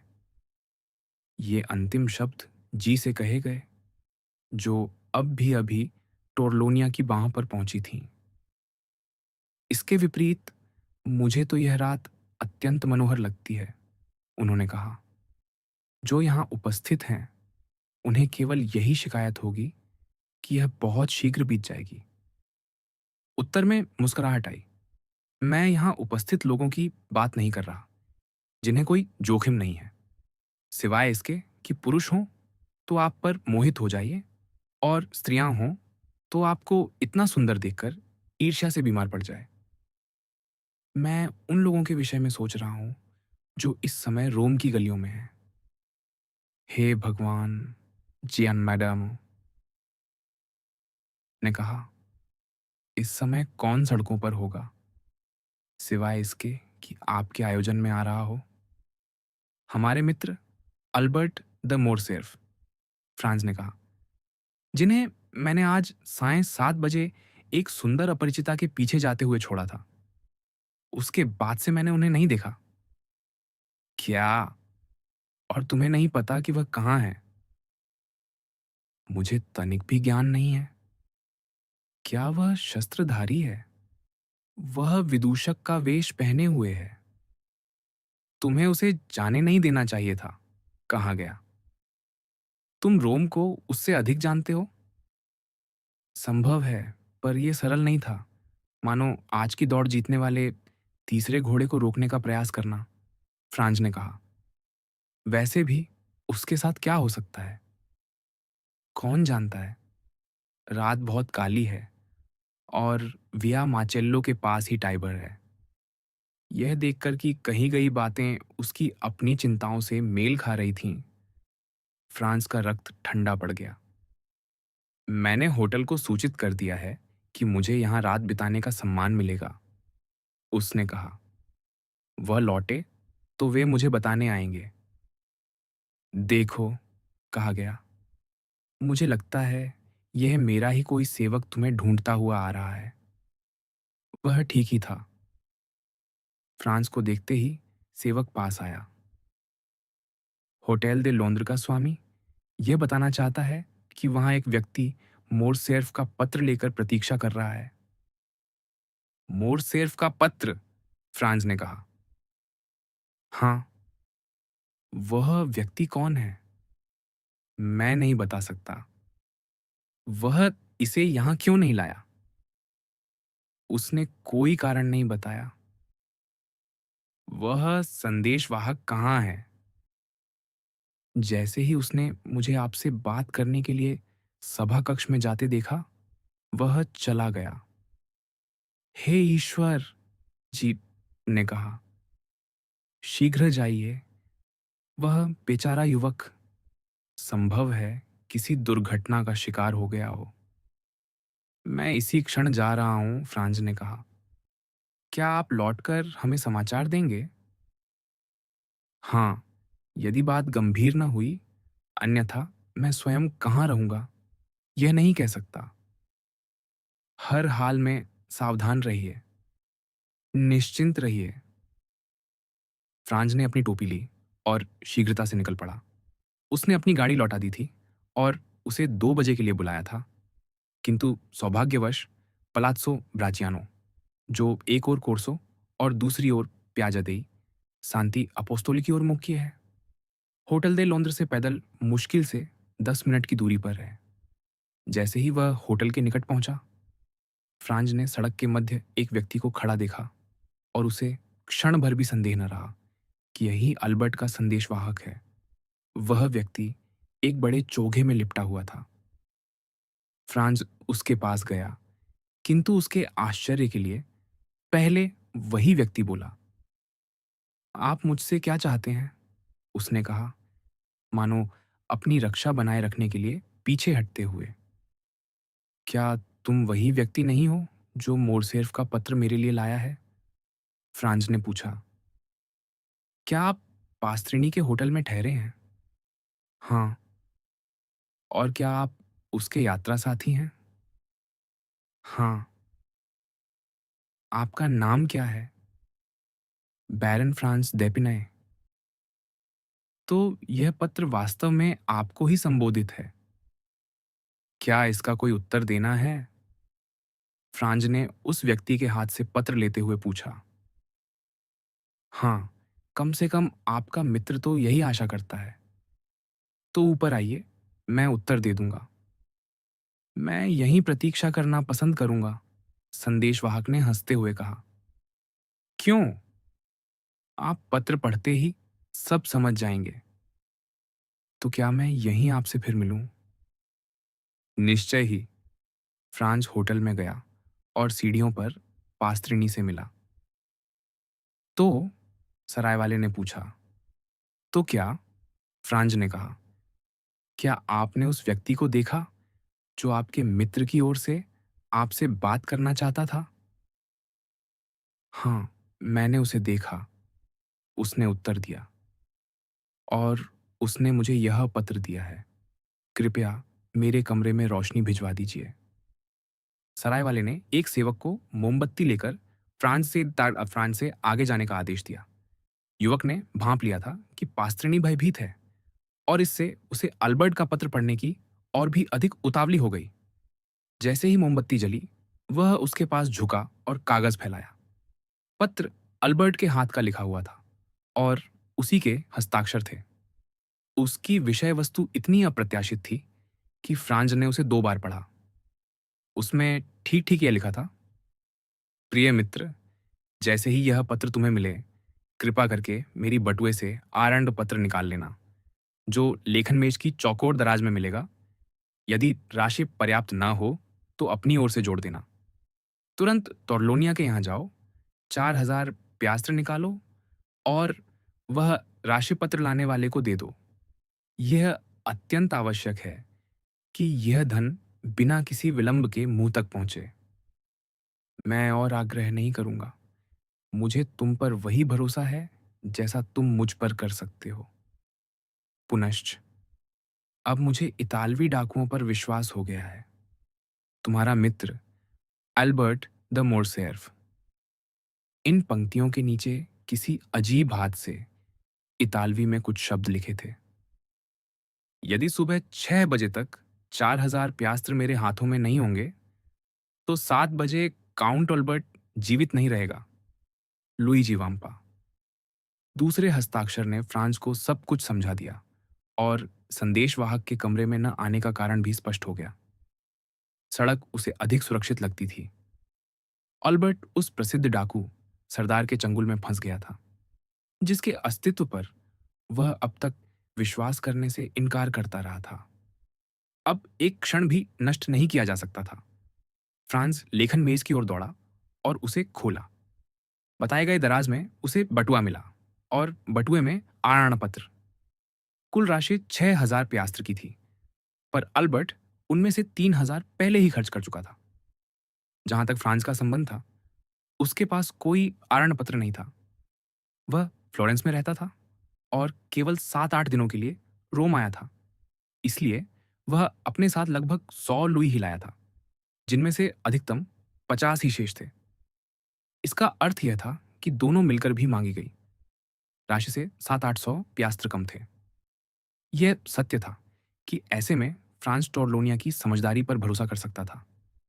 वह तुरंत पलात्सो ब्राचियानो लौटने की तैयारी ही कर रहा था कि अचानक उसके मन में एक तेजस्वी विचार आया। उसे काउंट ऑफ मोंटे क्रिस्टो का स्मरण हुआ। वह पास्त्रिनी को बुलाने का आदेश देने ही वाला था कि वही व्यक्ति स्वयं द्वार पर प्रकट हो गया। मेरे प्रिय पास्त्रिनी, उसने उत्कंठा से कहा, क्या आपको पता है कि काउंट अंदर हैं? हाँ, वह अब भी अभी लौटे हैं। क्या वे अभी तक सोने गए होंगे? मुझे संदेह है। तो कृपया उनके द्वार पर दस्तक देकर मेरी भेंट की अनुमति मांगिए। पास्त्रिनी शीघ्रता से गया और 5 मिनट में लौट आया। काउंट आपकी प्रतीक्षा कर रहे हैं, उसने कहा। फ्रांज ने बरामदा पार किया और एक सेवक उसे काउंट के पास ले गया। वह एक छोटे से अध्ययन कक्ष में थे, जिसे फ्रांज ने पहले नहीं देखा था और जिसकी दीवारों के चारों ओर दीवान लगे थे। वे आगे बढ़कर उससे मिले। इस समय तुम्हें यहाँ कौन सी अनुकूल हवा ले आई? उन्होंने पूछा। क्या तुम मुझे रात्रि भोज का निमंत्रण देने आए हो? यह तो बड़ा सौजन्य होगा। नहीं, मैं एक गंभीर विषय पर आपसे बात करने आया हूं। विषय? काउंट ने अपनी पैनी दृष्टि से देखते हुए कहा। कौन सा विषय? क्या हम अकेले हैं? काउंट द्वार तक गए और लौट आए। पूरी तरह अकेले, उन्होंने कहा। फ्रांस ने उन्हें अल्बर्ट का पत्र दिया। इसे पढ़िए, उसने कहा। काउंट ने उसे पढ़ा और केवल इतना कहा, आह! क्या आपने पुनश्च देखा? हाँ, निश्चय ही। यदि सुबह 6 बजे तक 4,000 प्यास्त्र मेरे हाथों में नहीं होंगे, तो 7 बजे काउंट अल्बर्ट जीवित नहीं रहेगा। आप इसका क्या कहते हैं? क्या तुम्हारे पास मांगी गई राशि है? हाँ, सिवाय 800 प्यास्त्र के। काउंट अपनी लेखन मेज के पास गए, उसे खोला और सोने से भरी एक दराज निकाल ली। मुझे आशा है, उन्होंने कहा, कि तुम किसी और के पास जाकर मेरा अपमान नहीं करोगे। इसके विपरीत आप देख रहे हैं कि मैं सीधे आपके पास ही आया हूं, फ्रांज ने कहा। धन्यवाद, जितना चाहिए ले लो। और उन्होंने दराज की ओर संकेत किया। क्या सचमुच यह धन लुइजी वाम्पा को भेजना आवश्यक है? युवक ने अब काउंट की ओर स्थिर दृष्टि से देखते हुए पूछा। ईश्वर की सौगंध, स्वयं देखो, पुनश्च पर्याप्त स्पष्ट है। मुझे तो लगता है कि यदि आप चाहें तो इस बातचीत को बहुत सरल बनाने का कोई उपाय निकाल सकते हैं, फ्रांच ने कहा। कौन सा उपाय? काउंट ने आश्चर्य से पूछा। उदाहरण के लिए, यदि हम दोनों मिलकर लुआइजी वाम्पा से मिलने जाएं, तो मुझे विश्वास है कि वह आपको अल्बर्ट की मुक्ति से इनकार नहीं करेगा। मैं? इस डाकू पर मेरा क्या प्रभाव हो सकता है? क्या आपने अभी अभी उसके लिए ऐसा उपकार नहीं किया है जिसे भुलाया नहीं जा सकता? कौन सा उपकार? क्या आपने अभी पेपिनो का जीवन नहीं बचाया? आहा, ये तुम्हें किसने बताया? इससे क्या अंतर पड़ता है? मैं जानता हूं। काउंट कुछ क्षण मौन रहे, भौहें सिकुड़ी हुई थीं। यदि मैं वाम्पा से मिलने जाऊं तो क्या तुम मेरे साथ चलोगे? यदि मेरी संगति आपको अप्रिय न लगे? बहुत अच्छा। रात सुहावनी है और रोमन कैंपानिया में टहलना हमारे लिए लाभदायक ही होगा। क्या हमें शस्त्र लेना चाहिए? किस लिए? क्या हमें कुछ धन साथ लेना चाहिए? आवश्यक नहीं। यह पत्र लाने वाला व्यक्ति कहाँ है? बाहर, सड़क में। क्या वह उत्तर की प्रतीक्षा कर रहा है? हाँ। हमें यह जानना होगा कि हम कहाँ जा रहे हैं। मैं उसे बुलाता हूँ। यह व्यर्थ है। वह ऊपर नहीं आना चाहता। तुम्हारे कक्ष में शायद नहीं, पर मेरे यहाँ आने में उसे आपत्ति नहीं होगी। काउंट अध्ययन कक्ष की उस खिड़की के पास गए जो सड़क की ओर खुलती थी, और एक विशेष ढंग से सीटी बजाई। चोगा ओढ़े व्यक्ति ने छाया से निकलकर सड़क के मध्य कदम रखा। आओ, काउंट ने कहा, मानो किसी सेवक को आदेश दे रहे हों। संदेशवाहक ने बिना किसी हिचक के, बल्कि उत्साह से, तुरंत आज्ञा का पालन किया और होटल के प्रवेश पर बनी 4 सीढ़ियां उलांघकर भीतर आ गया। 5 सेकंड बाद वह अध्ययन कक्ष के द्वार पर था। आह, तुम ही हो, पेपिनो, काउंट ने कहा। पेपिनो ने उत्तर देने के स्थान पर घुटनों के बल गिरकर काउंट का हाथ पकड़ा और बार बार उसे अपने होंठों से लगाया। अरे, ये तो आश्चर्य है, काउंट ने कहा। तुम अब भी यह नहीं भूले हो कि मैंने तुम्हारा जीवन बचाया था। अजीब बात है, इसे तो 1 सप्ताह हो गया। नहीं, और मैं कभी नहीं भूलूंगा, पेपिनो ने गहरी कृतज्ञता प्रकट करती हुई आवाज में कहा। कभी नहीं, बहुत लंबा समय होता है, पर इतना पर्याप्त है कि तुम ऐसा मानते हो। खड़े हो जाओ और उत्तर दो। पेपिनो ने चिंतित दृष्टि से फ्रांस की ओर देखा। अरे, तुम इनके सामने बोल सकते हो, काउंट ने कहा। यह मेरे मित्र हैं। फिर फ्रांस की ओर मुड़कर फ्रेंच में जोड़ा। मुझे आशा है कि तुम मुझे ऐसा कहने दोगे। इस व्यक्ति का विश्वास जीतना आवश्यक है। तुम मेरे सामने बोल सकते हो, फ्रांस ने कहा। मैं काउंट का मित्र हूं। अच्छा, पेपिनो ने काउंट की ओर लौटते हुए कहा। आप प्रश्न कीजिए, मैं उत्तर दूंगा। अल्बर्ट लुइजी के हाथों कैसे पड़ा? फ्रांसीसी की गाड़ी कई बार उस गाड़ी के पास से गुजरी जिसमें तेरेसा थी। मुखिया की संगिनी? हाँ, फ्रांसीसी ने उससे छेड़छाड़ की और तेरेसा को उत्तर देना अच्छा लगा। फ्रांसीसी ने उसे गुलदस्ते फेंके, उसने भी कुछ लौटाए। ये सब स्वाभाविक ही मुखिया की सहमति से हुआ। वह स्वयं गाड़ी में था। क्या? फ्रांस चिल्ला उठा। लुईजी वाम्पा किसान स्त्रियों के साथ गाड़ी में था। वह सारथी के वेश में गाड़ी चला रहा था। फिर काउंट ने पूछा। फिर फ्रांसीसी ने अपना मुखौटा उतारा। तेरेसा ने भी मुखिया की सहमति से वैसा ही किया। फ्रांसीसी ने भेंट का प्रस्ताव रखा और तेरेसा ने स्वीकार किया। किंतु तेरेसा के स्थान पर सैन जियाकोमो की सीढ़ियों पर बेप्पो प्रतीक्षा कर रहा था। क्या? फ्रांस ने फिर बीच में टोका। वही किसान लड़की जिसने उसका मोक्कोलेटो छीन लिया था। वह 15 वर्ष का लड़का था, पेप्पिनो ने कहा। पर आपके मित्र के लिए इसमें कोई लज्जा की बात नहीं। बेप्पो ने औरों को भी धोखा दिया है। और बेप्पो उसे शहर की दीवारों के बाहर ले गया? काउंट ने पूछा। ठीक यही हुआ। विया माचेल्लो के अंत में एक गाड़ी खड़ी थी। बेप्पो उसमें बैठ गया और फ्रांसीसी को पीछे आने को कहा। उसे 2 बार कहने की आवश्यकता नहीं पड़ी। उसने उदारतापूर्वक दाहिनी ओर की सीट बेप्पो को दी और स्वयं उसके पास बैठ गया। तब बेप्पो ने बताया कि उसे रोम से एक लीग दूर एक विला ले जाया जाएगा। फ्रांसीसी ने आश्वासन दिया कि वह पृथ्वी के अंत तक भी उसके साथ चलने को तैयार है। इस पर गाड़ी विया रिपेत्ता से होती हुई पोर्ता सैन पाउलो के बाहर निकली और देहात में 200 गज आगे बढ़ते ही जैसे ही फ्रांसीसी कुछ अधिक साहसी होने लगा, बेप्पो ने उसकी गर्दन पर 2 पिस्तौलें रख दी।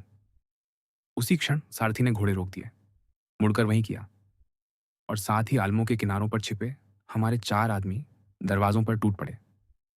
फ्रांसीसी ने पूरा प्रयास किया और सुना है कि उसने बेप्पो को आधा घोंट भी दिया, पर 5 सशस्त्र पुरुषों के सामने वह अधिक कुछ न कर सका। उसे हार माननी पड़ी। उसे गाड़ी से उतारकर नाले के किनारे किनारे ले जाया गया और अंततः तेरेसा और लुइजी के पास, जो संत सेबास्टियन की कैटाकॉम्ब्स में उसकी प्रतीक्षा कर रहे थे। तो इस पर तुम्हारा क्या कहना है? काउंट ने फ्रांस की ओर मुड़कर कहा। मुझे तो यह बुरी कहानी नहीं लगती। तुम ऐसे मामलों के जानकार हो। तुम्हारी क्या राय है? यदि यह किसी और के साथ हुआ होता, फ्रांस ने कहा, तो मुझे यह अत्यंत मनोरंजक लगता। पर बेचारे अल्बर्ट के साथ नहीं। सच तो यह है, काउंट ने कहा, कि यदि तुम मुझे वहां ना पाते तो तुम्हारे मित्र की यह भलाई उसे बहुत महंगी पड़ती। पर चिंता मत करो, अंततः वह केवल भय के साथ बच निकलेगा। तो हम उसे खोजने चलेंगे? निश्चय ही, और भी इसलिए कि वह एक अत्यंत रमणीय स्थान पर है। क्या तुम संत सेबास्टियन की कैटाकॉम्ब्स जानते हो? नहीं, मैं कभी भीतर नहीं गया, पर एक दिन जाने का निश्चय किया था। तो अब तुम्हारे पास तैयार अवसर है और इससे बेहतर शायद ही मिले। क्या तुम्हारी गाड़ी है? नहीं, कोई बात नहीं। मेरे लिए दिन रात एक सदा जुटी रहती है। सदा जुटी? हाँ, सच बताऊं तो मैं बड़ा चंचल व्यक्ति हूँ। कभी कभी भोजन के बाद आधी रात को मुझे संसार के किसी कोने में निकल जाने की तीव्र इच्छा होती है और मैं निकल पड़ता हूँ। काउंट ने घंटी बजाई और सेवक आ गया। गाड़ी बाहर निकालो, उसने कहा, और जेबों में रखी पिस्तौलें ले आओ। सारथी को जगाने की आवश्यकता नहीं, अल्ली गाड़ी चलाएगा। क्षण भर बाद गाड़ी द्वार पर आ खड़ी हुई। काउंट ने घड़ी निकाली। 12:30, उसने कहा। हम सुबह 5 बजे भी निकलते तो समय पर पहुंच जाते, पर वह विलंब तुम्हारे मित्र के लिए एक कष्टदायक रात का कारण बन सकता था। इसलिए हमें तुरंत निकलना चाहिए। क्या तुम अब भी मेरे साथ चलने का निश्चय रखते हो? पहले से भी अधिक? तो चलो। फ्रांस और काउंट बाहर निकले। उनके पीछे पेप्पिनो था। गाड़ी द्वार पर तैयार थी और डिब्बे पर अली बैठा था। फ्रांस ने मोंटे क्रिस्तो की गुफा वाले मूक दास को पहचान लिया। दोनों कूपे में बैठे।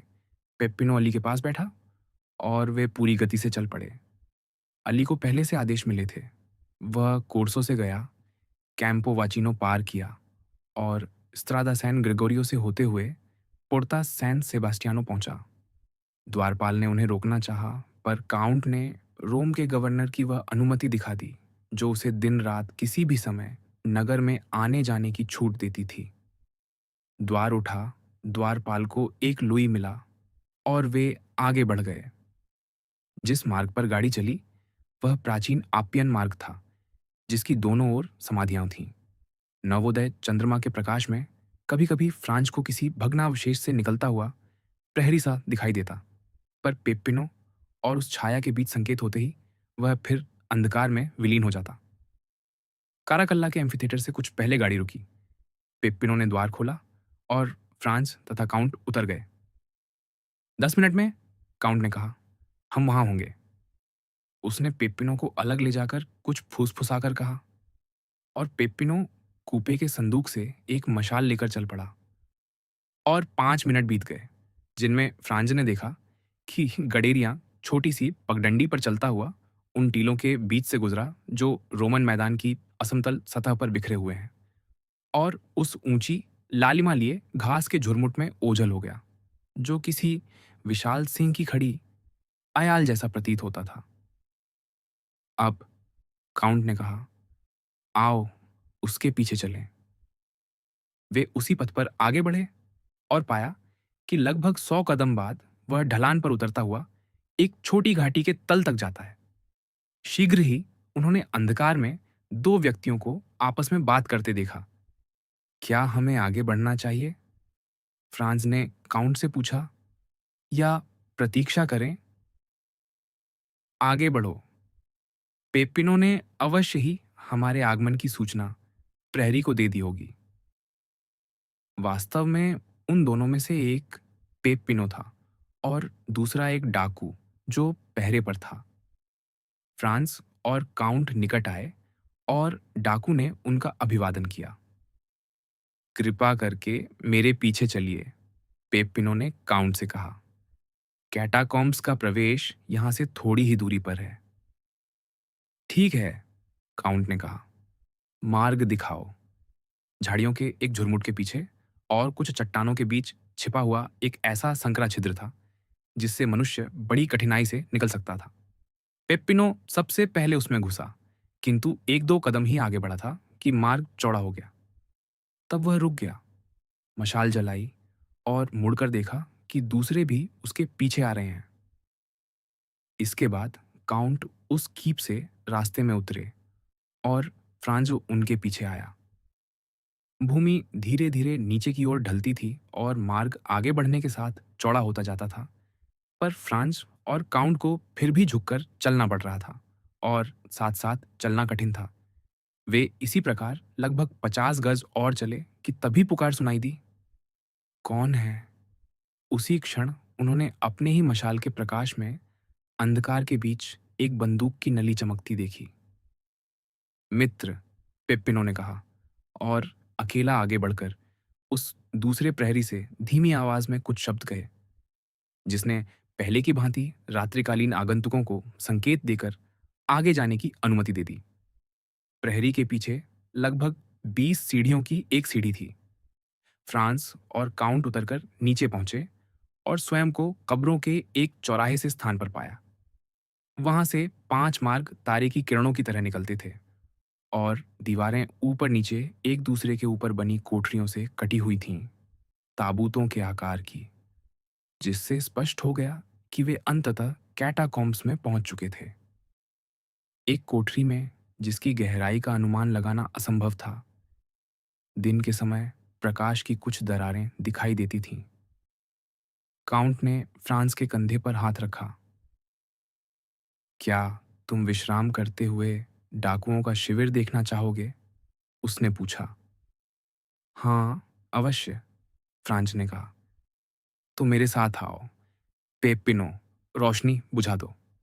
पेप्पिनो ने आज्ञा का पालन किया और वे घोर अंधकार में डूब गए, किंतु उनसे लगभग 50 गज आगे दीवारों पर कुछ लालिमा लिए प्रकाश की झलकियां अब भी खेल रही थीं, जो मशाल बुझ जाने के बाद और अधिक स्पष्ट दिख रही थीं। वे मौन में आगे बढ़े, काउंट फ्रांस का मार्गदर्शन करते हुए, मानो उसे अंधकार में देखने की असाधारण क्षमता हो। और फ्रांस स्वयं भी रास्ता अधिक स्पष्ट पहचानने लगा, जैसे जैसे वे उस प्रकाश के निकट आते गए जो उन्हें दिशा दिखा रहा था। अंततः वे 3 मेहराबों से गुजरे, जिनमें बीच वाला द्वार का काम करता था। एक ओर ये मेहराब उस गलियारे में खुलते थे जिससे वे आए थे, और दूसरी ओर एक बड़े चौकोर कक्ष में, जो चारों ओर उन्हीं कोठरियों से घिरा था जिनका उल्लेख पहले किया जा चुका है। कक्ष के मध्य 4 पत्थर रखे थे, जो कभी वेदी का काम करते रहे होंगे, जैसा कि उन पर बना क्रॉस अभी भी दिखाता था। एक अकेला दीपक, जो एक स्तंभ के दंड पर रखा था, मंद और कांपता हुआ प्रकाश उस विचित्र दृश्य पर डाल रहा था जिसे दोनों आगंतुक छाया में खड़े होकर देख रहे थे। एक व्यक्ति बैठा था, कोहनी स्तंभ पर टिकाए हुए, और पढ़ रहा था। उसकी पीठ उन मेहराबों की ओर थी जिनसे नए आगंतुक उसे देख सकते थे। वह गिरोह का मुखिया था, लुइजी वाम्पा। उसके चारों ओर लगभग 20 डाकू दिखाई दे रहे थे, जैसे तैसे पड़े हुए, अपने चौघों में लिपटे, या दीवारों के चारों ओर बनी पत्थर की बेंच सी पर टिके हुए। प्रत्येक के पास उसका हथियार हाथ की पहुंच में था। सबसे दूर, मुश्किल से दिखाई देता हुआ, किसी भूत सा एक प्रहरी उस स्थान के सामने आगे पीछे टहल रहा था, जिसे केवल इसलिए पहचाना जा सकता था कि वहां अंधकार और भी घना प्रतीत होता था। जब काउंट ने समझा कि फ्रांस को यह चित्रमय दृश्य अच्छी तरह देख लेने का समय मिल गया है, तो उसने मौन बनाए रखने के लिए होठों पर उंगली रखी। फिर गलियारे से कक्ष में जाने वाली 3 सीढ़ियां चढ़ी, मध्य मेहराब से होकर भीतर गया और वाम्पा की ओर बढ़ा, जो अपने पाठ में इतना तल्लीन था कि उसे पदचाप की कोई आहट सुनाई नहीं दी। कौन है?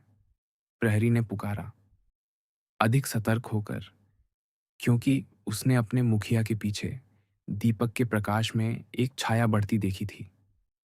इस पर वाम्पा उछलकर खड़ा हो गया और साथ ही अपनी कमर से एक पिस्तौल निकाल ली। तुरंत सभी डाकू खड़े हो गए और 20 बंदूकों की नालें काउंट की ओर तान दी गईं।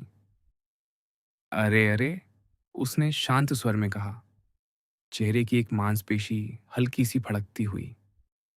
प्रिय वाम्पा, किसी मित्र का स्वागत करने के लिए इतना शोर करने की आवश्यकता नहीं। डाकुओं के मुखिया ने एक हाथ के अधिकारपूर्ण संकेत से हथियार नीचे रखने को कहा और दूसरे हाथ से सम्मानपूर्वक अपनी टोपी उतार ली। फिर उस असाधारण व्यक्ति की ओर मुड़कर, जो पूरे दृश्य पर छाया हुआ था, उसने कहा कि वह क्षमा चाहता है और इस भेंट की अपेक्षा नहीं कर रहा था, इसलिए पहचान नहीं सका। लगता है तुम्हारी स्मृति हर बात में कमजोर है वाम्पा, काउंट ने कहा। तुम न केवल किसी व्यक्ति का चेहरा भूल जाते हो, बल्कि उससे किया गया समझौता भी। मैंने कौन सा समझौता भुला दिया है? डाकू ने ऐसे स्वर में पूछा जिससे स्पष्ट था कि यदि उसे भूल हुई है तो वह उसे सुधारने को तत्पर है। क्या यह तय नहीं हुआ था, काउंट ने कहा, कि न केवल मेरा बल्कि मेरे मित्रों का व्यक्ति भी तुम्हारे लिए अछूत रहेगा? मैं इसमें कहाँ चूका? आज शाम तुम ऑलबर्ट द मोरसेफ को उठाकर यहां ले आए। अब, काउंट ने ऐसे स्वर में कहा कि फ्रांस सिहर उठा। यह युवक मेरा मित्र है, उसी होटल में ठहरा है जहां मैं हूं। 1 सप्ताह तक वह मेरे ही रथ में कोर्सों पर घूमता रहा, और फिर भी तुमने उसे पकड़ लिया, यहां ले आए, और ये कहते हुए काउंट ने जेब से पत्र निकाला। उसके सिर पर कीमत लगा दी, जैसे किसी साधारण व्यक्ति के लिए। मुझे इसकी सूचना क्यों नहीं दी गई? मुखिया ने अपने लोगों की ओर देखते हुए कहा, जो उसकी दृष्टि से सिमट गए। तुमने मुझे ऐसी स्थिति में क्यों डाल दिया कि मैं उस वचन से चूक जाऊं जिसके द्वारा हमारा जीवन उस व्यक्ति के हाथों में है? मसीह के रक्त की शपथ, यदि मुझे पता होता कि तुम में से किसी को भी यह झांत था कि यह युवक उसका मित्र है, तो मैं स्वयं उसका मस्तिष्क उड़ा देता। देखा, काउंट ने फ्रांस की ओर मुड़कर कहा, मैंने कहा था कि कोई भूल अवश्य हुई है। आप अकेले नहीं हैं? वाम्पा ने चिंतित होकर पूछा। मैं उसके साथ हूं जिसे यह पत्र संबोधित है, और मैं उसे यह सिद्ध करना चाहता था कि लुइजी वाम्पा अपने वचन का पक्का है। आइए, उसने फ्रांज से कहा। लुइजी वाम्पा स्वयं आपसे कहेगा कि वह अपनी भूल पर कितना व्यथित है। फ्रांज कक्ष में आया। मुखिया उसकी ओर बढ़ा। हमारे बीच आपका स्वागत है, उसने कहा। आपने अभी जो कहा गया और उसका उत्तर सुना है, मैं इतना और जोड़ सकता हूं कि 4,000 प्यास्त्र के बदले भी मैं यह नहीं चाहता था कि आपके मित्र के साथ ऐसा हो। पर बंदी कहाँ है? फ्रांज ने चारों ओर देखते हुए व्याकुलता से पूछा। मुझे वह दिखाई नहीं दे रहा। आशा है कि उसे कोई हानि नहीं पहुंची, काउंट ने भौहें सिकोड़ते हुए कहा। बंदी वहां है, वाम्पा ने उस कोठरी की ओर संकेत करते हुए कहा, जिसके सामने प्रहरी टहल रहा था। मैं स्वयं जाकर उसे बताऊंगा कि वह मुक्त है। मुखिया उस स्थान की ओर गया जहां अल्बर्ट को बंद रखा गया था और उसके पीछे काउंट तथा फ्रांजो चले। बंदी क्या कर रहा है? वाम्पा ने प्रहरी से पूछा। सच कहूं तो मुझे नहीं पता, उसने उत्तर दिया।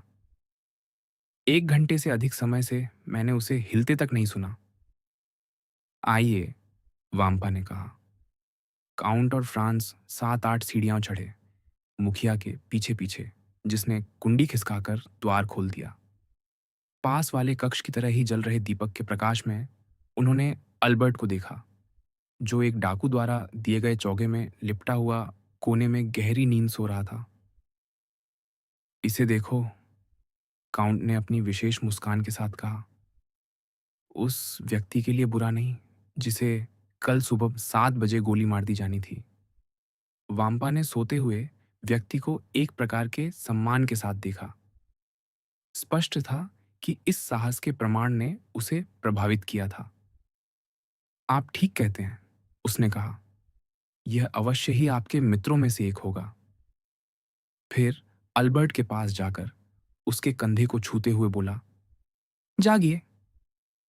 अल्बर्ट ने अंगड़ाई ली, आंखें मली और खोल दी। आहा, तुम, उसने कहा। काश तुमने मुझे सोने दिया होता। मैं बड़ा सुहावना स्वप्न देख रहा था। मैं तोरलोनिया के यहाँ जी के साथ गैलोपाद नृत्य कर रहा था। उसने अपनी घड़ी निकाली, जिसे वह समय देखने के लिए अपने पास रखे हुए था। अभी तो केवल 1:30 बजे हैं, वह चिल्लाया। इस समय मुझे जगाने की क्या आवश्यकता थी? यह बताने के लिए कि आप मुक्त हैं।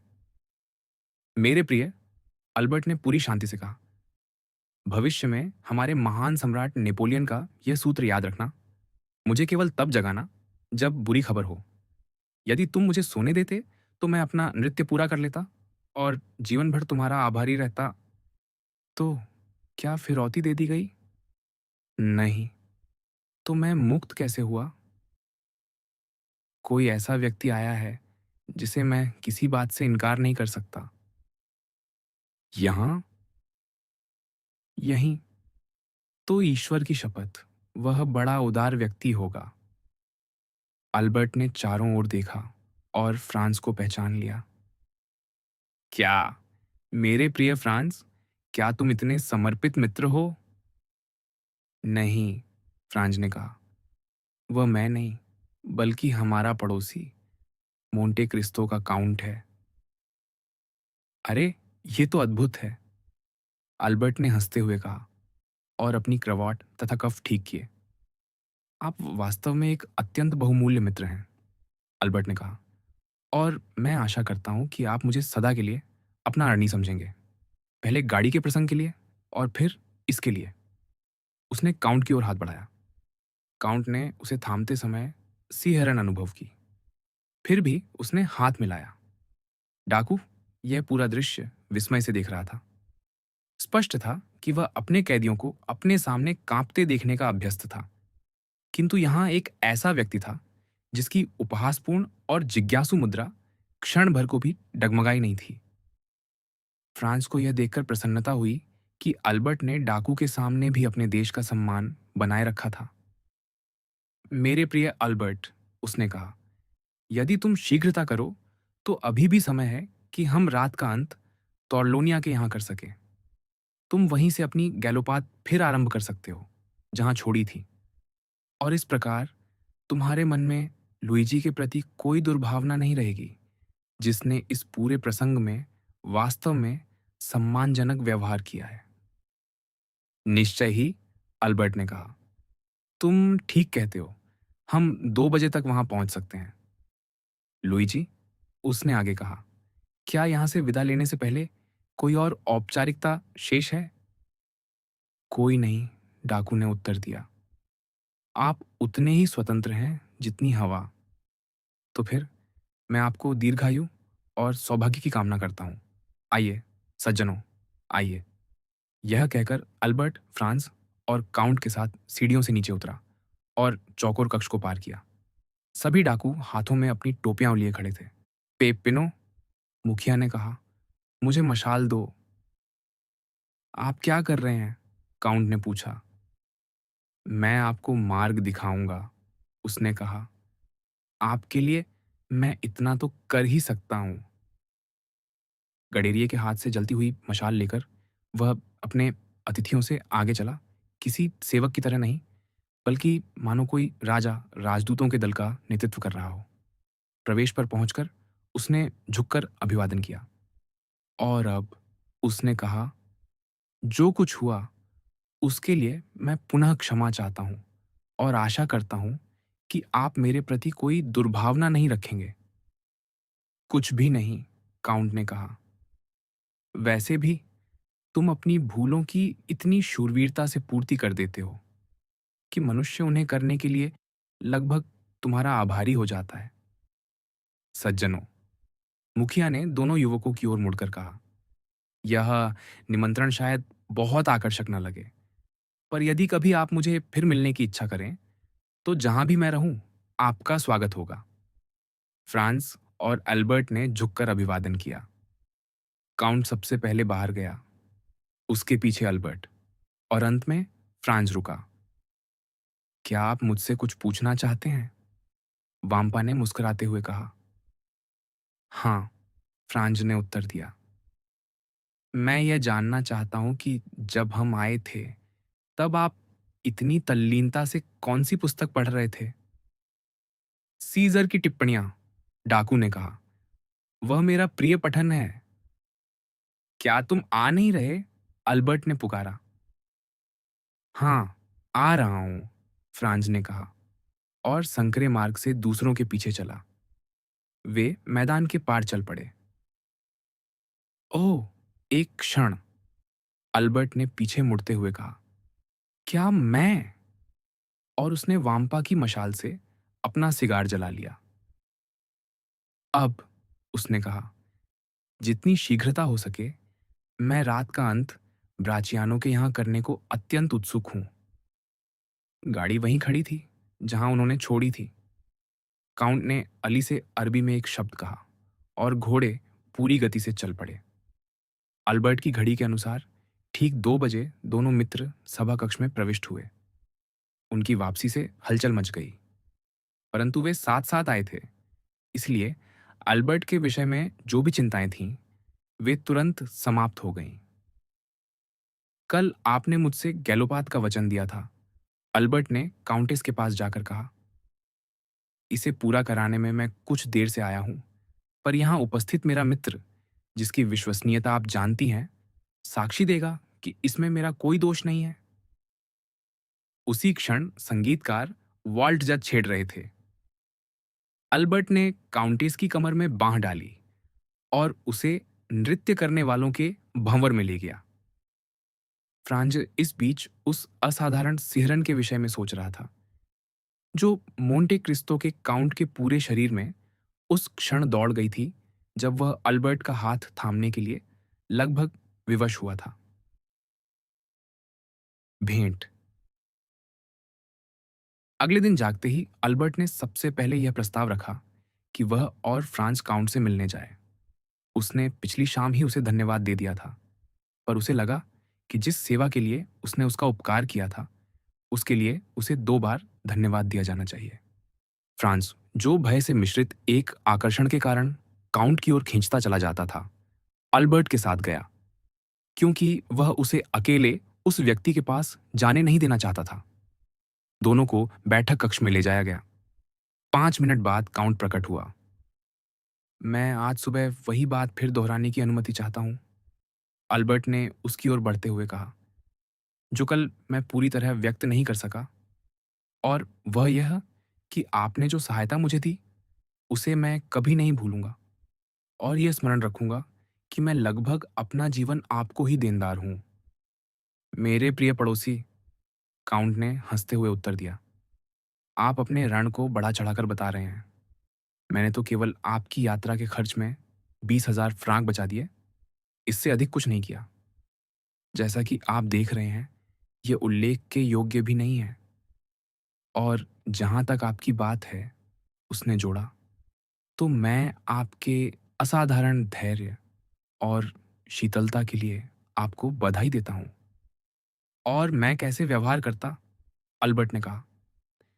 मैंने स्वयं से यह मान लिया था कि मैं किसी विवाद में पड़ गया हूं, और उसका परिणाम द्वंद्व के रूप में निकला है।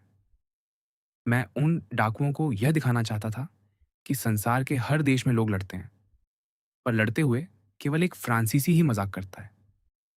फिर भी चूंकि आपका उपकार कम नहीं हुआ है, इसलिए मैं आपसे पूछने आया हूं कि क्या मैं स्वयं या अपने मित्रों अथवा परिचितों के माध्यम से कभी आपके किसी काम आ सकता हूं।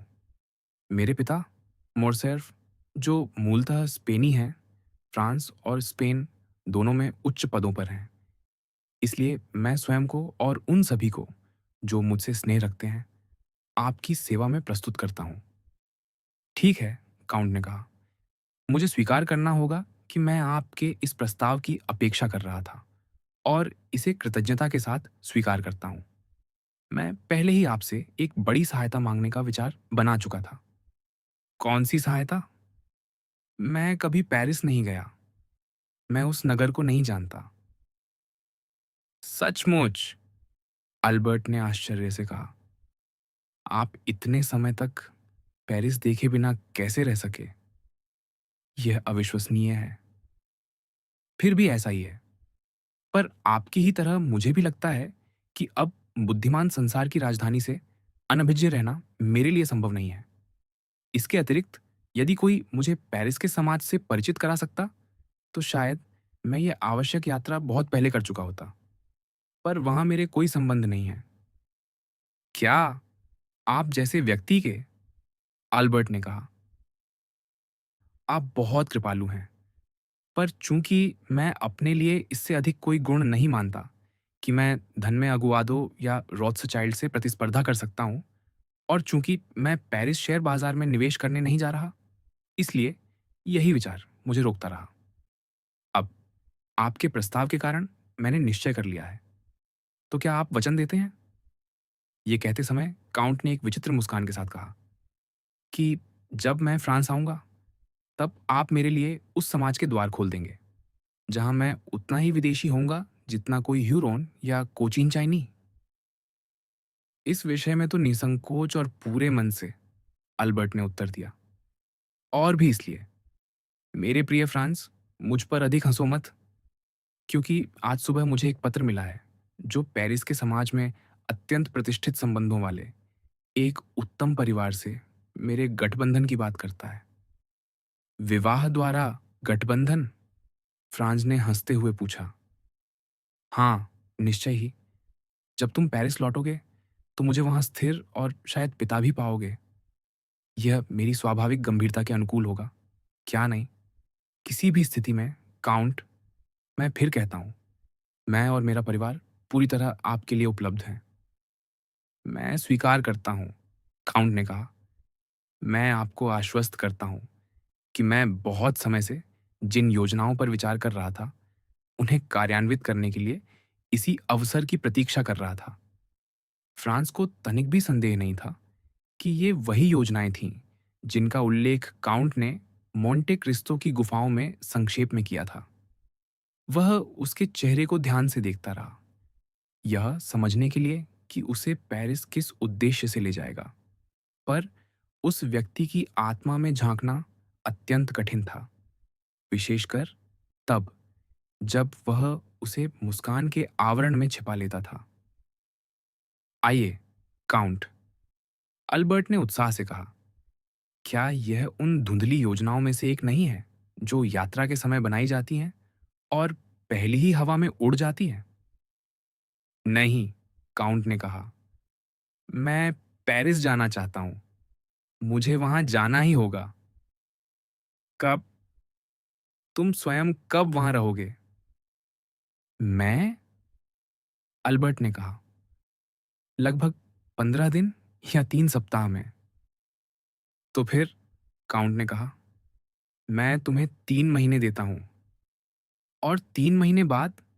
अल्बर्ट ने प्रसन्नता से कहा, आप मेरे द्वार पर दस्तक देंगे? क्या हम दिन और घंटे तक का निश्चय कर लें? काउंट ने कहा, मैं अत्यंत समयनिष्ठ हूं। दिन और घंटे तक, अल्बर्ट ने कहा, यह मुझे पूरी तरह स्वीकार है। तो निश्चय हुआ। काउंट ने दर्पण के पास लटके कैलेंडर की ओर हाथ बढ़ाया। आज 21 फरवरी है। उसने घड़ी निकाली। और सुबह के 10:30 बजे हैं। क्या मैं 21 मई को 10:30 बजे आ सकता हूं? पूर्णतः, अल्बर्ट ने कहा, नाश्ता तैयार होगा। आप कहाँ रहते हैं? हेल्दर मार्ग, संख्या 27। क्या वह अविवाहित आवास है? मैं बाधा तो नहीं डालूंगा? मैं अपने पिता के घर में रहता हूँ, पर आंगन के पीछे, अलग निवास में। बहुत अच्छा। काउंट ने अपनी नोटबुक निकाली और लिखा, हेल्दर मार्ग, संख्या 27, 21 मई, सुबह 10:30 बजे। अब, उसने नोटबुक जेब में रखते हुए कहा, निश्चिंत रहिए, आपकी घड़ी की सुई मुझसे अधिक समयनिष्ठ नहीं होगी। क्या मैं प्रस्थान से पहले आपको देख पाऊंगा? अल्बर्ट ने पूछा। यह इस पर निर्भर करता है। आप कब जा रहे हैं? कल शाम 5 बजे। तो फिर मुझे आपसे विदा लेनी होगी। मुझे नेपल्स में कार्य है और मैं शनिवार की शाम या रविवार की सुबह से पहले नहीं लौटूंगा। और आप? काउंट ने फ्रांस की ओर मुड़कर पूछा। क्या आप भी जा रहे हैं? हाँ। फ्रांस? नहीं, वेनिस। मैं इटली में 1-2 वर्ष और ठहरूंगा। तो पेरिस में भेंट नहीं होगी? मुझे भय है कि वह सम्मान मुझे नहीं मिलेगा। तो ठीक है, शुभ यात्रा, काउंट ने दोनों मित्रों से कहा और उन्हें हाथ दिया। यह पहला अवसर था जब फ्रांज ने उस व्यक्ति का हाथ छुआ और वह सिहर उठा। वह किसी शव के हाथ की तरह ठंडा था। एक बार फिर, अल्बर्ट ने कहा, तो निश्चय रहा। हेल्दर मार्ग, संख्या 27, 21 मई, सुबह 10:30 बजे। 21 मई, सुबह 10:30 बजे। हेल्दर मार्ग, संख्या 27, काउंट ने दोहराया। इसके बाद दोनों युवक काउंट से विदा लेकर चले गए। क्या बात है? अल्बर्ट ने पूछा जब वे उसके कमरों में लौट आए। तुम किसी बात में बहुत उलझे हुए लगते हो। हाँ, फ्रांज ने कहा, मुझे स्वीकार करना होगा कि काउंट एक विचित्र व्यक्ति है और पेरिस में तुमसे की गई उसकी भेंट को लेकर मैं चिंतित हूं। चिंतित? भेंट को लेकर? अल्बर्ट ने कहा, यह तो कभी नहीं सुना। क्या तुम पागल हो, मेरे प्रिय फ्रांज? पागल हो या न हो, पर मैं इसे टाल नहीं सकता। सुनो, अल्बर्ट ने कहा, मैं इस अवसर पर तुमसे यह बात कहना चाहता हूं। मुझे सदा लगा है कि तुम काउंट के प्रति कुछ ठंडे रहे हो, जबकि मेरी दृष्टि में वह हमारे प्रति हमेशा अत्यंत सौम्य रहा है। क्या तुम्हें उसके विरुद्ध कोई विशेष आपत्ति है? शायद। क्या तुम उससे यहां मिलने से पहले कहीं मिले थे? ठीक यही। कहाँ? क्या तुम मुझे वचन देते हो कि जो कुछ मैं कहने जा रहा हूं उसके बारे में एक शब्द भी नहीं बोलोगे? मैं वचन देता हूं। सम्मान की शपथ पर? सम्मान की शपथ पर। ठीक है, तब मैं बताता हूँ। फ्रांज ने मोंटे क्रिस्तो द्वीप की अपनी यात्रा का वर्णन किया। कैसे वहां उसे तस्करों का एक दल मिला और उनमें 2 कोर्सिकन डाकू भी थे। उसने विस्तार से उस परिकठा जैसी आतिथ्य व्यवस्था का वर्णन किया जो काउंट ने उसे अपनी गुफा में दी थी। रात का भोजन, हशीश, मूर्तियां, यथार्थ और स्वप्न। और कैसे जागने पर उन सब घटनाओं का कोई प्रमाण शेष नहीं था, सिवाय उस छोटी नौका के जो पोर्तो वेकियो की ओर क्षितिज में लुप्त हो रही थी। फिर वह रोम पहुंचा। कोलोसियम की वह रात और काउंट तथा वाम्पा के बीच पेप्पिनो के विषय में हुई बातचीत, जिसमें काउंट ने डाकू के लिए क्षमा दिलाने का वचन दिया था और जिसे उसने पूरी तरह निभाया। अंततः वह पिछली रात के साहसिक प्रसंग पर आया, उस कठिनाई पर जब उसे झांत हुआ कि आवश्यक राशि से वह 6 या 700 प्यास्त्र कम है, और उस विचार पर जो अंततः उसके मन में आया कि वह काउंट के पास जाए और जिसका परिणाम एक साथ विलक्षण और संतोषजनक सिद्ध हुआ। अल्बर्ट ने पूरी एकाग्रता से सुना। तो अब, उसने कहा, जब कथा समाप्त हुई, इस सब में तुम उसे किस बात का दोष देते हो? काउंट एक यात्री है और उसके पास अपनी नाव है क्योंकि वह धनी है। पोर्ट्समाउथ या साउथहैम्पटन जाओ और तुम अमीर अंग्रेजों की नौकाओं से भरे बंदरगाह देखोगे जो उसी शौक में लिप्त हैं, ताकि यात्रा में उसे कहीं ठहरने की जगह मिले, ताकि उसे उस भयानक भोजन को न खाना पड़े जो पिछले 4 महीनों से मुझे और पिछले 4 वर्षों से तुम्हें विष दे रहा है, और ताकि उसे उन घृणित बिस्तरों पर न सोना पड़े जिन पर नींद ही नहीं आती। इसलिए उसने मोंटे क्रिस्तो पर एक छोटा निवास सजवाया। जब वह सुसज्जित हो गया तो उसे भय हुआ कि टस्कन सरकार उसे निकाल देगी और उसका धन नष्ट हो जाएगा। इसलिए उसने द्वीप ही खरीद लिया और उसका नाम अपना लिया। मेरे प्रिय मित्र, सोचो तो सही, कितने लोग ऐसे हैं जिन्होंने उन संपत्तियों के नाम अपनाए हों जो कभी उनके पास थी ही नहीं। पर उसके दल में कोर्सिकन डाकुओं का क्या? फ्रांज ने पूछा। उनका क्या? अल्बर्ट ने कहा। इसमें आश्चर्य की क्या बात है? तुम जानते हो कि कोर्सिकन डाकू चोर नहीं होते, बल्कि केवल ऐसे निर्वासित लोग होते हैं जिन्हें किसी वैर के कारण अपने नगर या गांव से निकाल दिया गया हो। उनके साथ उठना बैठना किसी को कलंकित नहीं करता। सच कहूं तो यदि मैं कभी कोर्सिका गया तो गवर्नर और प्रीफेक्ट से मिलने से पहले मैं कोलंबा के डाकुओं से मिलवाया जाना चाहूंगा, यदि वे कहीं मिल जाएं। मुझे तो वे बड़े मनोहर लगते हैं। पर वाम्पा और उसका गिरोह, फ्रांज ने आगे कहा, ऐसे डाकू हैं जो लोगों का अपहरण कर उनसे धन ऐंठते हैं। तुम इसे नकार नहीं सकते। ऐसे लोगों पर काउंट के प्रभाव के बारे में तुम क्या कहते हो? मैं क्या कहता हूं? अल्बर्ट ने उत्तर दिया, यह कि चूंकि संभवतः मैं अपना जीवन उसी प्रभाव का ऋणी हूं, इसलिए मुझे उसकी आलोचना करने का अधिकार नहीं है। इसलिए जहां तुम इसे घोर अपराध मानते हो, वहीं मैं उसे क्षमा कर देता हूं। यदि मेरे प्राण बचाने के लिए नहीं, जो शायद कुछ अधिक हो जाएगा, तो कम से कम 4,000 प्यास्त्र बचाने के लिए, जो हमारी मुद्रा में 24,000 लिव्र होते हैं। फ्रांस में मेरी कीमत इतनी ऊंची ना होती, जो केवल यह सिद्ध करता है। उसने हंसते हुए जोड़ा कि कोई भी व्यक्ति अपने ही देश में भविष्यवक्ता नहीं होता। यही तो बात है, फ्रांज ने कहा। काउंट किस देश का है? उसकी भाषा क्या है? उसके जीवन निर्वाह के साधन क्या हैं? उसकी विशाल संपत्ति कहां से आई? इस रहस्यमय और अज्ञात जीवन का पहला भाग क्या था जिसने दूसरे भाग पर इतना अंधकारमय और मानव विरोधी साया डाल दिया है? यदि मैं तुम्हारी जगह होता तो मैं यही जानना चाहता। मेरे प्रिय फ्रांस, अल्बर्ट ने कहा, जब तुम्हें मेरा पत्र मिला और तुमने देखा कि हमें काउंट के प्रभाव की आवश्यकता है, तो तुम उसके पास गए और कहा, मेरा मित्र अल्बर्ट द मोरसेर्फ संकट में है, उसे बचाने में मेरी सहायता करो। क्या ऐसा नहीं था? हाँ। और क्या उसने तुमसे पूछा, ये अल्बर्ट द मोरसेर्फ कौन है? उसका नाम कहाँ से आया? उसकी संपत्ति कहाँ से आई? उसके साधन क्या हैं? उसका देश कौन सा है? उसका जन्म कहाँ हुआ? बताओ, क्या उसने ये सब पूछा? नहीं, फ्रांज ने कहा, यह मैं स्वीकार करता हूँ। वह बस आया, उसने मुझे पाम्पा के चंगुल से छुड़ाया, जिसमें तुम जिसे मेरी पूरी निश्चिंतता कहते हो, उसके बावजूद मुझे स्वीकार करना होगा कि मेरी दशा बड़ी दयनीय थी।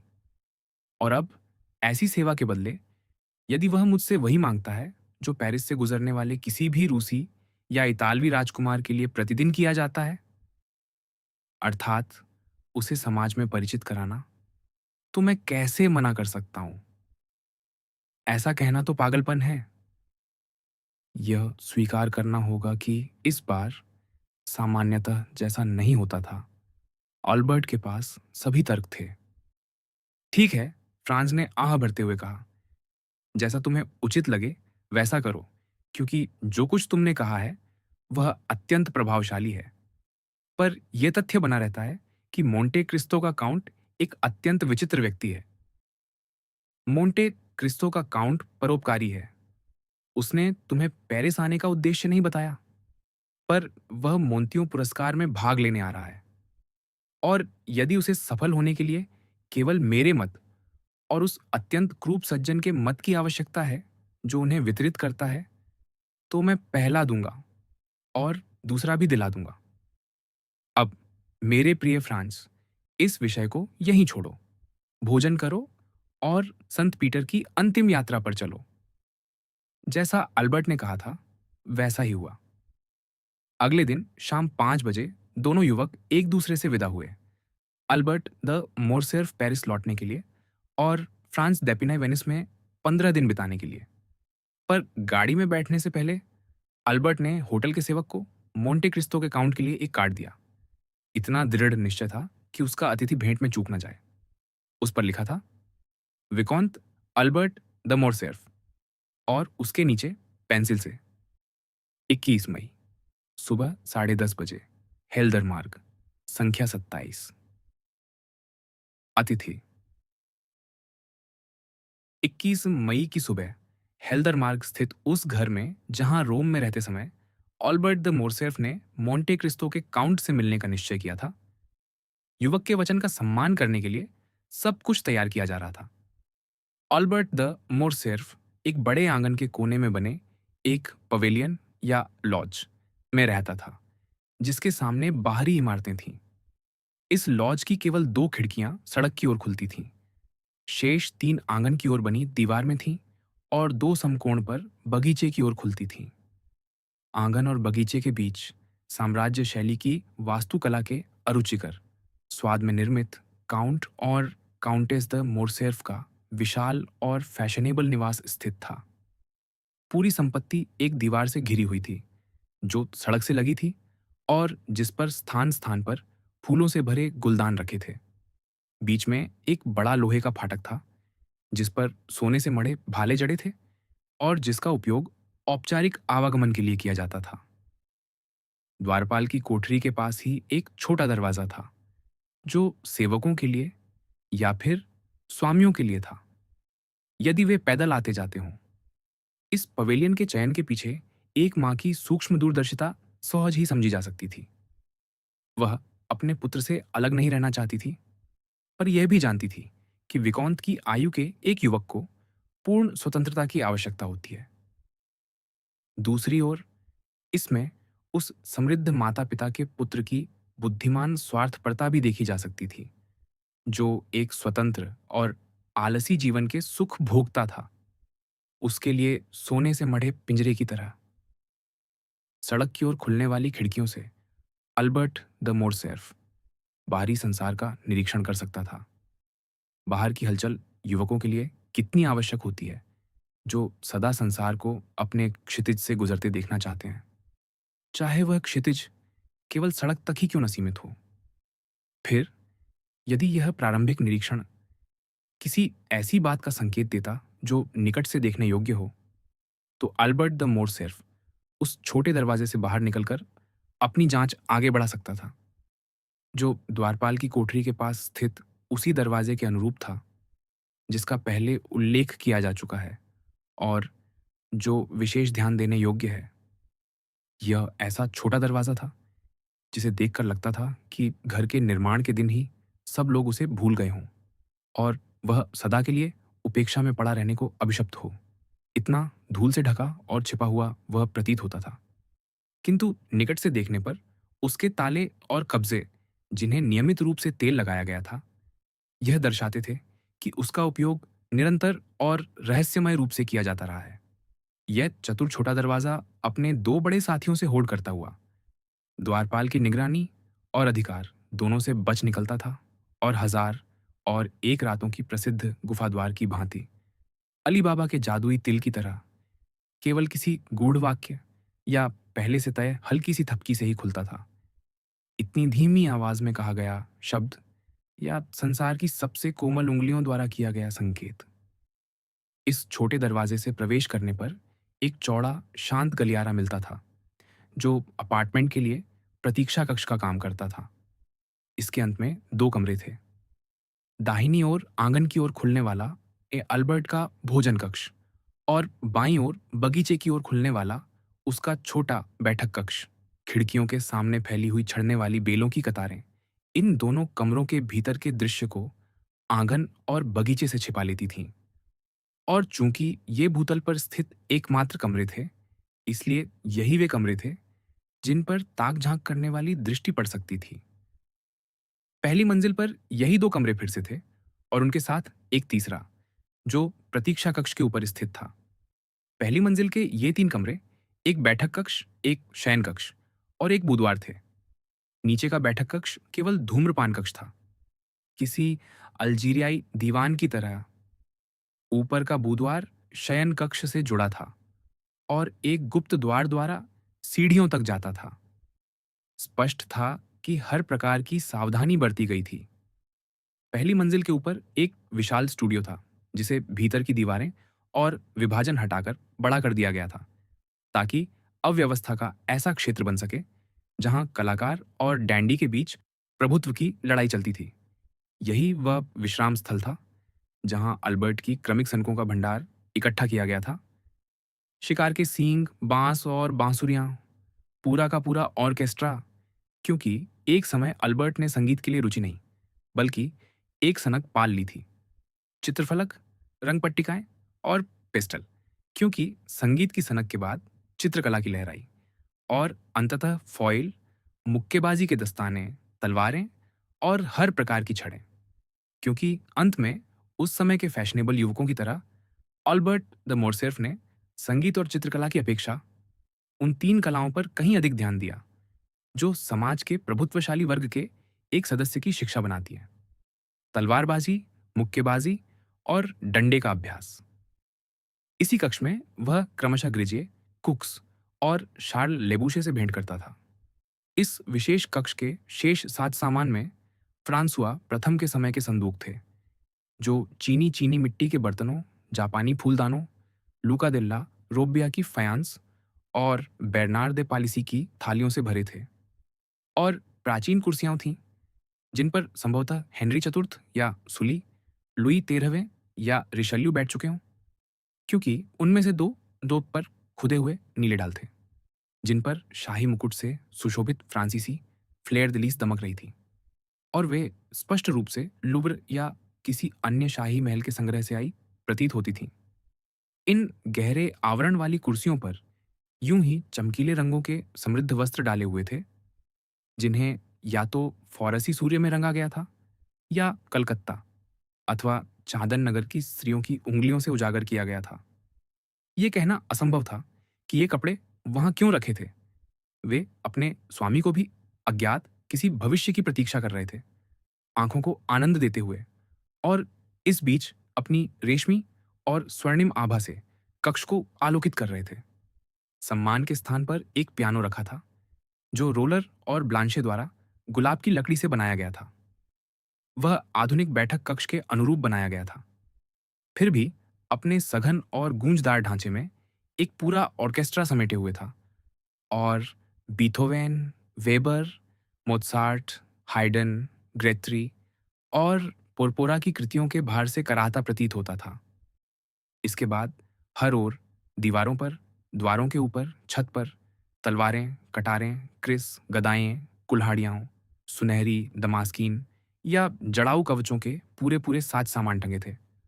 साथ ही वनस्पति संग्रह, खनिज नमूनों के खंड और ठूंसे हुए पक्षी थे, जो अपने चमकीले ज्वालामय पंखों को स्थिर उड़ान में फैलाए हुए थे और अपनी कभी ना बंद होने वाली चोंचें खोले हुए थे। कहने की आवश्यकता नहीं कि यह कक्ष अल्बर्ट का सबसे प्रिय था।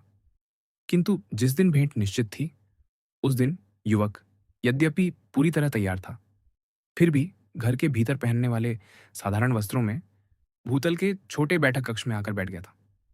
यहाँ उस दीवान से कुछ दूरी पर रखी मेज पर और डच लोगों द्वारा अत्यंत सराही जाने वाली दरारदार फयान्स की मर्तबानों में सुसज्जित रूप से प्रदर्शित तंबाकू की सभी जात किस्में रखी थीं। पीले पीटर्सबर्ग से लेकर काले सिनाई तक, और बीच में मैरीलैंड, पुएर्तो रिको और लाताकिया। उनके पास सुगंधित लकड़ी के डिब्बों में आकार और गुणवत्ता के क्रम से पुरो, रेगालिया, हवाना और मनीला सिगार सजे थे। अंततः एक खुले रैक पर जर्मन पाइपों का संग्रह था। अंबर के कटोरों वाले चिबूक, मूंगे से सजे हुए और सोने से जड़े नारगिले, जिनकी लंबी मोरक्को की नलियां सर्पों की भांति बल खाती हुई थीं, जो धूम्रपान करने वाले की पसंद या सनक की प्रतीक्षा कर रहे थे। इस व्यवस्था, या कहें कि उस सुनियोजित अव्यवस्था की देखरेख स्वयं अल्बर्ट ने की थी, जिसे आधुनिक भोज में अतिथि धुइयों के बीच से देखते हैं, जब वह उनके होठों से निकलकर लंबी विलक्षण कुंडलियों में छत की ओर उठता है। 10:15 एक शयन सेवक भीतर आया। यह 15 वर्ष का एक छोटा सायस था, जो केवल अंग्रेजी बोलता था और जॉन नाम से पुकारा जाता था। वही मोरसेफ का एकमात्र सेवक था।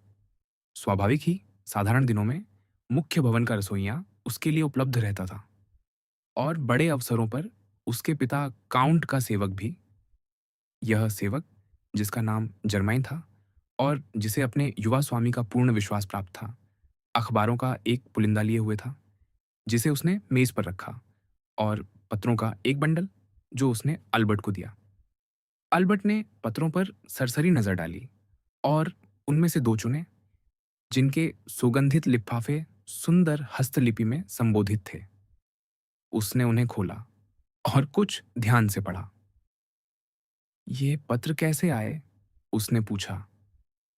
एक डाक से आया, दूसरा डैंगलार्स के सेवक द्वारा लाया गया। डैंगलार्स को बता देना कि मैं उसके बॉक्स में दी गई जगह स्वीकार करता हूं। ठहरो, फिर दिन में रोजा के यहां जाना और उसे कहना कि उसके निमंत्रण के अनुसार मैं ओपेरा से निकलकर उसके यहाँ रात्रि भोजन करूंगा, और उसके लिए अलग-अलग प्रकार की 6 बोतलें शराब की ले जाना, साइप्रस, शेरी, मालागा, और ऑस्टेंड के सीपों का एक पीपा सीप बोरेल से खरीदना, और उसे बता देना कि वे मेरे लिए हैं। नाश्ता किस समय परोसना है? अभी कितने बजे हैं? 10:15। तो ठीक 10:30 नाश्ता परोसना। देब्रे को अपने मंत्रालय जाना पड़ सकता है, और किसी भी दशा में। अल्बर्ट ने अपनी नोटबुक देखी। यही वह समय है जो मैंने काउंट के साथ तय किया था। 21 मई, सुबह 10:30। यद्यपि मैं उसके वचन को बहुत महत्व नहीं देता, फिर भी मैं समयनिष्ठ रहना चाहता हूं। क्या तुम्हें पता है कि काउंटेस जाग चुकी हैं? यदि आप चाहें तो मैं पता कर सकता हूं। करो, उनसे उनके मदिरा कक्षों में से एक मांगना। मेरा अब भी पूरी तरह भरा नहीं है। और उनसे कहना कि मैं लगभग 3 बजे उन्हें मिलने का सम्मान प्राप्त करना चाहता हूं, और किसी व्यक्ति से उनका परिचय कराने की अनुमति चाहता हूं। सेवक के चले जाने पर अल्बर्ट दीवान पर ढासा गया। 2-3 अखबारों के आवरण फाड़े, रंगमंच के कार्यक्रम देखे। यह देखकर भौहें सिकोड़ ली कि ओपेरा है, बैले नहीं। दवाइयों के विज्ञापनों में व्यर्थ ही दांतों के लिए किसी लेप को ढूंढा, जिसके विषय में उसने सुना था, और अंततः पेरिस में सबसे अधिक पढ़े जाने वाले 2-3 पत्रों को एक-एक कर परे फेंक दिया, लंबी जम्हाई के बीच बुदबुदाते हुए। सचमुच ये अखबार दिन प्रतिदिन और भी भयानक रूप से नीरस होते जा रहे हैं। उसी क्षण एक हल्की गाड़ी द्वार पर आकर रुकी, और थोड़ी देर बाद सेवक लौटकर लुसियान देब्रय के आगमन की सूचना देने आया। एक लंबा युवक, गोरे बालों वाला, पीला सा, आत्मविश्वास से भरी धूसर आंखों और ठंडी पतली होंठों वाला, नीले कोट में जिस पर खुदे हुए सुनहरे बटन थे, सफेद क्रवाट पहने हुए और कछुए के खोल की म्यान में जरा एक मोनोकल रेशमी डोरी से लटकाए हुए, जिसे वह समय समय पर भौहों और गाल की हड्डियों के समन्वित प्रयास से दाहिनी आंख की कोटर में जमा लेता था। बिना मुस्कुराए, बिना बोले और अर्ध आधिकारिक मुद्रा में भीतर आया। सुप्रभात, लुसियां, सुप्रभात, अल्बर्ट ने कहा। अरे, तुम तो अपनी समय निष्ठा से मुझे डरा ही देते हो। समय निष्ठा? क्या कह रहा हूं मैं? मैं तो तुम्हें सबसे अंत में आने की आशा कर रहा था और तुम 10:15 पर आ पहुंचे हो, जबकि निमंत्रण 10:30 का तय था। यह तो चमत्कार है। क्या इसका अर्थ यह है कि सरकार गिर गई है? नहीं मेरे प्रिय, युवक ने दीवान पर बैठते हुए कहा। निश्चिंत रहो, हम सदा डगमगाते रहते हैं, पर गिरते नहीं। अब तो मैं ये सोचने लगा हूं कि हम पूरी तरह अचल होते जा रहे हैं, यहां तक कि प्रायद्वीप के मामलों के बिना भी, जो अंततः हमें स्थायी रूप से जमा देंगे। हाँ, ठीक है। तुम स्पेन के डॉन कार्लोस से छुटकारा पा रहे हो। बिल्कुल नहीं, उसने कहा। हमें बात ठीक करनी चाहिए। हम उसे फ्रांसीसी सीमा के पार ले जा रहे हैं और बुर्ज में उसका अत्यंत शाही आतिथ्य कर रहे हैं। बुर्ज में? हाँ, और उसे शिकायत करने का कोई कारण भी नहीं है। बुर्ज राजा शार्ल सप्तम की राजधानी है। क्या तुम्हें पता नहीं था? कल से पूरा पेरिस ये जानता है, और उससे एक दिन पहले ही यह स्टॉक एक्सचेंज तक पहुंच चुका था। क्योंकि डैंगलार्स, मुझे नहीं पता वह व्यक्ति यह सब हमसे पहले कैसे जान लेता है। डांगलार्स ने तेजी पर दांव लगाया और 10 लाख जीत लिया। और तुमने भी, लगता है, एक नया फीता पा लिया है। क्या वह नीला बैंड नहीं है जो तुम्हारी बाकी अलंकरणों के बीच चमक रहा है? हम्म, उन्होंने मुझे शार्ल तृतीय का पदक भेजा है, देब्रय ने लापरवाही से उत्तर दिया। आओ, ये दिखावा मत करो कि तुम्हें प्रसन्नता नहीं हुई। मान लो कि तुम्हें यह पाकर खुशी है। खैर, हाँ, है तो सही। फैशन के गहने के रूप में पदक ऊंचे बटन वाले काले फ्रॉक कोट पर काफी अच्छा लगता है। बहुत सुरुचिपूर्ण। और मोरसेर्फ ने मुस्कुराते हुए कहा, यह आदमी को प्रिंस ऑफ वेल्स या ड्यूक ऑफ राइक्सटाड जैसा दिखाता है। इसीलिए तुम मुझे आज सुबह इस समय देख रहे हो, मेरे प्रिय, क्योंकि तुम मुझे यह बताने आए थे कि तुम्हें शार्ल तृतीय का पदक मिला है।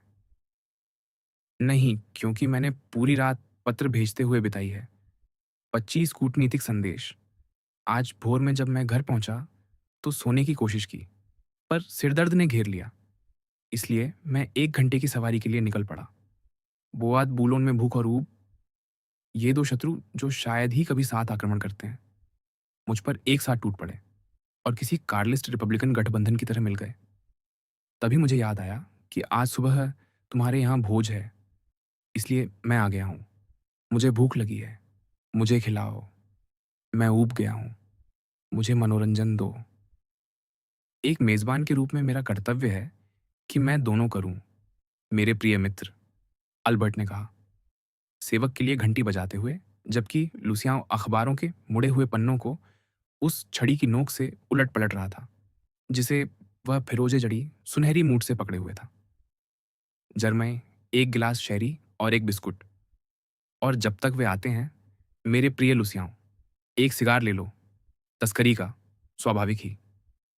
मैं आग्रह करता हूं कि तुम एक जरूर आजमाओ और अपने मंत्रालय को यह सुझाओ कि वे हमें भी यही बेचें, उन सूखे अखरोट पत्तों के बजाय जिन्हें वे ईमानदार नागरिकों को पीने के लिए मजबूर करते हैं।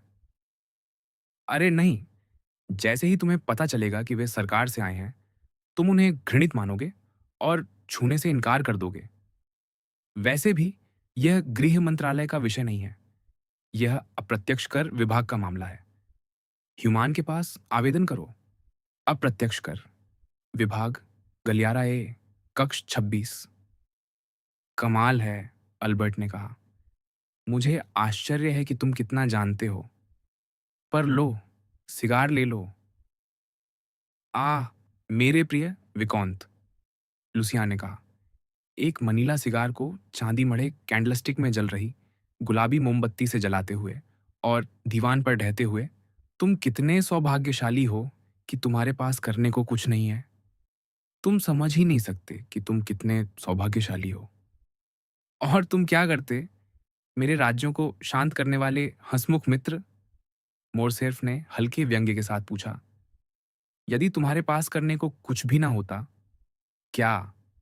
मंत्री का निजी सचिव, जो एक साथ यूरोप की बड़ी साजिशों और पेरिसी समाज की छोटी छोटी चालों में उलझा है, राजाओं और उससे भी बढ़कर रानियों की रक्षा करने वाला, दलों को जोड़ने वाला, चुनावों का संचालन करने वाला, अपनी कलम और तार के सहारे अध्ययन कक्ष से वह सब कर डालने वाला जो नेपोलियन ने युद्ध भूमि में तलवार और विजयों से किया, वेतन के अतिरिक्त 25,000 लिव्र की आय का भोग करने वाला, ऐसा घोड़ा रखने वाला जिसे शातो रेनो ने 400 लुई में खरीदना चाहा और तुमने बेचने से इनकार कर दिया, ऐसा तर्ज रखने वाला जो कभी खराब पतलून नहीं बनाता, ओपेरा, जॉकी क्लब और थिएत्र दे वेरिएटे में जाने में सक्षम, ये सब तुम्हारे पास है और तुम ऊब गए हो।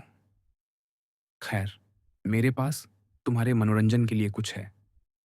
वह क्या? मैं तुम्हें किसी से मिलवाने वाला हूं। पुरुष या स्त्री? पुरुष। हम्म। ऐसे तो मैं बहुतों को जानता हूं, पर वैसा नहीं जैसा मैं कह रहा हूं। वह कहां से आता है? दुनिया के छोर से? शायद उससे भी आगे से? नहीं, तब तो आशा है वह हमारा नाश्ता लेकर नहीं आ रहा। चिंता मत करो, नाश्ता मातृगृह की रसोइयों में बन रहा है। तो क्या तुम्हें भूख लगी है? मुझे यह स्वीकार करते हुए लज्जा होती है, पर हाँ, लगी है। कल मैंने डैंगलार्स के यहाँ भोजन किया था। मेरे मित्र, क्या तुमने ध्यान दिया है कि स्टॉक एक्सचेंज वाले लोगों के यहाँ हमेशा कितना बुरा भोजन मिलता है, मानो उनके पास कोई अपराध बोध हो। हम्म। तुम्हें दूसरों के भोज की निंदा करने का अधिकार है जब तुम्हारे मंत्रियों के यहाँ ऐसी दावतें होती हैं। हाँ, पर कम से कम हम सम्मानित लोगों को नहीं बुलाते। यदि हमें कुछ सही सोचने वाले और सबसे बढ़कर सही मतदान करने वाले देहातियों की खातिर मेजबानी करने को बाध्य न होना पड़े, तो हम अपनी ही मेजों से महामारी की तरह दूर भागें। मेरा विश्वास करो। तो फिर, मेरे अच्छे मित्र, एक और गिलास शेरी और एक बिस्कुट ले लो। खुशी से। तुम्हारी स्पेनी शराब उत्कृष्ट है। देखो, उस देश को शांत करना हम बिल्कुल ठीक कर रहे थे। हाँ, पर डॉन कार्लोस का क्या?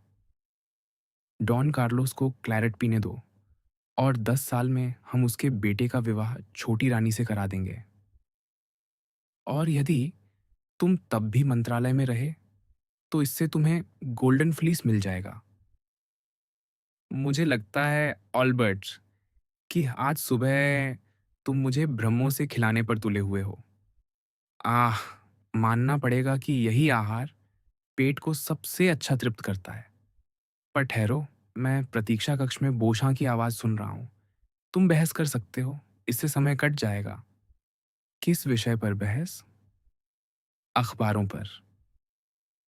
ओह मेरे प्रिय, लुसियाओं ने सर्वोच्च उपेक्षा के साथ कहा। क्या तुम्हें लगता है कि मैं अखबार पढ़ता हूँ?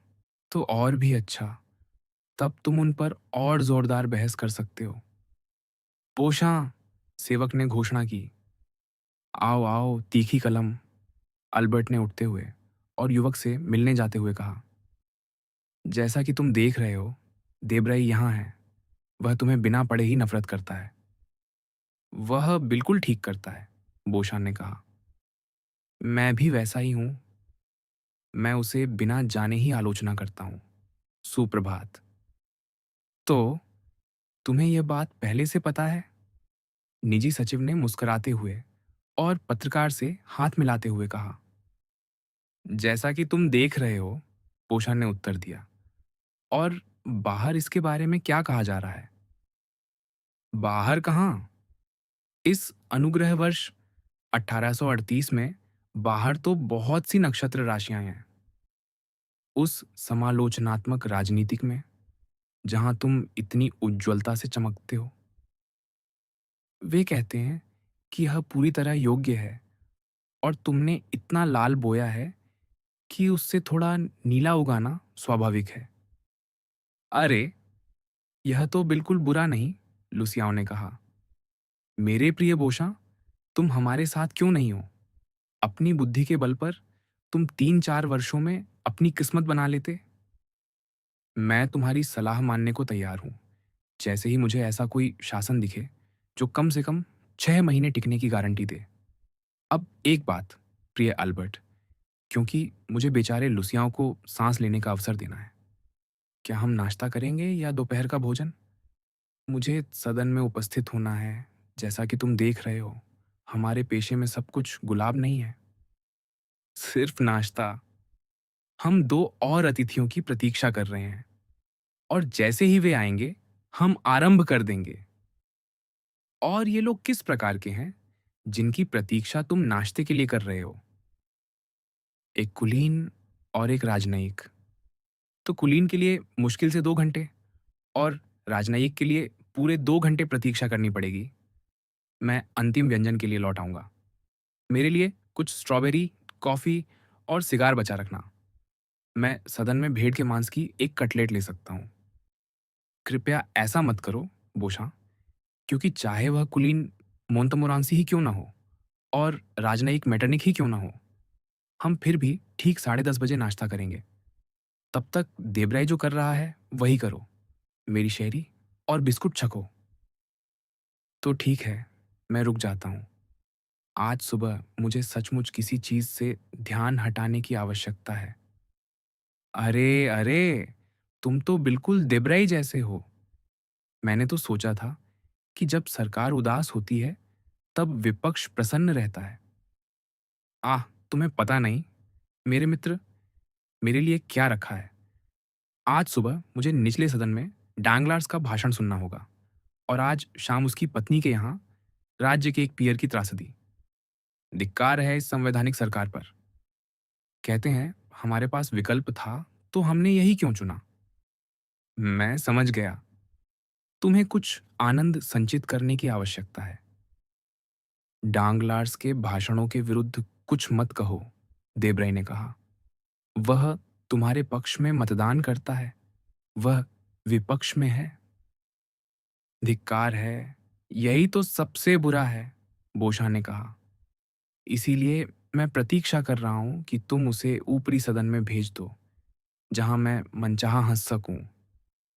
मेरे प्रिय, अल्बर्ट ने बोशा से कहा, यह स्पष्ट है कि स्पेनी मामला निपट चुका है।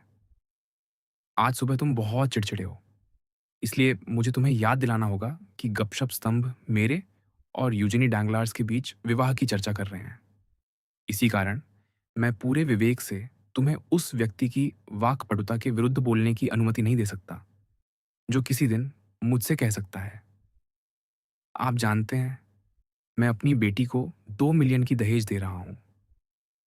गंभीर बनो, बोशा ने कहा। यह विवाह कभी नहीं होगा। राजा ने उसे बैरन बना दिया हो सकता है, वह उसे पियर भी बना सकता है, पर वह उसे सज्जन नहीं बना सकता। और काउंट द मोरसेल्फ का वंश इतना अभिजात है कि वह मात्र 2 मिलियन फ्रॉक के लिए ऐसी असंगति को स्वीकार नहीं करेगा। विकॉन्ट द मोरसेल्फ को कम से कम एक मार्कीत से विवाह करना चाहिए। 2 मिलियन, फिर भी यह बड़ी रकम है, मोरसेल्फ ने कहा। इतनी पूंजी से तुम किसी संगीत हॉल या जारदां दे प्लांट से रापे तक की रेलवे लाइन में निवेश करते?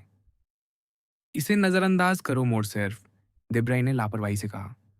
विवाह कर लो। तुम धन थैली के लेबल से ही तो विवाह कर रहे हो, है ना?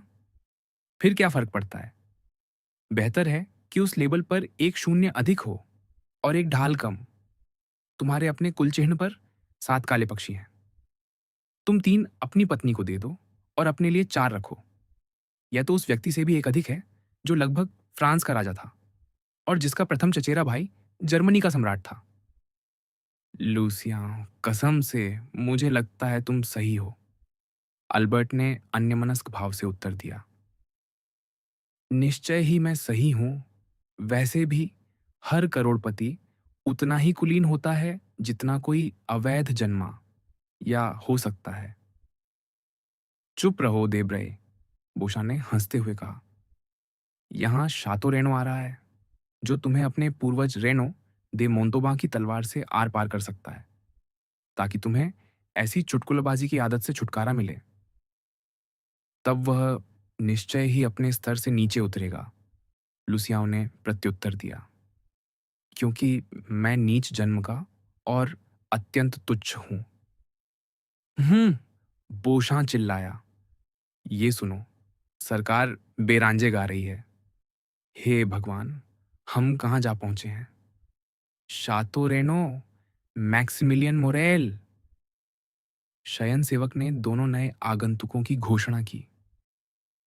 सब उपस्थित हैं, बोशा ने कहा। अब हम खा सकते हैं। यदि मुझे भ्रम नहीं है आल्बर्ट, तो तुम केवल 2 और अतिथियों की ही प्रतीक्षा कर रहे थे। मोरेल, एल्बर्ट ने आश्चर्य से बुदबुदाया। मोरेल, वह कौन है? वह वाक्य पूरा भी न कर पाया था कि शातो रेनो, 30 वर्ष का एक सुंदर युवक और सिर से पांव तक अभिजात, ने अल्बर्ट का हाथ पकड़ लिया। मेरे प्रिय, मुझे कैप्टन मैक्सिमिलियन मोरेल को प्रस्तुत करने की अनुमति दो। मेरा मित्र और इससे बढ़कर मेरा उद्धारकर्ता। किसी भी दृष्टि से वह अपने आप को पर्याप्त भव्य ढंग से प्रस्तुत करता है।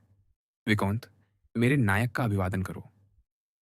तब वह एक ओर हट गया और उस लंबे गरिमामय युवक को प्रकट किया, जिसकी चौड़ी पेशानी, पैनी दृष्टि और काली मूछें थीं, जिसे हमारे पाठक मार्से में उन अत्यंत नाटकीय परिस्थितियों में देख चुके हैं जिन्हें वे इतनी शीघ्र भूल नहीं सकते।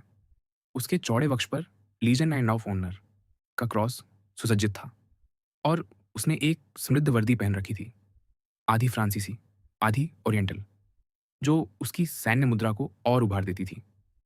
युवक अधिकारी ने शालीन शिष्टाचार के साथ प्रणाम किया। मोरेल की प्रत्येक गति में गरिमा थी, क्योंकि वह सुदृढ़ था। आपसे मिलकर मुझे अत्यंत प्रसन्नता हो रही है, अल्बर्ट ने शिष्ट और आत्मीय स्वर में कहा। शातोरेनो पहले ही जानते थे कि आपसे भेंट होना मुझे कितना आनंद देगा। आप उनके मित्र हैं, कृपया हमारे भी बनिए। बहुत अच्छा, शातोरेनो ने कहा, और आशा करता हूं मेरे प्रिय विकौंत कि यदि कभी अवसर आए तो वह आपके लिए भी वही करेगा जो उसने मेरे लिए किया। वह क्या? अल्बर्ट ने पूछा। कृपया, मुरेल ने विरोध किया। यह उल्लेख के योग्य नहीं है, बैरन बढ़ा चढ़ाकर कह रहे हैं। उल्लेख के योग्य नहीं? शातुरेनो ने कहा। क्या जीवन उल्लेख के योग्य नहीं है? मेरे प्रिय मुरेल, तुम इस विषय में कुछ अधिक ही दार्शनिक प्रतीत हो रहे हो। तुम्हारे लिए तो यह सब ठीक है, क्योंकि तुम प्रतिदिन अपना जीवन जोखिम में डालते हो। पर मेरे लिए, जो ऐसा केवल एक बार करता है, और वह भी संयोगवश। यदि मैं ठीक समझ रहा हूं बैरन, बोशान ने कहा, तो आप कह रहे हैं कि कैप्टन मुरेल ने आपका जीवन बचाया। ईश्वर की कसम, बिल्कुल यही हुआ, शातोरेनो ने कहा। किस अवसर पर? बोशान ने पूछा। बोशां, मेरे मित्र, देब्रई ने कहा। तुम जानते हो मैं भूख से मर रहा हूं। कोई लंबी कहानी शुरू न करे। तो ठीक है, बोशान ने कहा। मुझे मेज पर बैठने में कोई आपत्ति नहीं। शातोरेनो हमें नाश्ते के साथ यह कथा सुना सकते हैं। सज्जनों, मोरसेर्फ ने कहा, कृपया ध्यान दें कि अभी केवल 10:15 बजे हैं और हम एक अंतिम अतिथि की प्रतीक्षा कर रहे हैं।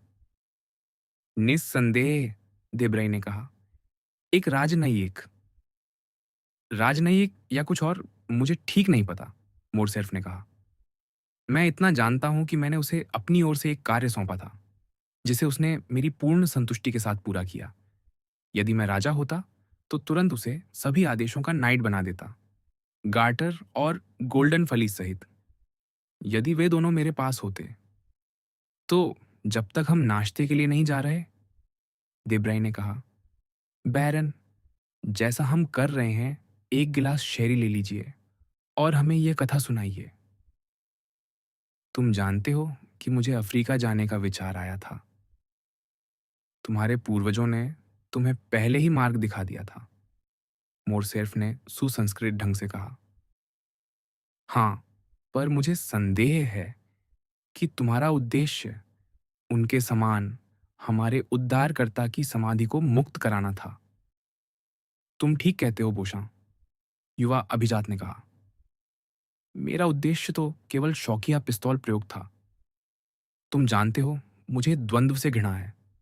उस समय से, जब दो साक्षियों ने, जिन्हें मैंने एक विवाद सुलझाने के लिए चुना था, मुझे अपने एक अत्यंत प्रिय मित्र की बांह तोड़ने को बाध्य कर दिया। हाँ, ईश्वर की कसम, वह बेचारा फ्रांज देपिने था, जिसे तुम सब जानते हो। निस्संदेह, देब्राई ने कहा, तुम्हारा एक द्वंद्व हुआ था। वह किस बात पर था? शैतान ही जाने, शातुरेनो ने कहा। मुझे याद नहीं। जो मुझे स्पष्ट रूप से याद है, वह यह कि मुझे अपनी प्रतिभा को व्यर्थ जाने देने में लज्जा आई, और चूंकि मुझे कुछ नई पिस्तौलें मिली थीं, मैंने सोचा कि उन्हें अरबों पर आजमाया जाए। इसलिए मैं ओरान के लिए रवाना हुआ और ओरान से कॉन्स्टेंटीन गया, जहां मैं घेराबंदी के अंत को देखने के लिए समय पर पहुंचा। शेष लोगों की तरह मैंने भी पीछे हटना शुरू किया। पहले 48 घंटे तक मैं दिन में वर्षा और रात में हिम सह सका, पर तीसरी सुबह अंततः मेरा घोड़ा ठंड से मर गया। बेचारा पशु, वह अपने अस्तबल की कंबल और चूल्हे का अभ्यस्त था। एक अरबी घोड़ा, जो अरब में ही तापमान शून्य से 10 डिग्री नीचे गिरने पर अपने को कुछ अनुपयुक्त स्थान पर पा बैठा। इसीलिए तुम मेरा अंग्रेजी घोड़ा खरीदना चाहते थे, देब्राई ने कहा। तुम्हें लगा वह ठंड अधिक सह लेगा। नहीं, इसमें तुम गलत हो, क्योंकि मैंने कसम खा ली है कि मैं फिर कभी अफ्रीका नहीं जाऊंगा। तो तुम्हें सचमुच बहुत डर लगा था? बोशान ने पूछा। हाँ, मैं स्वीकार करता हूँ, शातुरेनो ने कहा, और डरना उचित भी था। जैसा मैंने कहा, मेरा घोड़ा मर गया, इसलिए मैं पैदल ही पीछे हट रहा था। तभी 6 अरब घोड़ों पर सवार होकर मुझ पर टूट पड़े, मेरा सिर काटने के इरादे से। मैंने अपनी बंदूक की दोनों नलियों से 2 को मार गिराया, और अपनी 2 पिस्तौलों से 2 और सभी निशाने पर अभी भी 2 शेष थे, और मेरे पास कोई अन्य हथियार नहीं था। उनमें से एक ने मुझे बालों से पकड़ लिया। इसीलिए आजकल मैं उन्हें छोटे रखता हूँ, क्योंकि कभी नहीं पता क्या हो जाए। और दूसरे ने अपनी यथागान मेरी गर्दन पर रख दी, जिससे मैं ठंडे फौलाद को महसूस करने ही वाला था। तभी ये सज्जन यहाँ उन पर टूट पड़े। बाल पकड़ने वाले को अपनी पिस्तौल से मार डाला, और जो मेरी गर्दन काटने वाला था, उसकी खोपड़ी अपनी तलवार से चीर दी। उस दिन उसने किसी का जीवन बचाने का निश्चय किया था, और संयोग से वह मैं था। जब मैं धनी हो जाऊंगा, तो क्लागमान या मारुकेत्ती से सौभाग्य की एक प्रतिमा बनवाऊंगा। हाँ, मोरेल ने मुस्कुराते हुए कहा। वह 5 सितंबर था, जो उस दिन की वर्षगांठ है, जब मेरे पिता का जीवन चमत्कारिक रूप से बचा था। इसलिए जब भी संभव होता है, मैं उस दिन को कुछ कुछ कर्मों के साथ मनाता हूँ। तुम कहना चाहते हो, किसी वीर कर्म के साथ, शातुरेनो ने बीच में कहा।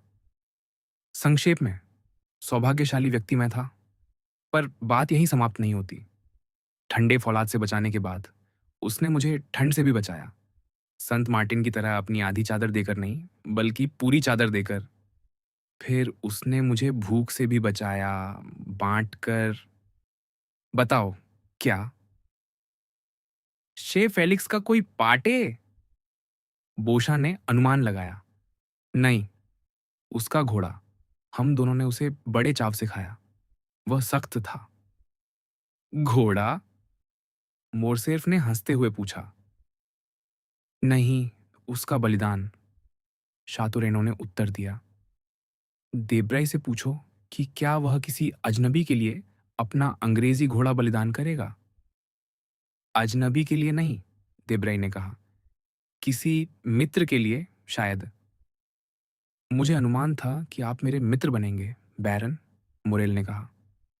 किसी भी स्थिति में, जैसा कि मैंने आपको पहले ही कहा था, वीरता हो या ना हो, बलिदान हो या ना हो, उस विशेष दिन मैंने दुर्भाग्य को एक भेंट चढ़ानी थी, उस उपकार के प्रतिदान में जो सौभाग्य ने कभी हम पर किया था। जिस कथा की ओर मोरेल संकेत कर रहे हैं, शातुरेनो ने आगे कहा, वह अत्यंत प्रशंसनीय है, जिसे वह आपको किसी दिन सुनाएंगे, जब आप उन्हें अधिक जान लेंगे। फिलहाल स्मृतियों को लूटने के बजाय पेट भर लें। अल्बर्ट, हम नाश्ता कब करेंगे? 10:30 बजे। ठीक उसी समय, देब्राई ने घड़ी निकालते हुए पूछा। ओह, मुझे सामान्य 5 मिनट की छूट तो दीजिए, मोरसेफ ने कहा, क्योंकि मैं भी एक उद्धारकर्ता की प्रतीक्षा कर रहा हूं। किसका? क्यों, मेरा ही, मोरसेफ ने उत्तर दिया। क्या तुम मुझे दूसरों की तरह बचाए जाने में अक्षम समझते हो? केवल अरब ही सिर नहीं काटते, ये जान लो। हमारा नाश्ता परोपकारी होगा, और मैं ईमानदारी से आशा करता हूं कि हमारी मेज पर मानवता के 2 उपकारक होंगे। हम इसका प्रबंध कैसे करेंगे? देब्राई ने पूछा। मोंत्यो पुरस्कार तो केवल एक ही है। तो फिर हमें उसे ऐसे किसी व्यक्ति को देना होगा जिसने उसे पाने के लिए कुछ भी नहीं किया, पोषण ने कहा। अकादमी प्रायः इसी तरह इस दुविधा का समाधान करती है। वह कहाँ से आएगा? देब्राई ने पूछा। मेरे आग्रह को क्षमा करना, मुझे झ्यात है कि तुम पहले ही इस प्रश्न का उत्तर दे चुके हो, पर इतना स्पष्ट कि मुझे फिर से पूछने का अधिकार मिल जाता है। सच कहूं तो, अल्बर्ट ने कहा, मैं नहीं जानता। जब मैंने उसे 3 महीने पहले आमंत्रित किया था, तब वह रोम में था, पर उसके बाद कौन बता सकता है कि वह कहाँ कहाँ रहा होगा। क्या तुम्हें लगता है कि वह समयनिष्ठ हो सकता है? देब्राई ने पूछा। मुझे लगता है कि वह किसी भी बात में सक्षम है, मोरसेफ ने उत्तर दिया। ध्यान दो कि 5 मिनट की छूट के साथ अब हमारे पास केवल 10 मिनट शेष हैं। पाश्चय, तो मैं इसका लाभ उठाकर तुम्हें अपने अतिथि के विषय में कुछ बताता हूं। मुझे क्षमा करना, बोशा ने कहा, पर जो तुम बताने जा रहे हो, क्या उसमें किसी लेख की सामग्री है? निश्चय ही है, और अत्यंत असामान्य। तो आगे कहो। मैं देख रहा हूं कि अब मैं सदन नहीं पहुंच पाऊंगा, इसलिए किसी न किसी प्रकार उसकी भरपाई करनी होगी। मैं पिछले कार्निवल में रोम में था। यह तो हम जानते हैं, बोशा ने कहा, पर जो तुम नहीं जानते, वह यह कि मुझे डाकुओं ने अगवा कर लिया था। डाकू जैसी कोई चीज नहीं होती, देब्राई ने कहा। हाँ, होती है, और कुछ बहुत ही भयानक होते हैं, जिसका अर्थ ये है कि वे अच्छे डाकू थे, क्योंकि वे मुझे अत्यंत डरावने लगे। आओ, मेरे प्रिय अल्बर्ट, देब्राई ने कहा, मान लो रसोइया देर से आया है, मरैन या ऑस्टेंड से सीप नहीं पहुंचे हैं, और मेंटेनोन की तरह तुम एक व्यंजन की कमी को कहानी से पूरा करना चाहते हो। आगे बढ़ो, मित्र। हम इतने अच्छे अतिथि हैं कि तुम्हारी बात सुन लेंगे, चाहे वह कितनी ही अविश्वसनीय क्यों ना हो। मैं तुम्हें बताता हूं कि चाहे वह कितनी ही अविश्वसनीय लगे, वह आरंभ से अंत तक सत्य है। डाकुओं ने मुझे पकड़ा और सेंट सेबोस्टियन की कैटाकॉम्ब्स नामक एक अत्यंत उदास स्थान पर ले गए। मैं उन्हें जानता हूं, शातुरेनो ने कहा। मुझे वहां लगभग बुखार हो गया था। मैंने उससे भी अच्छा किया, मोरसेफ ने कहा। मुझे सचमुच कुछ लग गया। उन्होंने बताया कि मैं 4,000 रोमन एक्यू या 26,000 लिब्र की मामूली फिरौती के बदले बंधक हूँ। दुर्भाग्यवश मेरे पास केवल 1500 बचे थे। मैं यात्रा के अंत में था और मेरी साख समाप्त हो चुकी थी। मैंने फ्रांस को लिखा और निश्चय ही सुनो, फ्रांस वहाँ था। उससे पूछ सकते हो कि मैं पूर्ण सत्य नहीं कह रहा हूँ या नहीं। मैंने फ्रांस को लिखा कि यदि वह सुबह 6 बजे से पहले 4000 IQ लेकर नहीं पहुंचा, तो 6:10 पर मैं उन्हीं धन्य संतों और गौरवशाली शहीदों से जा मिलूंगा, जिनकी संगति में मुझे होने का सम्मान प्राप्त था। और मैं तुम्हें आश्वस्त करता हूं कि लुईजी वंपा, यही मेरे डाकू मुखिया का नाम था, अपने वचन को अक्षरशः निभाता। तो फ्रांच 4000 IQ लेकर पहुंचा? शातो रेनो ने कहा। निश्चय ही पहुंचा। जब तुम्हारा नाम फ्रांच देपिनय या अल्बर्ट द मोरसेर्फ हो, तो 4000 IQ की कोई कमी नहीं होती। नहीं, वह पहुंचा, पर मेरे साथ उस अतिथि को लेकर जिसका वादा मैंने तुम्हें किया है और जिससे तुम्हें मिलवाने की मुझे आशा है। तो वह सज्जन काकुस का वध करने वाला कोई हरक्युलिस होगा या एंड्रोमेडा को छुड़ाने वाला कोई पर्सियस? नहीं, वह मेरे कद के लगभग एक व्यक्ति है, दांतों तक हथियारों से लैस। उसके पास सुई तक नहीं थी, पर उसने तुम्हारी फिरौती चुकाई। उसने डाकू मुखिया के कान में 2 शब्द कहे और मैं मुक्त हो गया। उन्होंने तुम्हें गिरफ्तार करने के लिए उससे क्षमा भी मांगी, बोशान ने कहा। बिल्कुल। तो ये आदमी कौन था? आर्योस्तो? नहीं, केवल मोंटे क्रिस्टो का काउंट। मोंटे क्रिस्टो का कोई काउंट नहीं होता, देब्राई ने कहा। मुझे भी ऐसा ही लगता है, शातो रेनो ने शांत स्वर में जोड़ा, मानो वह समस्त यूरोपीय कुलीनता को अपनी उंगलियों पर गिन सकता हो। क्या कोई कहीं मोंटे क्रिस्टो के काउंट को जानता है? संभव है वह पवित्र भूमि से आया हो, पोषण ने कहा। उसके किसी पूर्वज के पास कैलवरी रही हो, जैसे मोर्टमार्ट के पास मृत सागर था। क्षमा कीजिए, मैक्सिमिलियन ने कहा, पर मुझे लगता है कि मैं इस समस्या का समाधान कर सकता हूँ। मोंटे क्रिस्टो एक छोटा सा द्वीप है, जिसके विषय में मैंने अपने पिता के नाविकों से कई बार सुना है। वह भूमध्य सागर के मध्य रेत का एक कण है, अनंत में एक परमाणु। बिल्कुल, अल्बर्ट ने कहा। और जिस व्यक्ति की मैं बात कर रहा हूं, वह इसी रेत के कण का स्वामी और राजा है, इसी परमाणु का। उसने कहीं टस्कनी में काउंट की उपाधि के कागज खरीदे होंगे। तो क्या तुम्हारा काउंट धनी है? ईश्वर की कसम, मुझे तो ऐसा ही लगता है, पर यह तो दिखाई देना चाहिए। यही तुम भूल कर रहे हो, देब्रई। मैं नहीं समझा। क्या तुमने 1001 रातें पढ़ी हैं? हे भगवान! यही है। ये कैसा विचित्र प्रश्न है। तो क्या तुम यह बता सकते हो कि उनमें लोग धनी हैं या निर्धन? कि उनके गेहूं के दाने माणिक और हीरे नहीं हैं? वे तो दरिद्र मछुआरे जैसे दिखते हैं, है ना? तुम भी उनके साथ वैसा ही व्यवहार करते हो और अचानक वे तुम्हारे सामने एक रहस्यमय गुफा खोल देते हैं, जिसमें इतना खजाना होता है कि पूरे इंडीज को खरीदा जा सके। तो मेरा मोंटे क्रिस्टो का काउंट उन्हीं मछुआरों में से एक है। उसका नाम भी उपयुक्त है। वह स्वयं को सिंदबाद नाविक कहता है और उसके पास सोने से भरी एक गुफा है। क्या तुमने यह गुफा देखी है, मोरसेर्फ? बोशा ने पूछा। नहीं, वह फ्रांस ने देखी। पर चुप, उसके सामने इस विषय में एक शब्द भी मत कहना। फ्रांस को वहां आंखों पर पट्टी बांधकर ले जाया गया था और गूंगे स्त्री पुरुषों ने उसकी सेवा की थी, जिनके सामने ऐसा प्रतीत होता है क्लियोपेट्रा भी कुछ नहीं थी। हालांकि स्त्रियों के विषय में वह पूर्णतः निश्चित नहीं है, क्योंकि वे केवल तब प्रकट हुई जब उसने कुछ हशीश ले लिया था। इसलिए संभव है कि जिन्हें उसने स्त्रियां समझा, वे वास्तव में मूर्तियों का एक समूह हों।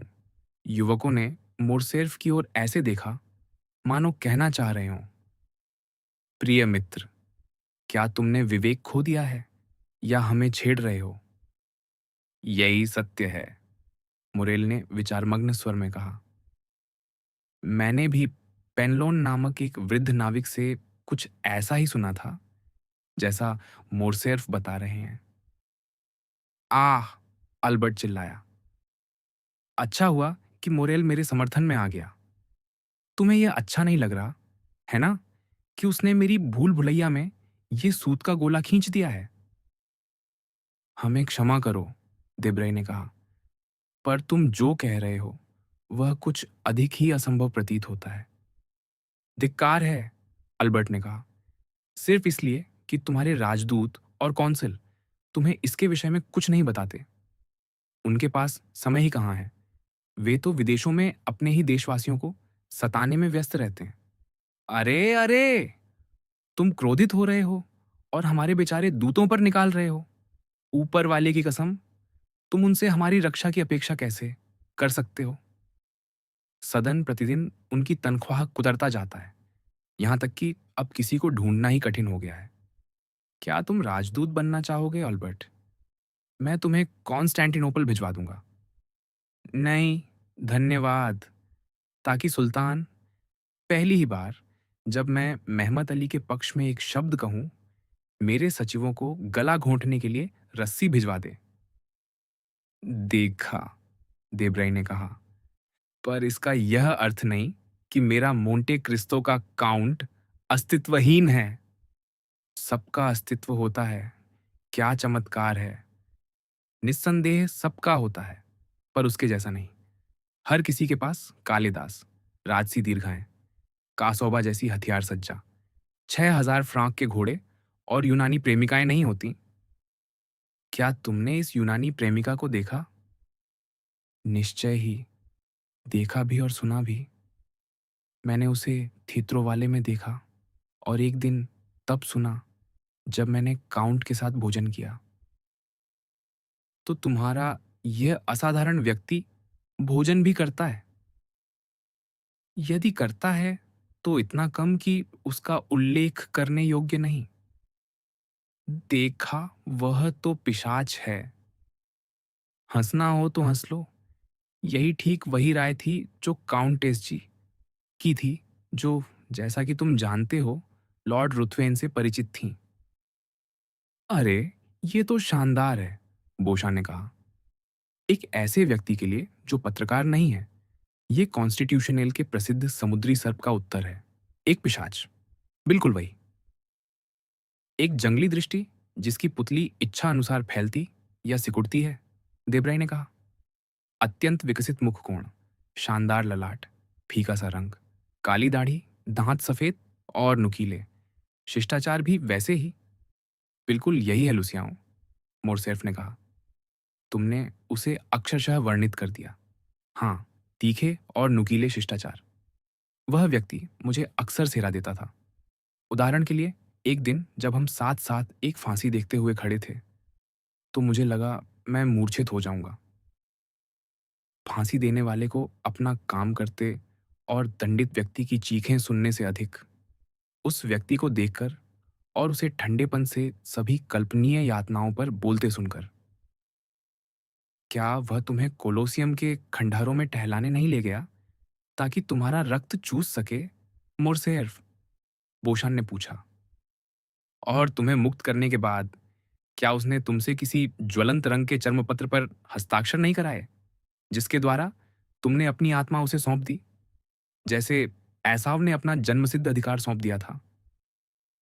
हंसो सज्जनों, जितना चाहो, मोरसेर्फ ने कुछ खिन्न होकर कहा। जब मैं तुम्हें देखता हूं, सज्जन पेरिसी, कांद बुलेवार्ड के नियमित बुआद बूलोन में टहलने वाले, और फिर उस व्यक्ति को स्मरण करता हूं, तो मुझे लगता है कि हम एक ही जाति के नहीं हैं। आह्लादित, बोशान ने कहा। तथ्य फिर भी यह है, शातोरेनो ने जोड़ा, कि तुम्हारा मोंटे क्रिस्तो का काउंट अवकाश के समय एक सज्जन है, सिवाय इतालवी डाकुओं के साथ उसकी छोटी मोटी समझ बूझ के। हम्म, कोई इतालवी डाकू नहीं होते, देब्राई ने कहा। कोई पिशाच नहीं, बोशा ने जोड़ा। और कोई मोंटे क्रिस्टो का काउंट भी नहीं? देब्राय ने निष्कर्ष निकाला। सुनो, मेरे प्रिय अल्बर्ट, 10:30 बज रहे हैं। मान लो कि तुम्हें एक बुरा सपना आया था और चलो नाश्ता शुरू करें, बोशान ने कहा। पर घड़ी की ध्वनि की प्रतिध्वनि अभी पूरी तरह शांत भी नहीं हुई थी कि द्वार खुला और जर्मैन ने घोषणा की, मोंटे क्रिस्तो के काउंट। उपस्थित सभी लोग अनायास ही चौंक पड़े, ऐसे ढंग से जो यह दर्शाता था कि मोरसेर्फ की कथा ने उनके भीतर किसी गहरे तार को छेड़ दिया था। स्वयं अल्बर्ट भी हल्का सा विचलित हुए बिना न रह सका। न तो सड़क में किसी वाहन की आवाजें सुनाई दी थी, न प्रतीक्षा कक्ष में किसी कदम की आहट, और यहां तक कि द्वार भी निःशब्द खुला था। काउंट द्वार में खड़ा था, अत्यंत सरल परिधान में, पर सबसे अधिक मांग करने वाला डैंडी भी उसके रूप रंग में कोई दोष न निकाल पाता। वस्त्र, टोपी, लिनन, सब कुछ उत्तम रुचि का था और सर्वोत्तम कारीगरों से आया प्रतीत होता था। वह मुश्किल से 35 वर्ष का लगता था, और जो बात सभी को सबसे अधिक चकित कर गई वह यह थी कि वह देब्राई द्वारा बनाए गए उसके चित्र से कितनी निकटता से मेल खाता था। वह मुस्कुराते हुए बैठक कक्ष के मध्य तक आया, सीधे अल्बर्ट की ओर बढ़ा, जो उससे मिलने आगे आ रहे थे, और स्नेहपूर्वक अपना हाथ बढ़ाया। समय निष्ठा, मोंटे क्रिस्तो ने कहा, राजाओं की शिष्टता है, या ऐसा ही किसी सम्राट ने कहा था। ऐसा मुझे विश्वास है, यद्यपि यात्रियों की नहीं होती, उनकी सद्भावनाओं के बावजूद। मुझे आशा है, प्रिय विकौंत, कि आप मेरी सद्भावना को ध्यान में रखेंगे और मुझे क्षमा करेंगे यदि, जैसा कि मुझे प्रतीत होता है, मैं हमारे मिलन के लिए 2-3 सेकंड विलंब से पहुंचा हूं। 500 लीग की दूरी बिना किसी छोटे मोटे हादसे के तय करना असंभव है, विशेषकर फ्रांस में, जहां ऐसा लगता है कि डाक सवार को कोड़ा मारना निषिद्ध है। काउंट, अल्बर्ट ने उत्तर दिया, मैं अभी अभी आपके आसन्न आगमन की सूचना अपने कुछ मित्रों को दे रहा था, जिन्हें मैंने आपके उस वचन के कारण हमारे साथ आमंत्रित किया है जो आपने मुझसे करने की कृपा की थी, और जिन्हें मैं आपसे परिचित कराना चाहता हूं।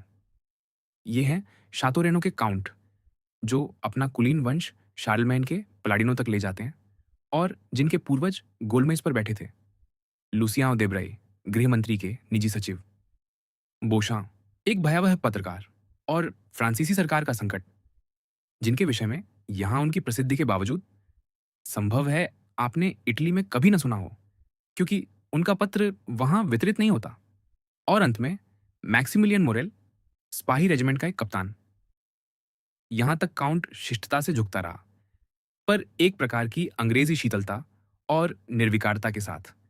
किंतु अंतिम नाम पर वह अनायास एक कदम आगे बढ़ा, और उसके फीके गालों पर एक क्षणिक लाली बिजली सी चमक गई। यह सज्जन हाल के फ्रांसीसी विजेताओं की वर्दी पहने हैं, उसने कहा, और वह अत्यंत सुंदर है।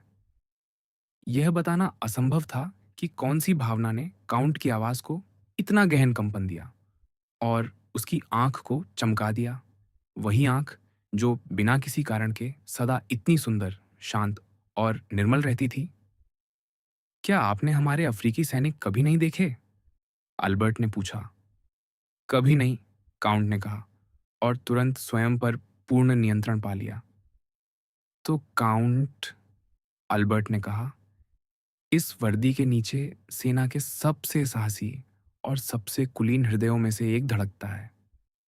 अरे काउंट, मुरेल ने बीच में कहना चाहा। मुझे पूरा करने दीजिए कप्तान, अल्बर्ट ने कहा। हम अब भी अभी इस सज्जन के ऐसे वीर कर्म के विषय में सुन रहे थे कि यद्यपि आज मैं उनसे पहली बार मिला हूं, फिर भी मैं उनसे यह उपकार मांगता हूं कि उन्हें अपना मित्र कहकर आपसे परिचित करा सकूं। इन शब्दों पर फिर से मोंटे क्रिस्तो में वही तीव्र दृष्टि, वही हल्की लाली, और पलक का वह सूक्ष्म सा कंपन दिखाई दिया जो उसके भीतर किसी गहरी भावना का संकेत था। आह, इस सज्जन का हृदय महान है, उसने कहा। तो और भी अच्छा। यह उद्गार, जो अल्बर्ट के शब्दों की अपेक्षा काउंट के अपने विचारों का उत्तर अधिक प्रतीत होता था, सभी को, विशेषकर मोरेल को, चकित कर गया, जिसने आश्चर्य से मोंटे क्रिस्टो की ओर देखा। पर साथ ही स्वर इतना कोमल और उचित शब्द के अभाव में इतना शांतिदायक था कि विचित्र होने पर भी उस पर अप्रसन्न होना असंभव था। उसे इसमें संदेह क्यों होना चाहिए? बोशा ने शातोरेनो से पूछा। वास्तव में, शातोरेनो ने कहा, जिसने समाज का अनुभव और अपने कुलीन नेत्रों की तीक्ष्णता के साथ मोंटे क्रिस्टो में देखने योग्य सब कुछ देख लिया था। वास्तव में अल्बर्ट ने हमें धोखा नहीं दिया। ये काउंट एक असामान्य व्यक्ति है। तुम क्या सोचते हो, मोरेल? सच कहूं तो, उसने कहा, उसकी दृष्टि ईमानदार है और स्वर मधुर। इसलिए मैं उसे पसंद करता हूं, उस विचित्र टिप्पणी के बावजूद जो उसने अभी मेरे विषय में की। सज्जनों, अल्बर्ट ने कहा, जर्माइन ने मुझे बताया है कि भोजन परोसा जा चुका है। मेरे प्रिय काउंट, मुझे आपको मार्ग दिखाने दीजिए। वे मौन में भोजन कक्ष की ओर बढ़े और प्रत्येक ने अपना स्थान ग्रहण किया। सज्जनों, काउंट ने बैठते हुए कहा, मुझे एक स्वीकारोक्ति करने दीजिए जो मेरे किसी भी असभ्य आचरण के लिए क्षमा का कारण बनेगी। मैं एक विदेशी हूं, इतना विदेशी कि यह मेरा पेरिस में पहला आगमन है। अतः मुझे फ्रांसीसी शिष्टाचार का पूर्णतः कोई ज्ञान नहीं है, क्योंकि अब तक मैंने प्रायः केवल एक पूर्वीय जीवन शैली का अभ्यास किया है, जो पेरिस की सुंदर परंपराओं के सर्वाधिक विपरीत है। इसीलिए यदि मेरे व्यवहार में आपको कुछ भी अत्यधिक तुर्की, नेपोलिटन या अरबी प्रतीत हो, तो कृपया मुझे क्षमा कीजिए। यह कहकर, सज्जनों, आइए भोजन करें। वह यह सब कितनी अच्छी तरह कहता है, बोशा ने बुदबुदाया। वह निस्संदेह कोई महान कुलीन है। एक महान कुलीन, देब्राय ने दोहराया। सभी देशों का एक महान कुलीन, देब्राय, शातोरेनो ने कहा। नाश्ता। यह स्मरण किया जाएगा कि काउंट भोजन के विषय में संयमी अतिथि थे। अल्बर्ट ने यह बात कही, साथ ही इस आशंका को भी व्यक्त किया कि पेरिस का जीवन कम से कम अपने सबसे कम आध्यात्मिक, परंतु साथ ही सबसे आवश्यक पक्ष में आरंभ से ही यात्री को अप्रिय न लग जाए। मेरे प्रिय काउंट, उसने कहा, आप मुझे एक चिंता में डूबा हुआ देखते हैं, और वह यह है कि कहीं हेल्दर मार्ग की रसोई आपको प्याजा दी स्पानिया की रसोई जितनी प्रिय न लगे। मुझे आपके स्वाद के विषय में पूछ लेना चाहिए था और उसी के अनुरूप कुछ व्यंजन तैयार करवाने चाहिए थे। यदि आप मुझे अधिक जानते, काउंट ने मुस्कुराते हुए उत्तर दिया, तो आप उस प्रकार की चिंता न करते जो उस यात्री के लिए लगभग अपमानजनक है, जिसने क्रमशः नेपल्स में मैक्रोनी, मिलान में पोलेंटा, वलेंसिया में ओया पोद्रिदा, कॉन्स्टेंटिनोपल में पिलाफ, भारत में करी और चीन में पक्षियों के घोंसले खाए हों। मेरे जैसे विश्व नागरिक के लिए कोई अलग रसोई नहीं होती। मैं हर जगह सब कुछ खाता हूं, पर थोड़ा। और आज जब आप मुझे मेरे संयम के लिए उलाहना दे रहे हैं, तब वास्तव में मैं अपनी भूख को तुष्ट ही कर रहा हूं, क्योंकि मैंने कल सुबह से कुछ नहीं खाया है। क्या? कल सुबह से नहीं? अतिथियों ने एक साथ कहा। आपने 24 घंटे से कुछ नहीं खाया? नहीं, मोंटे क्रिस्टो ने उत्तर दिया। मुझे एक चक्कर काटना पड़ा और नेपल्स के पास कुछ जानकारी लेनी पड़ी। इससे मुझे थोड़ा विलंब हुआ और मैं रुकना नहीं चाहता था। तो क्या आपने अपनी गाड़ी में भोजन नहीं किया? मोरसेल्फ ने पूछा। नहीं, मैं सो गया, काउंट ने कहा। जैसा कि मुझे तब आदत है जब मैं ऊब जाता हूं, पर स्वयं को मनोरंजन देने की शक्ति नहीं रखता, या जब मुझे भूख लगती है पर खाने की इच्छा नहीं होती।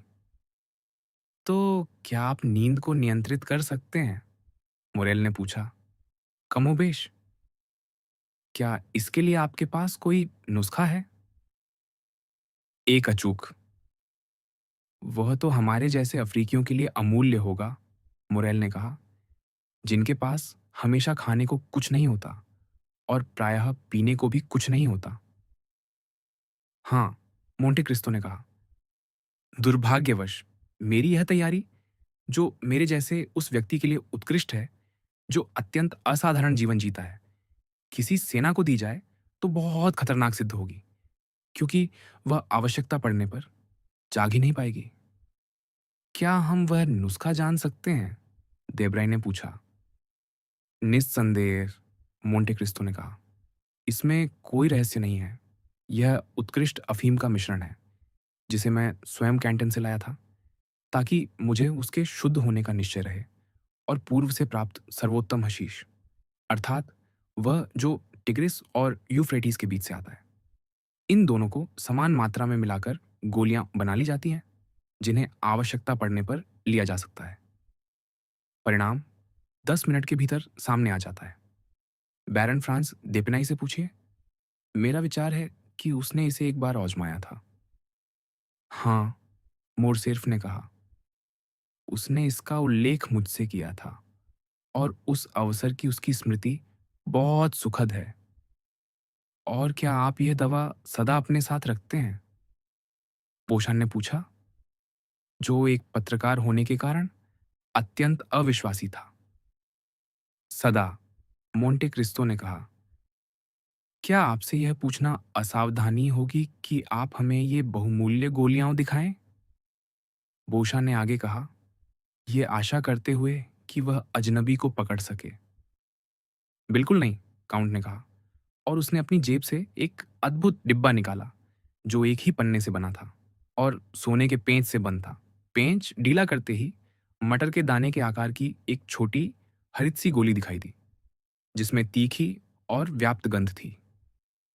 ऐसी ही 4-5 और गोलियां उस पन्ने के भीतर थीं, जो संभवतः 1 दर्जन तक समा सकती थीं। यह डिब्बा मेज के चारों ओर घुमाया गया, पर अधिक इस कारण से कि उस भव्य पन्ने को देखा जा सके, न कि उन गोलियों को सूंघने या परखने के लिए जिन्हें अतिथि एक दूसरे को सौंपते जा रहे थे। क्या यह स्वादिष्ट वस्तु आपका रसोइयां तैयार करता है? बोशान ने पूछा। नहीं, काउंट ने कहा, मैं अपने वास्तविक सुखों को अयोग्य हाथों में नहीं सौंपता। मैं स्वयं पर्याप्त रसायनज्ञ हूं कि इन गोलियों को तो तैयार कर सकूं। यह एक अद्भुत पन्ना है और अब तक देखा गया सबसे बड़ा, शातो रेनो ने कहा।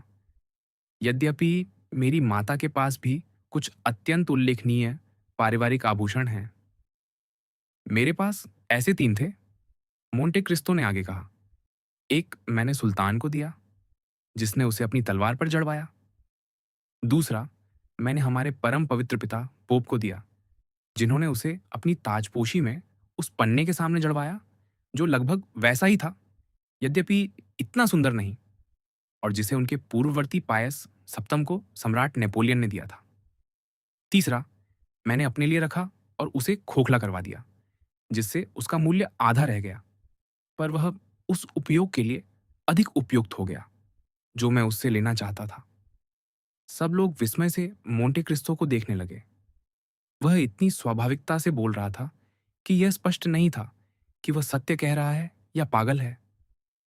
पर वह पन्ना, जो अब भी उसके हाथ में था, स्वाभाविक रूप से पहले अनुमान की ओर झुका देता था। और उन दोनों शासकों ने इस अद्भुत उपहार के बदले आपको क्या दिया? देब्राई ने पूछा।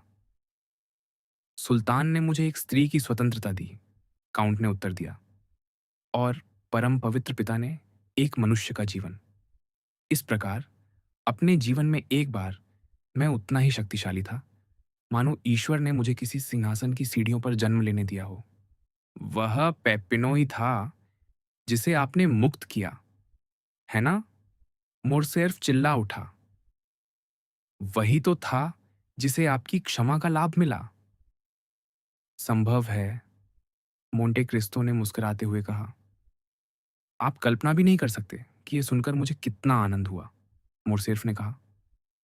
मैं पहले ही अपने मित्रों से कह चुका था कि आप एक अद्भुत प्राणी हैं, हजार और एक रातों के किसी जादूगर या मध्ययुगीन किसी तांत्रिक की भांति। पर पेरिसी लोग ऐसे हैं कि उनके मन इतने विरोधाभासों के अभ्यस्त हैं कि यदि कोई निर्विवाद सत्य उनके दैनिक जीवन की परिस्थितियों से पूरी तरह मेल न खाए, तो वे उसे कल्पना मात्र समझ लेते हैं। उदाहरण के लिए, देब्रय यहाँ पढ़ता है और बोशां छापता है कि जॉकी क्लब का कोई देर से लौटने वाला सदस्य बुलेवार्डों पर रोक लिया गया और लूट लिया गया, कि आर्यू सैन-दनी या फॉबुर्ग सैन जर्मेन में 4 लोगों की हत्या हो गई, और कि 10, 15 या 20 चोर बुलेवार्ड द्यूताम्पल के किसी कैफे या जुलियन के स्नानागार में गिरफ्तार कर लिए गए। और फिर भी वे मारेम्मा, रोमन कैंपानिया या पोंटीन दलदलों में डाकुओं के अस्तित्व को नकार देते हैं। इसलिए मैं आपसे प्रार्थना करता हूँ, स्वयं उन्हें बताइए कि मुझे उन डाकुओं ने कैसे पकड़ा था, और कि आपकी उदार हस्तक्षेप के बिना मैं आज सेंट सेबास्टियन की कैटाकॉम्स में अपने शाश्वत पुनरुत्थान की प्रतीक्षा कर रहा होता, न कि हेल्दर मार्ग के इस तुच्छ से घर में उन्हें भोजन करा रहा होता। मोंटे क्रिस्तो ने कहा, आपने मुझसे वचन लिया था कि उस छोटी सी बात का कभी उल्लेख नहीं करेंगे। मैं नहीं, मोरसेफ चिल्ला उठा। वह किसी और से कहा गया होगा, जिसके लिए आपने वही सेवा की होगी और जिसे आप मुझसे भ्रमित कर रहे हैं। इसके विपरीत, मैं आपसे विनती करता हूं कि हम उसी विषय पर बात करें, क्योंकि यदि आप इस प्रसंग की परिस्थितियों के विषय में बोलने का निश्चय करते हैं, तो संभव है कि आप न केवल मुझे वह थोड़ा-सा फिर से बताएँ, जो मैं जानता हूँ, बल्कि बहुत कुछ ऐसा भी बताएँ, जो मैं नहीं जानता। काउंट मुस्कुराया। मुझे तो लगता है कि इस पूरे मामले में आपने इतना बड़ा भाग निभाया था कि जो हुआ, उसे आप उतना ही जानते हैं, जितना मैं। क्या आप मुझसे यह वचन देंगे? मोरसेफ ने कहा, कि यदि मैं आपको वह सब बता दूँ, जो मैं जानता हूँ, तो आप बदले में मुझे वह सब बताएँगे, जो मैं नहीं जानता? पूरी तरह न्याय संगत, मोंटे क्रिस्तो ने उत्तर दिया। तो फिर, मोरसेफ आगे बोला, भले ही इससे मेरी आत्ममुग्धता को आघात पहुंचे, 3 दिनों तक मैं स्वयं को एक नकाबपोश महिला की चौंचलों का लक्ष्य समझता रहा, जिसे मैं टुल्लिया या पॉपेया की किसी वंशजा के रूप में देख रहा था, जबकि वास्तव में मैं पूरी तरह और सरलता से एक कोंतादिना की उत्तेजक चालों का शिकार था। और ध्यान दीजिए कि मैं उसे किसान स्त्री कहने से बचने के लिए कोंतादिना कह रहा हूं। इतना ही नहीं, अपनी सरलता में और उस व्यक्ति से भी अधिक सरल, जिसका मैंने अभी उल्लेख किया, मैंने उसी किसान लड़की के स्थान पर 15 या 16 वर्ष के एक युवा डाकू को समझ लिया, दाढ़ी रहित, पतली कमर वाला, जिसने ठीक उसी क्षण, जब मैं उसके पवित्र कंधे पर एक चुंबन रखने का साहस करने ही वाला था, मेरी गर्दन पर पिस्तौल रख दी और 7 या 8 साथियों की सहायता से मुझे, या घसीटते हुए, संत सेबास्टियन की कैटाकॉम्स की गहराइयों में ले गया। वहां मेरी भेंट एक अत्यंत सुसंस्कृत डाकू प्रधान से हुई, जो, ईश्वर की कसम, सीजर की टिप्पणियां पढ़ रहा था, पर जिसने अपना पठन रोककर मुझे यह बताने की कृपा की कि यदि अगले दिन सुबह 6 बजे तक मैंने उसके कोष में 4,000 एक्यू न डाले, तो उसी दिन 6:15 बजे मैं बहुत सरलता से अस्तित्वहीन हो जाऊंगा। इसका प्रमाण एक पत्र है, जो फ्रांस के पास है, जिस पर मेरे हस्ताक्षर हैं, और अंत में लुईजी वाम्पा का एक पश्चलेख। यदि आप मेरी बात पर संदेह करें, तो मैं फ्रांस को लिख सकता हूँ, जो हस्ताक्षरों की पुष्टि कर देगा। इतना ही मैं जानता हूँ। अब जो मैं नहीं जानता, वह यह है कि आप, काउंट, ने इन रोमन डाकुओं में, जो और किसी बात का सम्मान नहीं करते, इतना आदर कैसे उत्पन्न कर दिया? मुझे स्वीकार करना होगा कि फ्रांस और मैं दोनों ही पूर्णतः विस्मय से भर गए थे। इससे सरल कुछ भी नहीं, काउंट ने उत्तर दिया। मैं उस प्रसिद्ध वाम्पा को 10 वर्षों से अधिक समय से जानता था। एक दिन, जब वह बहुत छोटा था और अभी चरवाहा ही था, उसने मुझे मार्ग दिखाया, और बदले में मैंने उसे कुछ सोने के सिक्के दिए, ताकि वह स्वयं को मेरा आर्नी न समझे। उसने मुझे प्रत्युत्तर में एक कटार दी, जिसे उसने स्वयं तराशा था, और जिसे आपने अवश्य ही मेरे हथियार संग्रह में देखा होगा। बाद में या तो इस छोटे से उपहार विनिमय को भूल जाने के कारण या मुझे न पहचान पाने के कारण उसने मुझे पकड़ने का प्रयास किया, पर मैंने स्थिति पलट दी और उसे स्वयं उसके दर्जन भर साथियों सहित बंदी बना लिया। मैं उसे रोम के न्याय के हवाले कर सकता था, जो शीघ्र है और उसके मामले में और भी शीघ्र होता, पर मैंने ऐसा नहीं किया। इसके विपरीत मैंने उसे और उसके साथियों को मुक्त कर दिया, इस शर्त पर कि वे फिर पाप न करें।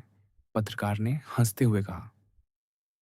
मुझे यह देखकर प्रसन्नता है कि उन्होंने अपने वचन का इतनी निष्ठा से पालन किया। नहीं, मोंटे क्रिस्तो ने उत्तर दिया, केवल इस सरल शर्त पर कि वे सदा मेरा और मेरे लोगों का सम्मान करेंगे। संभव है कि जो मैं अब कहने जा रहा हूं वह आप जैसे समाजवादियों, प्रगतिवादियों और मानवतावादियों को विचित्र लगे, पर मैं कभी अपने पड़ोसी की चिंता नहीं करता। मैं उस समाज की रक्षा का प्रयास नहीं करता जो मेरी रक्षा नहीं करता। और सच तो यह है कि जो प्रायः मुझे हानि पहुंचाने के अतिरिक्त मेरा कोई ध्यान नहीं रखता, चूंकि मैं उसे तुच्छ समझता हूं और उसके प्रति तटस्थ रहता हूं। मेरा विश्वास है कि समाज और मेरा पड़ोसी मुझ पर आरिटी हैं। अंततः शातोरेनो चिल्ला उठा, यह पहला साहसी व्यक्ति है जिसे मैंने खुलकर और बिना लज्जा के स्वार्थ का उपदेश देते सुना है। यह उत्कृष्ट है। शाबाश। कम से कम यह ईमानदार तो है, मुरेल ने कहा।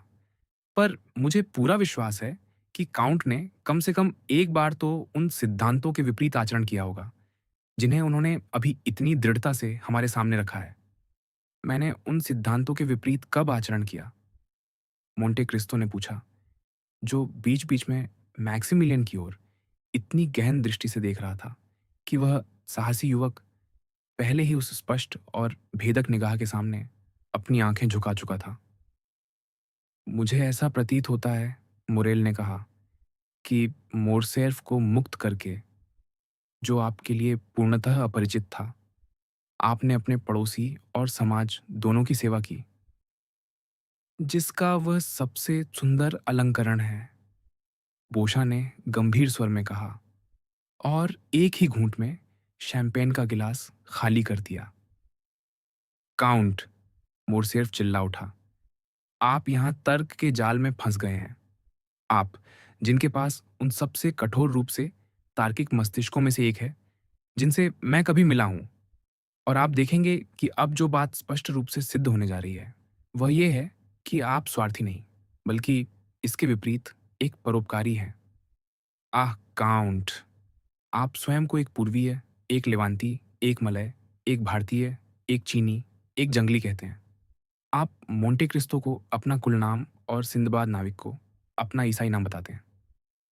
और फिर भी देखिए, जिस दिन आप पेरिस में पांव रखते हैं उसी दिन आप हम सन की पेरिसियों का सबसे उत्तम और सबसे बुरा गुण सहज रूप से अपना लेते हैं, और वह यह कि जिन दोषों को आपके भीतर नहीं है उन्हें आप अपने ऊपर थोप लेते हैं, और जिन गुणों को आप वास्तव में रखते हैं उन्हें छिपा लेते हैं। मेरे प्रिय विकौंत, मोंटे क्रिस्तो ने कहा, जो कुछ मैंने कहा या किया है उसमें ऐसा एक भी शब्द नहीं है जो उस कथित प्रशंसा का अधिकारी हो जो आपने और इन सज्जनों ने अभी मुझे दी है। आप मेरे लिए अपरिचित नहीं थे। मैं आपको जानता था, क्योंकि मैंने आपको अपने 2 कक्ष दे दिए थे। मैंने आपको भोजन कराया था। मैंने आपको अपनी गाड़ियों में से एक उधार दी थी। हम कोर्सों में साथ-साथ मुखौटों को गुजरते देखते रहे थे।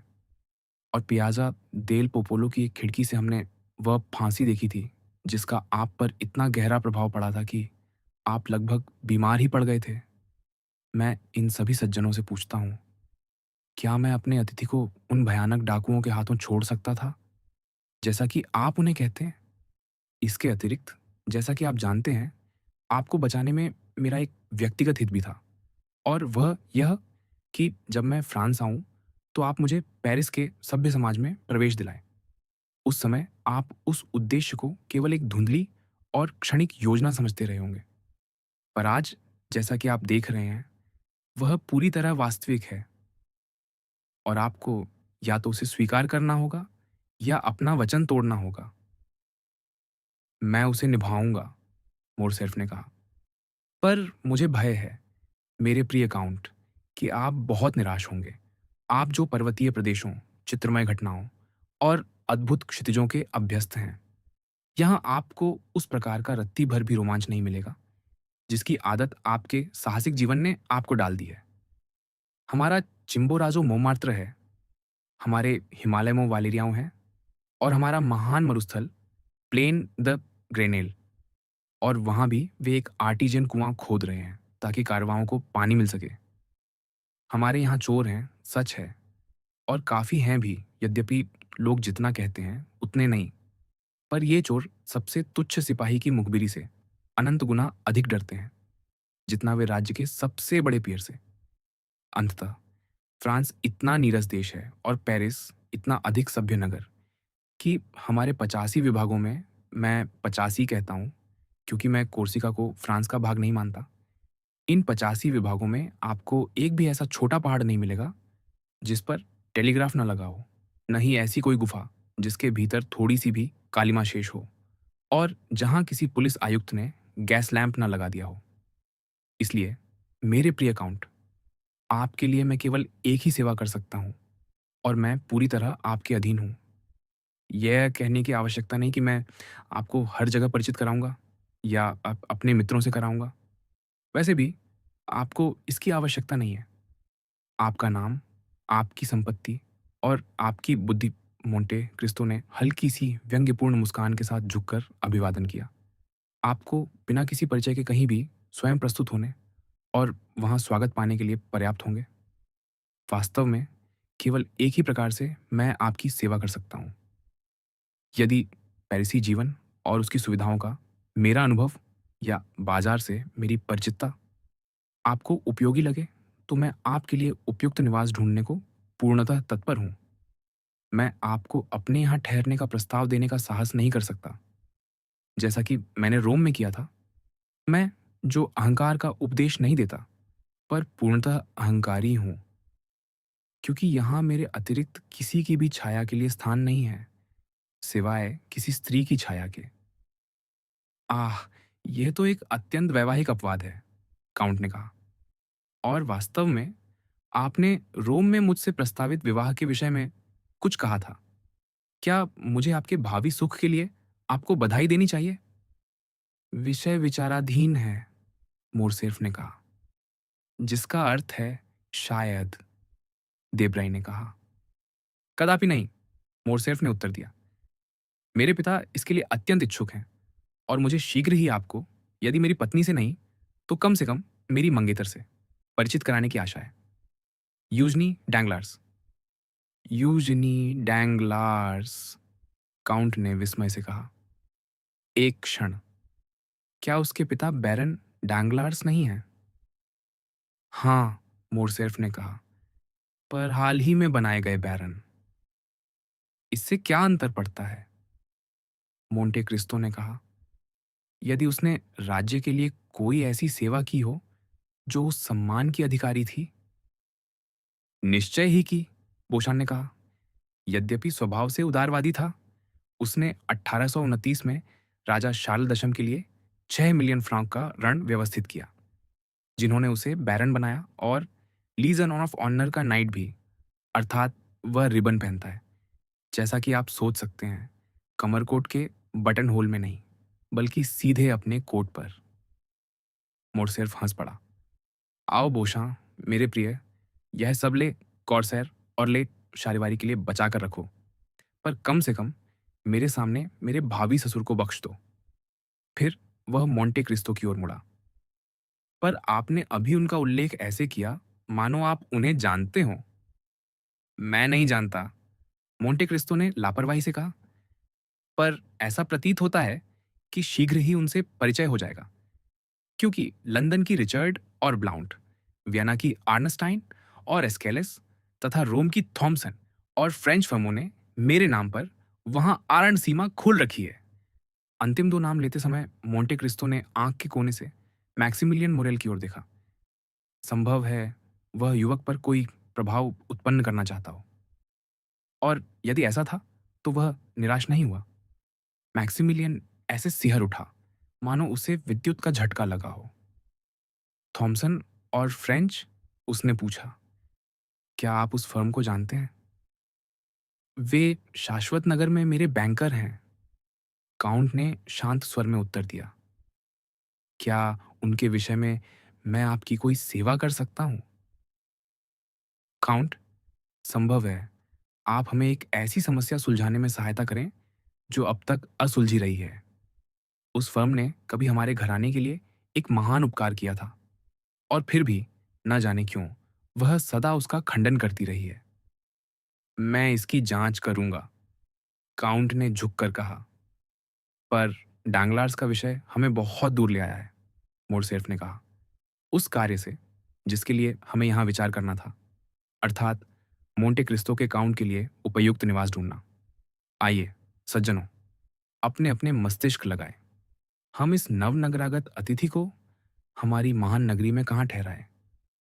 फोबुर्ग सेंट जर्मेन में, शातोरेनो ने कहा। वहां काउंट को एक आकर्षक एकांत निजी भवन मिलेगा।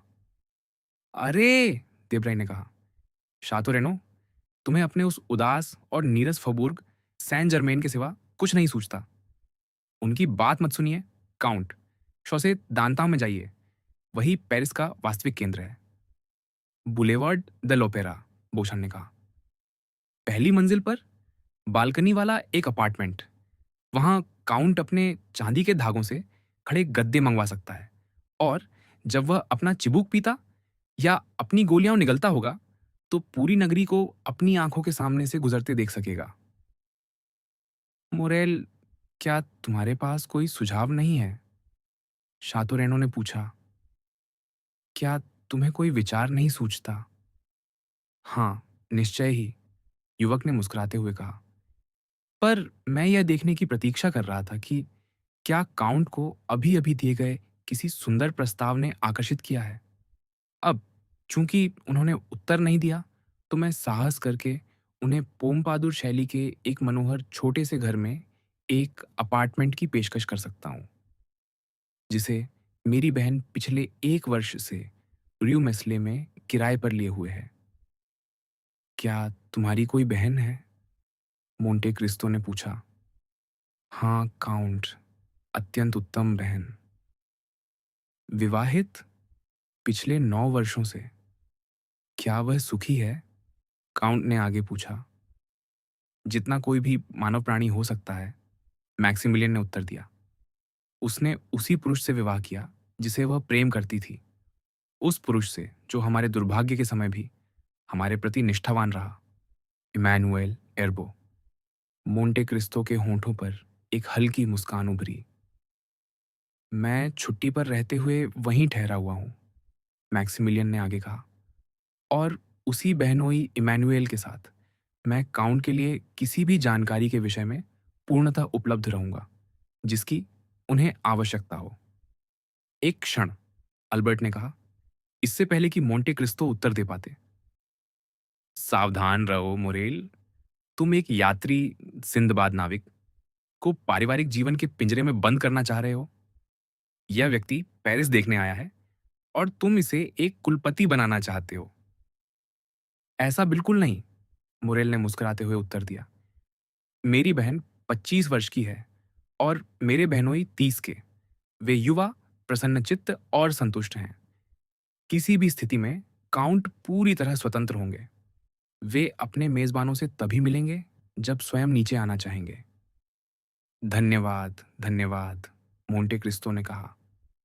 यदि आप मुझे यह सम्मान दें कि अपनी बहन और अपने बहनोई से मेरा परिचय करा दें, तो मेरे लिए इतना ही पर्याप्त होगा। पर मैंने इन सज्जनों में से किसी के प्रस्ताव को इसीलिए स्वीकार नहीं किया क्योंकि मैंने पहले ही रहने की व्यवस्था कर ली है। क्या? मोरसेफ चिल्ला उठा। आप किसी होटल में ठहरने वाले हैं? वह तो आपके लिए बहुत उदास होगा। क्या मैं रोम में इतनी बुरी तरह ठहरा हुआ था? मोंटे क्रिस्तो ने पूछा। रोम में, मोरसेफ ने कहा। आपने अपने लिए एक अपार्टमेंट सुसज्जित करने में 50,000 प्यास्त्र खर्च किए थे, पर मुझे नहीं लगता कि आप प्रतिदिन इतना खर्च करने को तैयार होंगे। खर्च वह कारण नहीं था जिसने मुझे रोका, मोंटे क्रिस्तो ने उत्तर दिया। पर मैंने निश्चय किया था कि पेरिस में मेरा एक घर होगा, मेरा अपना घर, समझते हैं? मैंने अपने सेवक को मुझसे पहले भेज दिया था और उसने अवश्य ही यह घर खरीद लिया होगा और उसे सुसज्जित भी कर दिया होगा। क्या आप कह रहे हैं कि आपके पास ऐसा सेवक है जो पेरिस जानता है? बोशा ने विस्मय से कहा। मेरी ही तरह वह भी पहली बार फ्रांस आया है। वह काला है और बोल नहीं सकता, मोंटे क्रिस्तो ने उत्तर दिया। इस पर सबको आश्चर्य हुआ। तो वह अली ही होगा, अल्बर्ट ने अनुमान लगाया। हाँ, वही अली, मेरा नूबियन, मेरा गूंगा सेवक, जिसे मुझे विश्वास है कि आपने रोम में देखा था। निश्चय ही, मुझे वह भली भांति याद है, मोरसेफ ने कहा। पर आपने पेरिस में अपने लिए घर खरीदने की जिम्मेदारी एक नूबियन को और उसे सुसज्जित करने का काम एक गूंगे व्यक्ति को क्यों सौंपा? बेचारे ने सब कुछ उलटा पुलटा कर दिया होगा। ऐसा बिल्कुल नहीं, मोंटे क्रिस्तो ने कहा। इसके विपरीत, मुझे पूरा विश्वास है कि उसने सब कुछ मेरी रुचि के अनुरूप चुना होगा, क्योंकि जैसा कि आप जानते हैं, मेरी रुचियां सबके साथ साझा नहीं होती। वह एक सप्ताह पहले यहाँ पहुंचा था और उसने एक अच्छे शिकार कुत्ते की प्रवृत्तियों के साथ अकेले ही नगर को छान मारा होगा। वह मेरी सनकें, मेरी इच्छाएं, मेरी आवश्यकताएं को जानता है। उसने सब कुछ वैसा ही व्यवस्थित किया होगा जैसा मैं चाहता हूं। उसे पता था कि मैं आज 10 बजे पहुंचूंगा और 9 बजे से वह फ़ॉन्टेनब्लो द्वार पर मेरी प्रतीक्षा कर रहा था। उसने मुझे यह कागज़ दिया, जिस पर मेरे नए पते का उल्लेख है। लीजिए, पढ़िए। मोंटे क्रिस्तो ने वह कागज़ अल्बर्ट को दिया, जिसने पढ़ा। नंबर 30, शांज़ेलिज़े। यह तो सचमुच अनोखा है, बोशां अनायास बोल उठा। और अत्यंत राजसी, शातो रेनो ने जोड़ा। क्या आपको सचमुच अपने घर का पता नहीं? देब्राई ने पूछा। नहीं, मोंटे क्रिस्तो ने कहा। जैसा कि मैंने बताया, मैं हमारा तय समय चूकना नहीं चाहता था। मैंने गाड़ी में ही दाढ़ी बनाई और वस्त्र पहने और सीधे विकॉन्त के द्वार पर उतर गया। युवकों ने एक दूसरे की ओर देखा।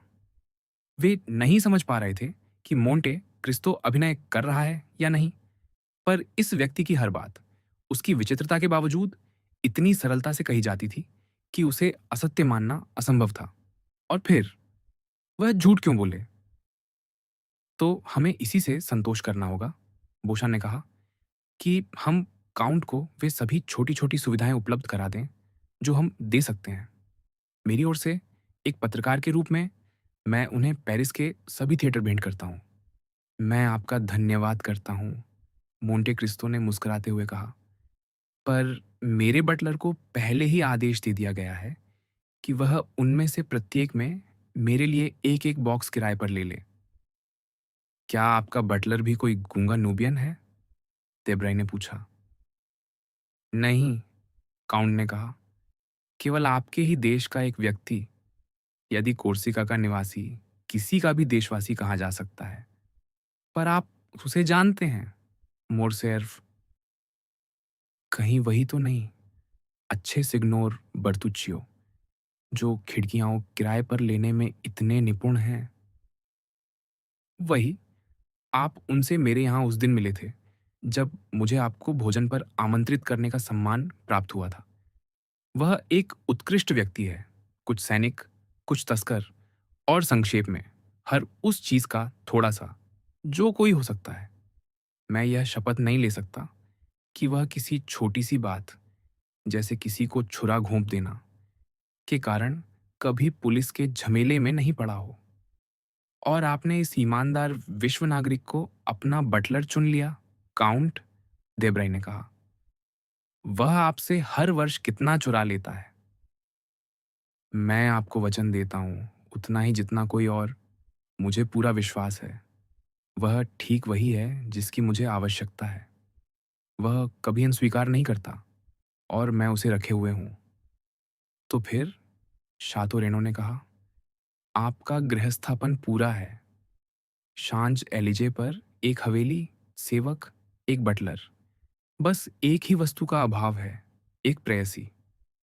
अल्बर्ट मुस्कुराया, उस सुंदर यूनानी स्त्री को स्मरण करते हुए जिसे उसने काउंट के बॉक्स में थिएत्रो वाले और अर्जेंटीना में देखा था। मेरे पास उससे भी बेहतर है, मोंटे क्रिस्टो ने उत्तर दिया। मेरे पास एक दासी है। आप अपनी प्रेयसियों को थिएटर द l'Opéra, वॉडीविल और वेरिएते में किराए पर लेते हैं। मैंने अपनी कॉन्स्टेंटिनोपल में खरीदी। वह अधिक महंगी पड़ी, पर इस विषय में मुझे आगे कोई चिंता नहीं रही। देब्राई हंस पड़ा। आप भूल रहे हैं कि हाँ, जैसा कि राजा शार्ल ने कहा था, हम नाम से भी फ्रैंक्स हैं और स्वभाव से भी। जैसे ही वह फ्रांस की धरती पर पांव रखेगी, आपकी दासी स्वतंत्र हो जाएगी। उसे यह कौन बताएगा? मोंटे क्रिस्टो ने पूछा। अरे, जो भी रास्ते से गुजरे। वह केवल रोमाइक बोलती है। आह, तब बात कुछ और है। तो क्या हम कम से कम उसे देख पाएंगे? बोशान ने पूछा। या एक गूंगे सेवक के अलावा क्या आपके पास नपुंसक भी हैं? नहीं, बिल्कुल नहीं, मोंटे क्रिस्टो ने कहा। मैं अपने प्राच्यवाद को इतनी दूर तक नहीं ले जाता। मेरे आसपास के सभी लोग जाने के लिए स्वतंत्र हैं और आगे उन्हें ना मेरी आवश्यकता होगी, न किसी और की। संभवतः इसी कारण वे मुझे छोड़कर नहीं जाते। काफी देर पहले ही वे मिठाई और सिगार तक पहुंच चुके थे। मेरे प्रिय, देवराय ने उठते हुए कहा, 2:30 बज चुके हैं और आपका अतिथि मनोहर है, पर कोई भी संगति उतनी अच्छी नहीं होती जितनी वह, जिसे छोड़ा जाए, कभी कभी उससे भी बुरी के लिए। मुझे अपने मंत्रालय लौटना होगा।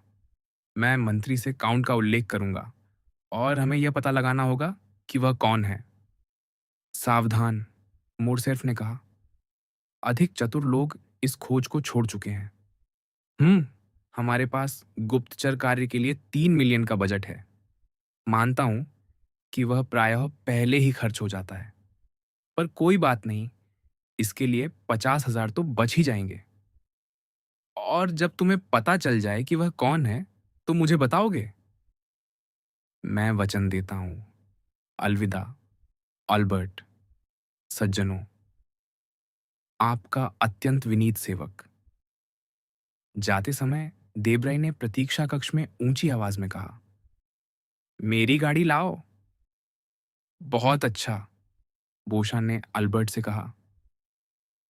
मैं सदन नहीं जाऊंगा, बल्कि अपने पाठकों को डैंगलार्स के भाषण से भी बेहतर कुछ दूंगा। मैं आपसे प्रार्थना करता हूं, बोशा, मोरसिर्फ ने कहा। एक शब्द भी नहीं। मुझे उन्हें प्रस्तुत करने और समझाने का श्रेय लेने से वंचित मत कीजिए। क्या वह एक विचित्र व्यक्ति नहीं है? उससे भी बढ़कर, शातो रेनो ने उत्तर दिया। मैंने जितने भी लोगों को देखा है, उनमें से सबसे असाधारणों में एक। मोरेल, क्या तुम चल रहे हो?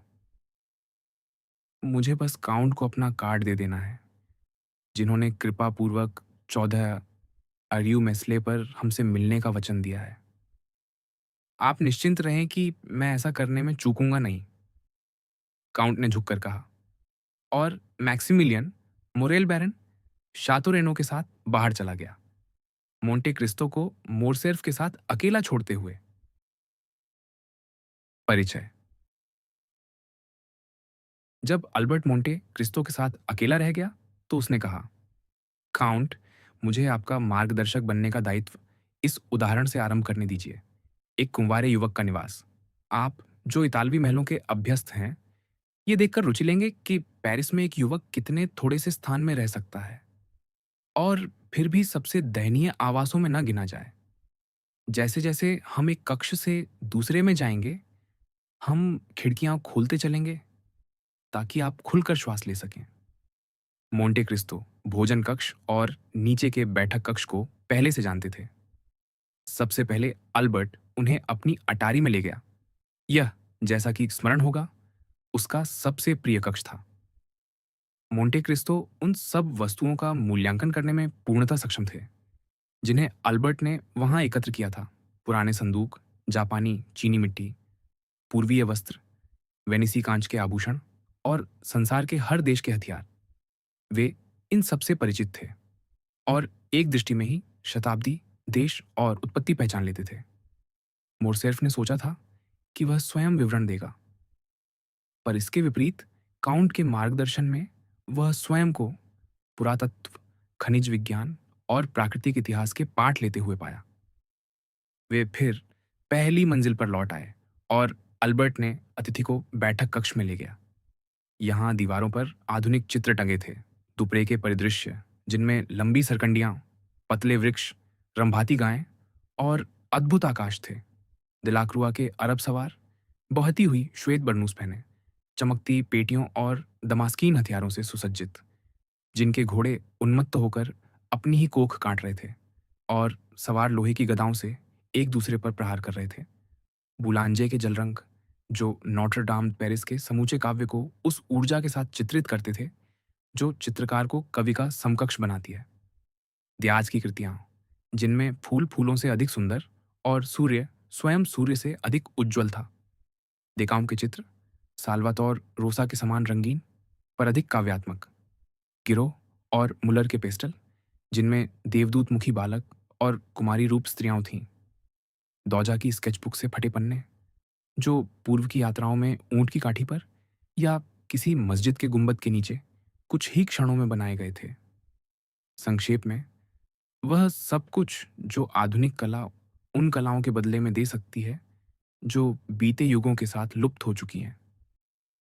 यहाँ कम से कम अल्बर्ट को आशा थी कि वह अतिथि को कुछ नया दिखा पाएगा। पर उसकी अत्यंत आश्चर्यजनक बात यह थी कि काउंट हस्ताक्षर खोजे बिना ही, जिनमें से कुछ तो केवल आद्याक्षरों के रूप में थे, तुरंत प्रत्येक कृति के कलाकार का नाम बता देता था। इससे स्पष्ट था कि ये सभी नाम न केवल उसे ज्ञात थे, बल्कि उसने इन प्रतिभाशाली कलाकारों का अध्ययन और मूल्यांकन भी किया था।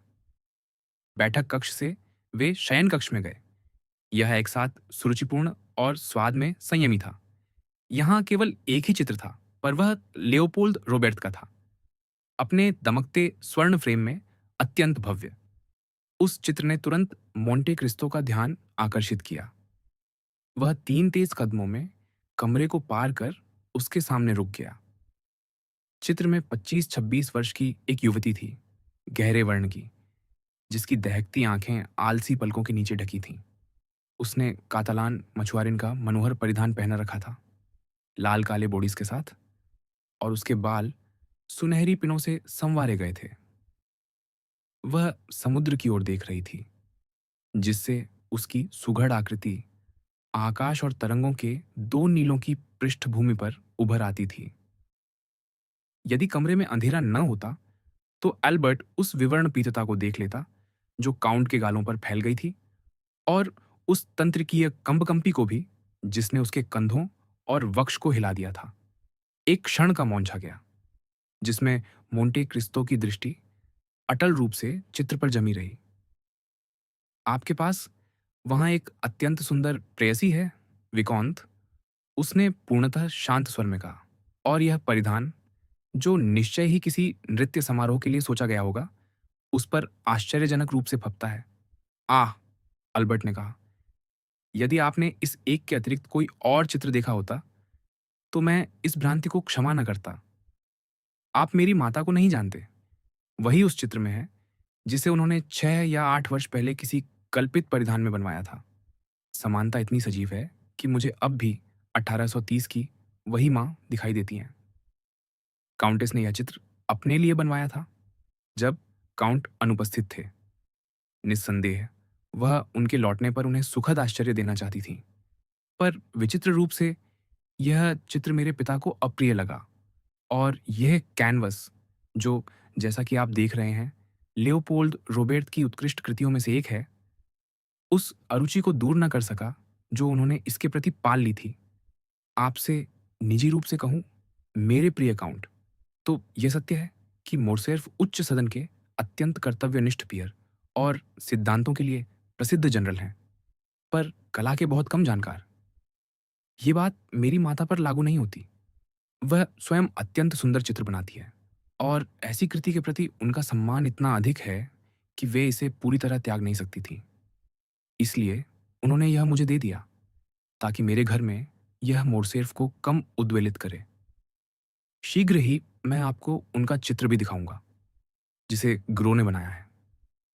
यदि मैं घरेलू विषयों और अपने परिवार के बारे में अधिक बोलता प्रतीत हूं तो क्षमा कीजिए, पर चूंकि मुझे आगे आपको काउंट से परिचित कराने का सम्मान प्राप्त होगा, इसलिए मैं ये सब आपको पहले से बता रहा हूं ताकि आप उनके सामने इस चित्र की प्रशंसा न करें।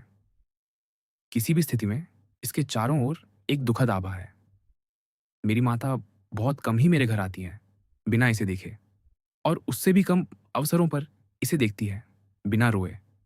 इस चित्र के हमारे घर में आने के साथ जो बादल छाया, वही एकमात्र बादल है जो कभी काउंट और काउंटेस के जीवन पर पड़ा है, जो 20 वर्षों से अधिक समय से विवाहित होने पर भी आज भी पहले दिन की भांति एक दूसरे से जुड़े हुए हैं।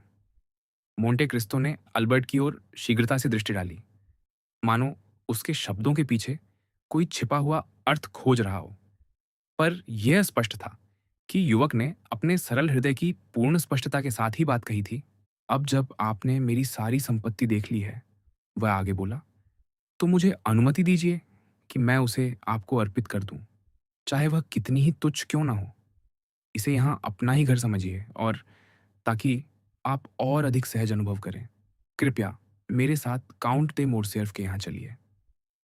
मैंने रोम से उन्हें लिखकर उस सेवा के विषय में बताया था जो आपने मेरे लिए की थी, और यह भी सूचित किया था कि आपने मुझसे मिलने का वचन दिया है। मैं आपको बता सकता हूँ कि काउंट और काउंटेस दोनों ही आपको धन्यवाद देने के लिए उत्सुक हैं।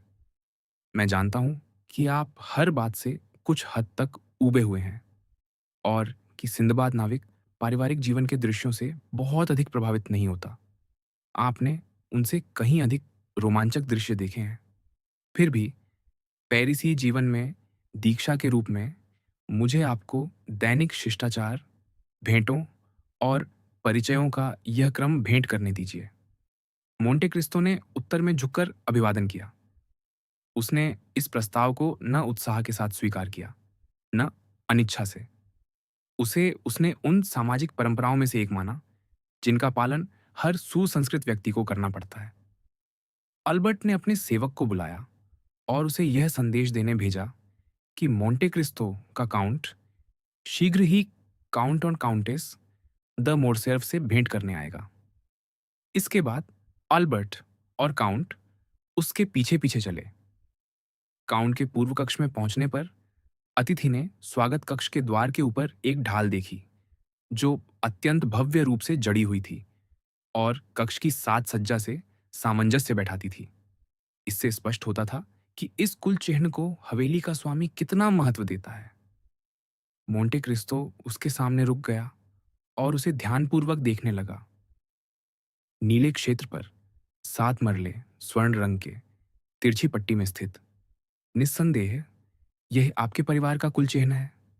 ढाल के तत्वों का सामान्य ज्ञान मुझे इसे पढ़ने की अनुमति देता है, पर कुल चिन्ह विज्ञान के विषय में मैं अत्यंत अज्ञानी हूँ, क्योंकि मैं स्वयं एक संयोगवश बना हुआ काउंट हूँ। टस्कनी द्वारा संत स्टेफन की एक कमांडरी की सहायता से गढ़ा गया। यदि मुझे बार बार यह न बताया गया होता कि बहुत यात्रा करने वाले व्यक्ति के लिए यह नितांत आवश्यक है, तो मैं स्वयं को कभी किसी महान कुलीन के रूप में प्रस्तुत न करता। अंततः गाड़ी के द्वार पर कुछ तो होना ही चाहिए ताकि सीमा शुल्क अधिकारी उसे खोजने से हिचकें। इसलिए यह प्रश्न पूछने के लिए मुझे क्षमा कीजिए। यह प्रश्न बिल्कुल भी असावधान नहीं है, मोर्सेफ ने उस व्यक्ति की स्पष्टता के साथ उत्तर दिया जो अपनी कही बात पर स्वयं विश्वास करता है। आप ठीक कह रहे हैं, यह हमारा कुल चिन्ह है, अर्थात इसमें मेरे पिता का चिन्ह है, जिसे एक ऐसी ढाल से जोड़ा गया है जो लाल रंग की है और जिस पर रजत मीनार है वह मेरी माता का चिन्ह है। उनकी ओर से मैं स्पेनी हूँ, पर मोरसेर्फ फ्रांसीसी हैं और जैसा कि मुझे बताया गया है, दक्षिणी फ्रांस के सबसे प्राचीन कुलों में से एक हैं। हाँ, मोंटे क्रिस्टो ने कहा, यह उन मरले अर्थात काले पक्षियों से स्पष्ट होता है।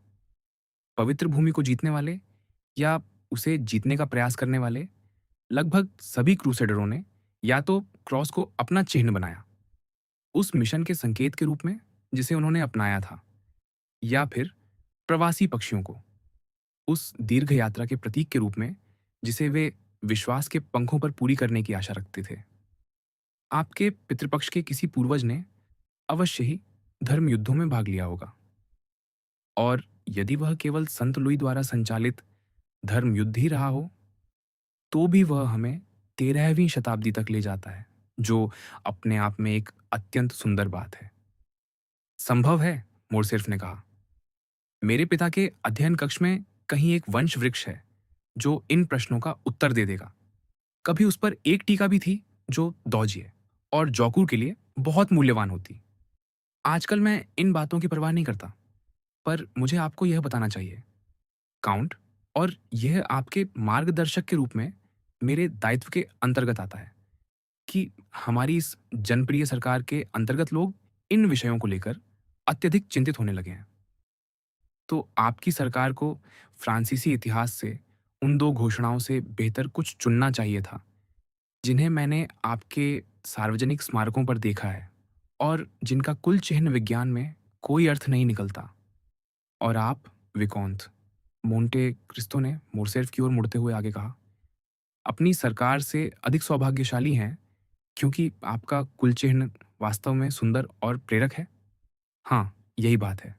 आप एक ओर से प्रोवांस के हैं और दूसरी ओर से स्पेन के, और यदि आपने मुझे जो चित्र दिखाया था वह सही समानता रखता है, तो वही उस सुहावने सांवलेपन की व्याख्या करता है जिसकी मैंने उस कातालान के चेहरे पर इतनी प्रशंसा की थी। इन शब्दों में निहित व्यंग्य को पकड़ने के लिए ऑडिपस या स्वयं स्फिंक्स होना आवश्यक था। वे इतनी उत्तम शिष्टता के साथ कहे गए थे कि उनमें कुछ भी असामान्य प्रतीत नहीं होता था। इसीलिए मोरसेर्फ ने मुस्कुराकर धन्यवाद दिया और आगे बढ़कर मार्ग दिखाते हुए उस द्वार को खोला जो उसके कुलचिह्न के नीचे था और, जैसा कि कहा गया है, स्वागत कक्ष में ले जाता था। कक्ष की दीवारों के सबसे प्रमुख स्थान पर एक और चित्र टंगा था। उसमें 35 से 38 वर्ष के बीच का एक पुरुष दर्शाया गया था, जो जनरल की वर्दी पहने था, कंधों पर मुड़ी हुई दोहरी एपोलेट्स के साथ, जो उच्च पद का संकेत देती है, और गले में लीजन ऑफ ऑनर की फीता, ये दर्शाने के लिए कि वह उस आदेश का कमांडर था। उसके वक्ष पर दाहिनी ओर उद्धारकर्ता आदेश के ग्रैंड ऑफिसर का पदक था, और बाईं ओर शार्ल तृतीय के ग्रेट क्रॉस का, जिससे यह निष्कर्ष निकलता था कि चित्रित व्यक्ति ने स्पेनी और यूनानी युद्धों में भाग लिया होगा, या फिर, जो पदकों की दृष्टि से समान ही है, इन दोनों देशों में कोई राजनयिक मिशन पूरा किया होगा। मोंटे क्रिस्टो इस चित्र को भी उतनी ही एकाग्रता से देख रहा था जितनी उसने पहले चित्र को दी थी, कि तभी एक पार्श्व द्वार खुला और वह स्वयं काउंट द मोरसेर्फ के सम्मुख आ गया। काउंट की आयु 40 और 45 के बीच थी, पर उसका रूप कम से कम 50 वर्ष के व्यक्ति का प्रतीत होता था। उसकी गहरी मूछें और भौहें लगभग श्वेत सैनिक शैली में कटे बालों के साथ विचित्र विरोध उत्पन्न करती थीं। उसने अपने वर्ग के व्यक्ति के दैनिक वस्त्र पहन रखे थे। उसके बटनहोल में लगी फीते की विभिन्न धारियां उन अनेक आदेशों की स्मृति दिलाती थीं जिनसे वह अलंकृत किया गया था। वह अत्यंत कुलीन चाल से भीतर आया, और साथ ही एक प्रकार की कृपापूर्ण तत्परता भी उसमें थी। मोंटे क्रिस्टो ने उसे अपनी ओर आते हुए देखा, पर उससे मिलने के लिए एक भी कदम आगे नहीं बढ़ाया, मानो उसके पांव भूमि से जड़े हों और उसकी दृष्टि काउंट द मोरसेर्फ के मुख पर अचल टिकी हो। पिताजी, युवक ने कहा, मुझे यह सम्मान प्राप्त है कि मैं आपको मोंटे क्रिस्टो के काउंट से परिचित कराऊं, उस उदार मित्र से जिनसे मेरी भेंट उन कठिन परिस्थितियों में हुई थी जिनका वर्णन मैंने आपको किया था। यह सज्जन मेरे घर में स्वागत योग्य हैं। काउंट दे मोर्सेफ ने मोंटे क्रिस्तो की ओर मुस्कुराते हुए झुककर कहा। इन्होंने हमारे परिवार पर ऐसा उपकार किया है, हमारे एकमात्र उत्तराधिकारी की रक्षा करके, कि उसके लिए हम सदा कृतज्ञ रहेंगे। ये कहते हुए काउंट दे मोर्सेफ ने एक कुर्सी की ओर संकेत किया और साथ ही स्वयं भी खिड़की की ओर मुंह करके एक कुर्सी पर बैठ गए। जहां तक मोंटे क्रिस्तो का प्रश्न है, उन्होंने वह कुर्सी ग्रहण की जिसकी ओर काउंट दे मोर्सेफ ने संकेत किया था, पर उसे इस प्रकार खिसका लिया कि वे भारी मखमली पर्दों की छाया में छिपे रहे। वहां से वे काउंट के थके और चिंतित मुखमंडल में उन गुप्त दुखों का पूरा इतिहास पढ़ सकते थे जो वर्षों द्वारा खींची गई प्रत्येक रेखा में अंकित थे। काउंटेस अपने श्रृंगार कक्ष में थीं, मोर्सेफ ने कहा। जब विकॉन्त ने उनसे यह सूचना देने को कहा कि उन्हें हमारे अतिथि का स्वागत करने का सौभाग्य प्राप्त हो रहा है, वे शीघ्र ही नीचे आएंगी और 10 मिनट में हमारे साथ होंगी। मेरे लिए यह महान सम्मान है, मोंटे क्रिस्तो ने कहा, कि पेरिस में अपने आगमन के उसी दिन मुझे ऐसे व्यक्ति से मिलने का सौभाग्य मिले जिनकी योग्यताएं उनकी ख्याति के समान हैं और जिन्हें भाग्य ने कम से कम एक बार उचित रूप से अनुग्रहित किया है। पर क्या भाग्य ने आपको कहीं मित्तिजा के मैदानों में या एटलस पर्वतों में मार्शल की छड़ी भेंट करने के लिए नहीं सोचा था? अरे! मोरसेफ ने हल्का सा लज्जित होते हुए कहा, मैंने सेवा छोड़ दी है। मुझे पुनर्स्थापना काल में पियर की उपाधि मिली थी और मैंने मार्शल द बूर्मो के अधीन सेवा की। इस कारण मैं किसी उच्चतर पद की आशा कर सकता था। कौन जानता है, यदि राज परिवार की वरिष्ठ शाखा सिंहासन पर बनी रहती तो क्या होता। पर लगता है कि जुलाई की क्रांति इतनी गौरवशाली थी कि उसने कृतज्ञता का भी साहस कर लिया। उसने उन सभी के साथ ऐसा ही व्यवहार किया जिनकी सेवाएं साम्राज्य के काल से नहीं थी। इसलिए मैंने त्यागपत्र दे दिया, क्योंकि जिसने रणभूमि में अपने एपॉलेट्स अर्जित किए हों, वह बैठक कक्ष की फिसलन भरी भूमि पर चलना नहीं जानता।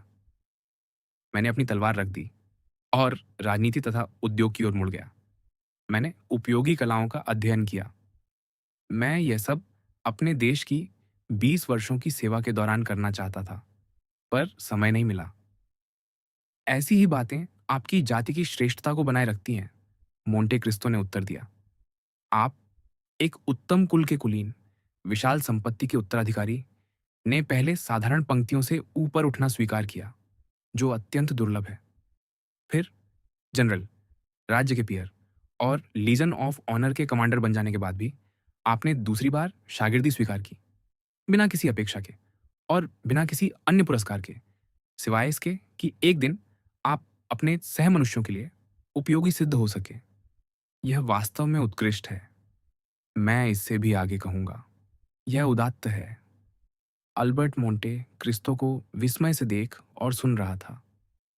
वह उन्हें इतनी तीव्र उत्कटता से अभिभूत होते देखने का अभ्यस्त नहीं था। हाय, वह विदेशी आगे बोला, निस्संदेह उस सूक्ष्म बादल को हटाने के लिए जो उसके शब्दों ने वृद्ध मोरसेफ के ललाट पर ला दिया था। इटली में हम ऐसा व्यवहार नहीं करते। वहां हम अपनी जाति और प्रजाति के अनुसार ही बढ़ते हैं।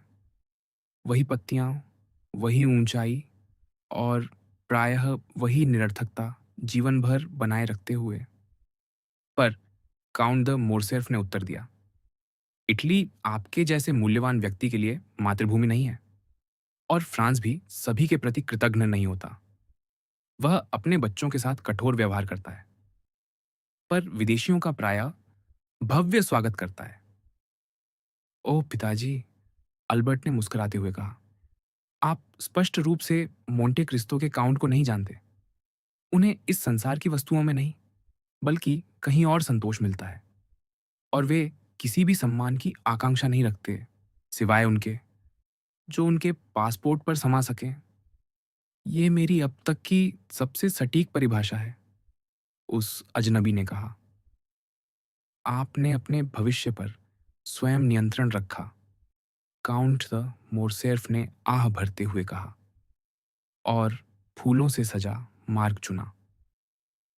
ठीक यही बात है, मोंटे क्रिस्तो ने उत्तर दिया, उन मुस्कानों में से एक के साथ जिसे कोई चित्रकार पकड़ नहीं सकता और जिसे किसी शरीर वैज्ञानिक के लिए विश्लेषित करना निराशाजनक हो। यदि मुझे काउंट को थकाने का भय न होता, जनरल ने कहा, जो मोंटे क्रिस्तो के शिष्टाचार से स्पष्ट रूप से मोहित थे, तो मैं उन्हें सदन तक ले जाता। आज की बैठक उन लोगों के लिए असाधारण होगी जो हमारे आधुनिक सीनेटरों से परिचित नहीं हैं। यदि आप किसी और दिन कृपया उस निमंत्रण को नवीनीकृत करें, मोंटे क्रिस्तो ने कहा, तो मैं आपका अत्यंत आभारी रहूंगा। पर आज मुझे यह सम्मान दिया गया है कि मेरा परिचय काउंटेस से कराया जाए, इसलिए मैं प्रतीक्षा करूंगा। ये रही मेरी माता, विकॉन्त चिल्ला उठा। मोंटे क्रिस्तो ने शीघ्रता से मुड़ते हुए देखा कि काउंटेस द मोरसेल्फ कक्ष के द्वार पर खड़ी थीं। उस द्वार की चौखट पर, जो उस द्वार के ठीक सामने था जिससे उनके पति भीतर आए थे। वे पीली और अचल थीं। जब मोंटे क्रिस्तो मुड़े तो उन्होंने अपना हाथ, जिसे वे किसी अज्ञात कारण से स्वर्ण जटित चौखट पर टिकाए हुए थीं, ढीला छोड़ दिया। वे कुछ समय से वहीं खड़ी थीं और दक्षिणी अतिथि के अंतिम शब्द सुन चुकी थीं। मोंटे क्रिस्तो उठे और काउंटेस को गहन प्रणाम किया। काउंटेस ने मौन में औपचारिक रूप से प्रणाम लौटाया। हे प्रभु, काउंट द मोरसेल्फ चिल्ला उठे। क्या हुआ? क्या कमरे की गर्मी से आपकी तबीयत बिगड़ रही है? क्या आप अस्वस्थ हैं, माँ? विकॉन्त ने जल्दी से मर्सिडीज की ओर बढ़ते हुए पूछा। उन्होंने दोनों को मुस्कान से धन्यवाद दिया। नहीं, उन्होंने कहा, पर मैं उस व्यक्ति को पहली बार देखकर भावुक हो उठी, जिसके बिना आज हम आंसुओं और शोक में डूबे होते। महोदय, वे रानी सी गरिमा के साथ कक्ष को पार करती हुई बोली, मैं आपके कारण अपने पुत्र का जीवन पाने की ऋणी हूं और उसके लिए आपको आशीर्वाद देती हूं। और अब मुझे यह स्वीकार करना है कि आपने मुझे जो आनंद दिया है, मुझे यह अवसर देकर कि मैं आपको धन्यवाद दे सकूं और आशीर्वाद दे सकूं, वह मेरे हृदय की गहराइयों से निकला है। काउंट ने पुनः प्रणाम किया, पहले से भी अधिक गहन। वह मर्सिडीज से भी अधिक पीले पड़ गए थे। महोदया, उसने कहा, आप और काउंट मेरे लिए एक अत्यंत साधारण कार्य का प्रतिदान देने में कुछ अधिक ही उदार हैं। किसी मनुष्य का जीवन बचाना, एक पिता की यातना को शांत करना और एक माता की भावनाओं की रक्षा करना कोई पुण्य कर्म नहीं है। यह तो केवल मानवीय कर्तव्य का पालन है। काउंटेस द मोरसेल्फ ने, जो ये शब्द अत्यंत कोमलता और उत्तम शिष्टाचार के साथ कहे गए थे, गहन भावनाओं से भरे स्वर में उत्तर दिया, महोदय, मेरा पुत्र अत्यंत सौभाग्यशाली है कि उसे आपके जैसा मित्र मिला है और मैं ईश्वर को धन्यवाद देती हूँ कि उसने ऐसा होने दिया। और मर्सिडीज ने अपनी सुंदर आंखें इतनी असीम कृतज्ञता के साथ आकाश की ओर उठाईं कि काउंट को प्रतीत हुआ मानो प्रत्येक आंख में एक आंसू उभर आया हो। काउंट द मोरसेल्फ उसके पास गए। महोदया, उन्होंने कहा, मैं पहले ही काउंट से क्षमा मांग चुका हूं कि मुझे उन्हें छोड़कर जाना पड़ रहा है। कृपया आप भी वही बात दोहरा दें। बैठक 2 बजे आरंभ हुई थी, अब 3 बज चुके हैं और मुझे जाना ही होगा। ठीक है, काउंटेस ने उसी भावपूर्ण स्वर में कहा, मैं प्रयास करूंगी कि हमारा अतिथि आपकी अनुपस्थिति को अनदेखा कर दे। फिर मोंटे क्रिस्तो की ओर मुड़ते हुए बोली, काउंट, क्या आप हमें यह सम्मान देंगे कि दिन का शेष समय हमारे साथ बिताए? धन्यवाद, मोंटे क्रिस्तो ने कहा। विश्वास कीजिए, आपके निमंत्रण के लिए मैं इससे अधिक कृतज्ञ नहीं हो सकता। पर आज सुबह ही मैं आपकी दहलीज पर अपनी यात्रा गाड़ी से उतरा हूं। मुझे यह भी नहीं पता कि पेरिस में मैं कहाँ ठहरूंगा। वास्तव में मुझे यह तक नहीं मालूम कि मैं किस प्रकार ठहरूंगा। मैं जानता हूं कि यह चिंता का बहुत छोटा कारण है, पर फिर भी यह उपेक्षणीय नहीं है। कम से कम आप यह तो वचन देंगे कि किसी और अवसर पर हमें यह सुख प्राप्त होगा? काउंटेस ने पूछा। मोंटे क्रिस्तो ने उत्तर दिए बिना प्रणाम किया, पर वह संकेत सहमति के रूप में लिया जा सकता था। उस स्थिति में काउंटेस ने कहा, मैं आपको और नहीं रोकूंगी, क्योंकि मैं नहीं चाहती कि मेरी कृतज्ञता आपके समय पर बोझ बने या आपको असुविधा दे। मेरे प्रिय काउंट, अल्बर्ट ने कहा, यदि आप अनुमति दें तो मैं उस उपकार का प्रत्युपकार करना चाहूंगा जो आपने रोम में हम पर किया था, और तब तक के लिए, जब तक आप अपने लिए कोई उपयुक्त सवारी की व्यवस्था न कर लें, अपनी कूपे आपके उपयोग में देना चाहूंगा। हजार बार धन्यवाद विकॉन्त, काउंट ने कहा। आप अत्यंत विचारशील हैं, पर मुझे लगता है कि मोंसियो बर्तुच्चियो ने उन 4.5 घंटों का भली भांति उपयोग किया होगा जो मैंने उसे दिए थे, और कि मुझे द्वार पर एक पूर्णतः सुसज्जित गाड़ी प्रतीक्षा करती मिलेगी। अल्बर्ट काउंट की आदतों से परिचित था और जानता था कि वह नीरो की भांति असंभव का पीछा करता है, इसलिए उसे कुछ भी आश्चर्यजनक नहीं लगा। फिर भी वह स्वयं देखना चाहता था कि काउंट के आदेश का पालन किस सीमा तक हुआ है, इसलिए वह उसके साथ घर के द्वार तक गया। मोंटे क्रिस्तो का अनुमान सही निकला। जैसे ही वह काउंट द मोरसेल्फ के पूर्व कक्ष में पहुंचा, एक सेवक, वही जो रोम में दोनों युवकों के पास काउंट का कार्ड लाया था और यह घोषणा की थी कि वह उनसे भेंट करेंगे, स्तंभ मंडप के रास्ते दौड़ पड़ा। और जब वह प्रतिष्ठित यात्री सीढ़ियों तक पहुंचा, तो उसने अपनी गाड़ी तैयार खड़ी पाई। वह केलर कार्यशालाओं की एक कुपे थी, ऐसी जोड़ी से जुती हुई कि जैसा कि पेरिस का हर डैंडी जानता था। ट्रेक ने उसके लिए केवल एक दिन पहले ही 18,000 फ्रांक स्वीकार करने से इनकार कर दिया था। महोदय, काउंट ने अल्बर्ट से कहा, मैं आपको अपने साथ चलने का निमंत्रण नहीं दूंगा, क्योंकि मैं आपको केवल अस्थायी निवास ही दिखा सकता हूँ। और जैसा कि आप जानते हैं, जहाँ तक तात्कालिक व्यवस्था का प्रश्न है, मुझे अपनी प्रतिष्ठा बनाए रखनी होती है। मुझे एक दिन दीजिए, और तब मुझे आपको आमंत्रित करने दीजिए। तब मुझे अधिक निश्चय होगा कि मैं आतिथ्य के नियमों का उल्लंघन नहीं कर रहा हूँ। यदि आप मुझसे एक दिन मांग रहे हैं, काउंट, अल्बर्ट ने कहा, तो मुझे पूरा विश्वास है कि आप मुझे कोई घर नहीं, बल्कि एक महल दिखाएंगे। इसमें कोई संदेह नहीं। आपके अधीन कोई जिन्न अवश्य है। कृपया, कृपया, इसे फैलाइए मत, काउंट ने कहा, अपनी भव्य गाड़ी की मखमली सीढ़ियों पर एक पांव रखते हुए। इससे स्त्रियों में मेरी कोई हानि नहीं होगी। यह कहकर वह अपनी गाड़ी में कूद पड़ा, द्वार जोर से बंद किया और सरपट चल पड़ा। इतनी तेजी से भी नहीं कि वह उस सूक्ष्म सी हरकत को न देख पाता जो उस बैठक कक्ष के पर्दों में हुई थी, जहां उसने काउंटेस द मोरसेल्फ को छोड़ा था। जब अल्बर्ट भीतर लौटकर अपनी माता के पास पहुंचा, तो उसने उन्हें बुधवार में एक बड़े मखमली कुर्सी पर ढही हुई अवस्था में पाया। पूरा कक्ष गहन छाया में डूबा हुआ था। केवल कहीं कहीं किसी पूर्वीय फूलदान पर या किसी स्वर्ण जटित चित्र फ्रेम के कोने पर चमकती हुई झिलमिलाहट दिखाई दे रही थी। अल्बर्ट काउंटेस का मुख नहीं देख सका। वह एक धुंधले आवरण से ढका हुआ था, जिसे उन्होंने अपने सिर के चारों ओर वाष्प से प्रभामंडल की तरह लपेट रखा था। पर उसे उनकी आवाज कुछ विचित्र लगी, और फूलों की टोकरी से उठती गुलाब और हेलियोट्रोप की सुगंध के ऊपर उसे साल वोलेटाइल की तीखी और कड़वी गंध स्पष्ट रूप से महसूस हुई। वास्तव में युवक देख सकता था कि काउंटेस की सूंघने की शीशी अपने शैग्रीन आवरण से बाहर अलाव पट्ट की एक कंगनी पर रखी हुई थी। माँ, क्या आप ठीक हैं? उसने भीतर आते ही पुकारा। क्या मेरे बाहर रहने के दौरान आपको चक्कर आया था? मैं? नहीं, ऑल्बर्ट। पर तुम जानते हो, इस प्रारंभिक गर्मी में, जब तक हम इसके अभ्यस्त नहीं हो जाते, ये सारे गुलाब, रजनीगंधा और संतरे के फूल इतनी तीव्र सुगंध छोड़ते हैं।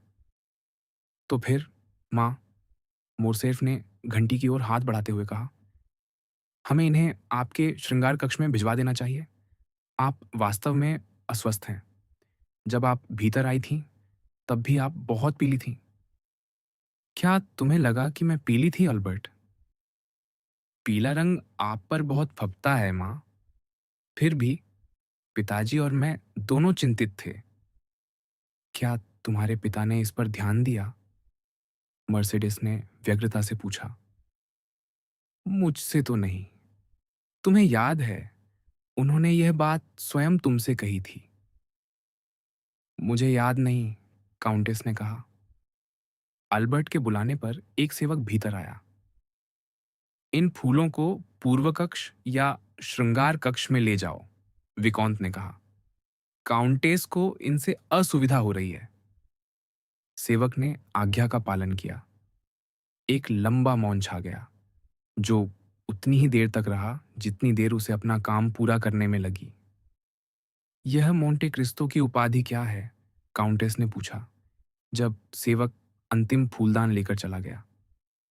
क्या यह किसी परिवार का नाम है, किसी स्थान का, या केवल एक उपाधि? मेरा विचार है, माँ, कि यह केवल एक उपाधि है और कुछ नहीं। काउंट ने टस्कन द्वीप समूह में एक द्वीप खरीदा, और जैसा कि उसने आज ही मुझे बताया, वहां एक शूरवीर कमांडरी की स्थापना की। आप जानती हैं कि यही बात फ्लोरेंस के संत स्टेफन, पार्मा के संत जॉर्ज कॉन्स्टेंटिनियन और यहाँ तक कि माल्टा के शूरवीरों के साथ भी की गई थी। किसी भी स्थिति में उसे कुलीनता का कोई दावा नहीं है, और वह स्वयं को एक संयोगवश बना हुआ काउंट कहता है। यद्यपि रोम में सामान्य मत यही है कि वह अत्यंत उच्च कुल का अभिजात है। उनका शिष्टाचार उत्कृष्ट है, काउंटेस ने कहा। कम से कम जितनी देर वे यहाँ रहे, उतने से तो यही प्रतीत होता है। वे पूर्ण हैं, माँ। यहाँ तक कि यूरोप की 3 सबसे गर्वीली कुलीनताओं, अर्थात इंग्लैंड, स्पेन और जर्मनी के अभिजात वर्ग के सबसे कुलीन सदस्यों में भी मुझे जैसा शिष्टाचार मिला है, उससे कहीं बढ़कर। काउंटेस कुछ क्षण सोचती रहीं, फिर बोली, मेरे प्रिय एल्बर्ट, तुमने देखा है, तुम समझते हो, ये प्रश्न मैं एक माँ के रूप में पूछ रही हूँ। तुमने मोंटे क्रिस्टो के काउंट को उनके अपने घर में देखा है। तुम सूक्ष्मदर्शी हो, संसार को जानते हो, और तुम्हारी आयु के लिए असामान्य रूप से तुम्हारे भीतर विवेक है। क्या तुम्हें लगता है कि काउंट वास्तव में वही है जो वह दिखाई देता है? वह दिखाई कैसा देता है? तुमने अब भी स्वयं कहा था, एक महान कुलीन। मैंने कहा था, माँ, कि उसे ऐसा माना जाता है। और तुम क्या सोचते हो, अल्बर्ट? मुझे स्वीकार करना होगा कि इस विषय में मेरा कोई निश्चित मत नहीं है। मेरा विचार है कि वह माल्टीज है। मैं उसकी राष्ट्रीयता नहीं पूछ रही, मैं स्वयं उस व्यक्ति के बारे में पूछ रही हूँ। वह तो बिल्कुल भिन्न बात है। उसके संबंध में मैंने इतनी विचित्र बातें देखी हैं कि यदि आप पूछें कि मैं क्या सोचता हूँ, तो मैं कहूँगा कि मैं उसे किसी बायरनकालीन पात्र के रूप में देखने की ओर झुकता हूँ। भाग्य की भयावह मोहर से चिह्नित, कोई मैनफ्रेड, कोई लारा, कोई वर्नर। संक्षेप में, किसी प्राचीन अभिजात परिवार का वह बहिष्कृत सदस्य, जो पैतृक उत्तराधिकार से वंचित हो गया, और जिसने साहस और प्रतिभा के बल पर, जो उसे समाज के नियमों से ऊपर उठा देती है, अपना भाग्य स्वयं गढ़ लिया। तुम्हारा अभिप्राय क्या है? मेरा अभिप्राय यह है कि मोंटे क्रिस्टो भूमध्य सागर का एक द्वीप है, निर्जन, असुरक्षित, सभी राष्ट्रों के तस्करों और हर तट के समुद्री डाकुओं का अड्डा। कौन जानता है कि ये परिश्रमी लोग उसे शरण देने के बदले अपने स्वामी को कर न चुकाते हों? संभव है, काउंटेस ने अन्यमनस्क होकर कहा। कोई बात नहीं, युवक आगे बोला। तस्कर हो या ना हो, माँ, आपने उसे देखकर यह तो मानना ही होगा कि मोंटे क्रिस्टो का काउंट एक असाधारण व्यक्ति है, और पेरिस के ड्राइंग रूमों में उसकी बड़ी धाक जमेगी। आज ही मेरे घर पर उसने उच्च समाज में अपनी यात्रा का आरंभ शातो रेनो तक को चकित करके किया। तुम्हारे विचार में काउंट की आयु कितनी होगी? मर्सेडेस ने पूछा, स्पष्टतः इस प्रश्न को अत्यंत महत्व देते हुए। 35 और 36 के बीच। माँ, इतना युवा? ये असंभव है, मर्सेडेस ने कहा, एक साथ अल्बर्ट की बात का भी उत्तर देते हुए और अपने ही विचारों का भी।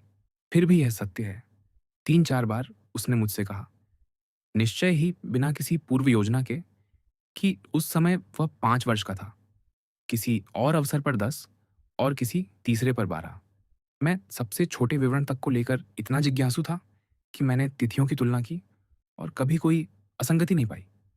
यह असाधारण व्यक्ति आयुहीन सा प्रतीत होता है, पर मैं आपको आश्वस्त करता हूं कि वह 35 का है।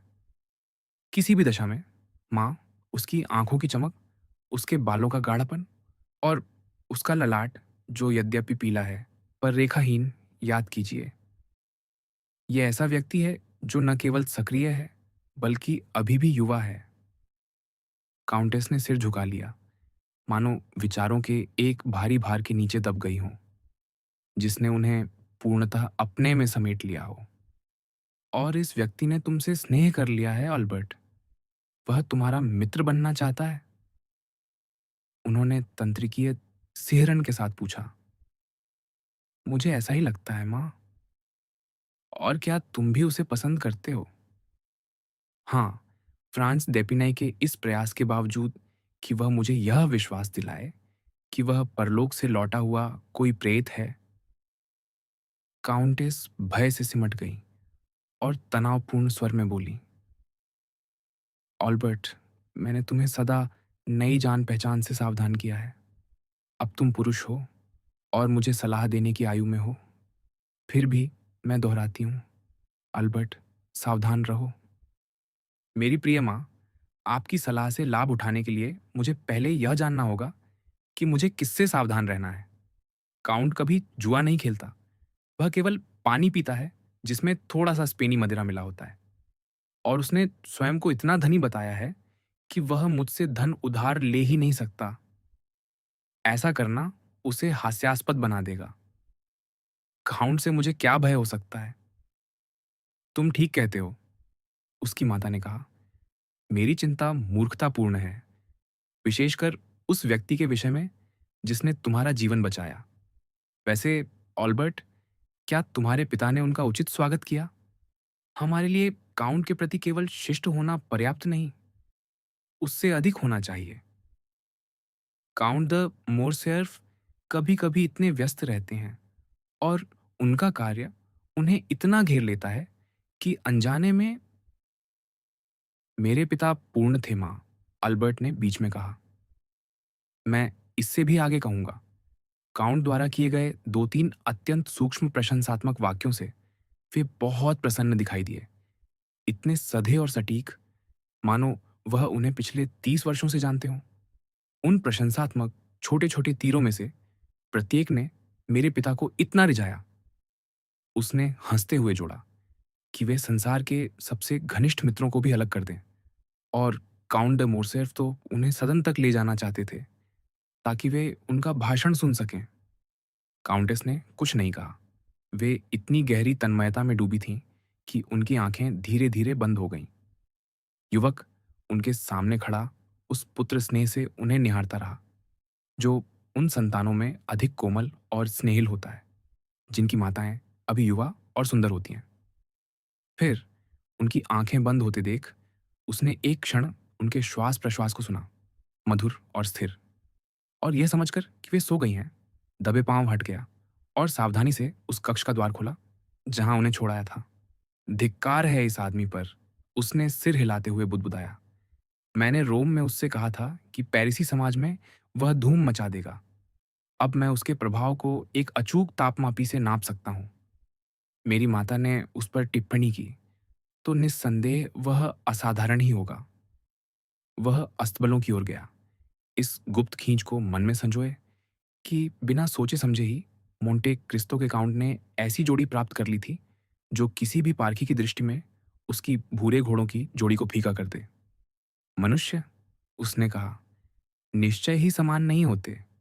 मुझे अपने पिता से यह सिद्धांत उच्च सदन में प्रतिपादित करवाना चाहिए।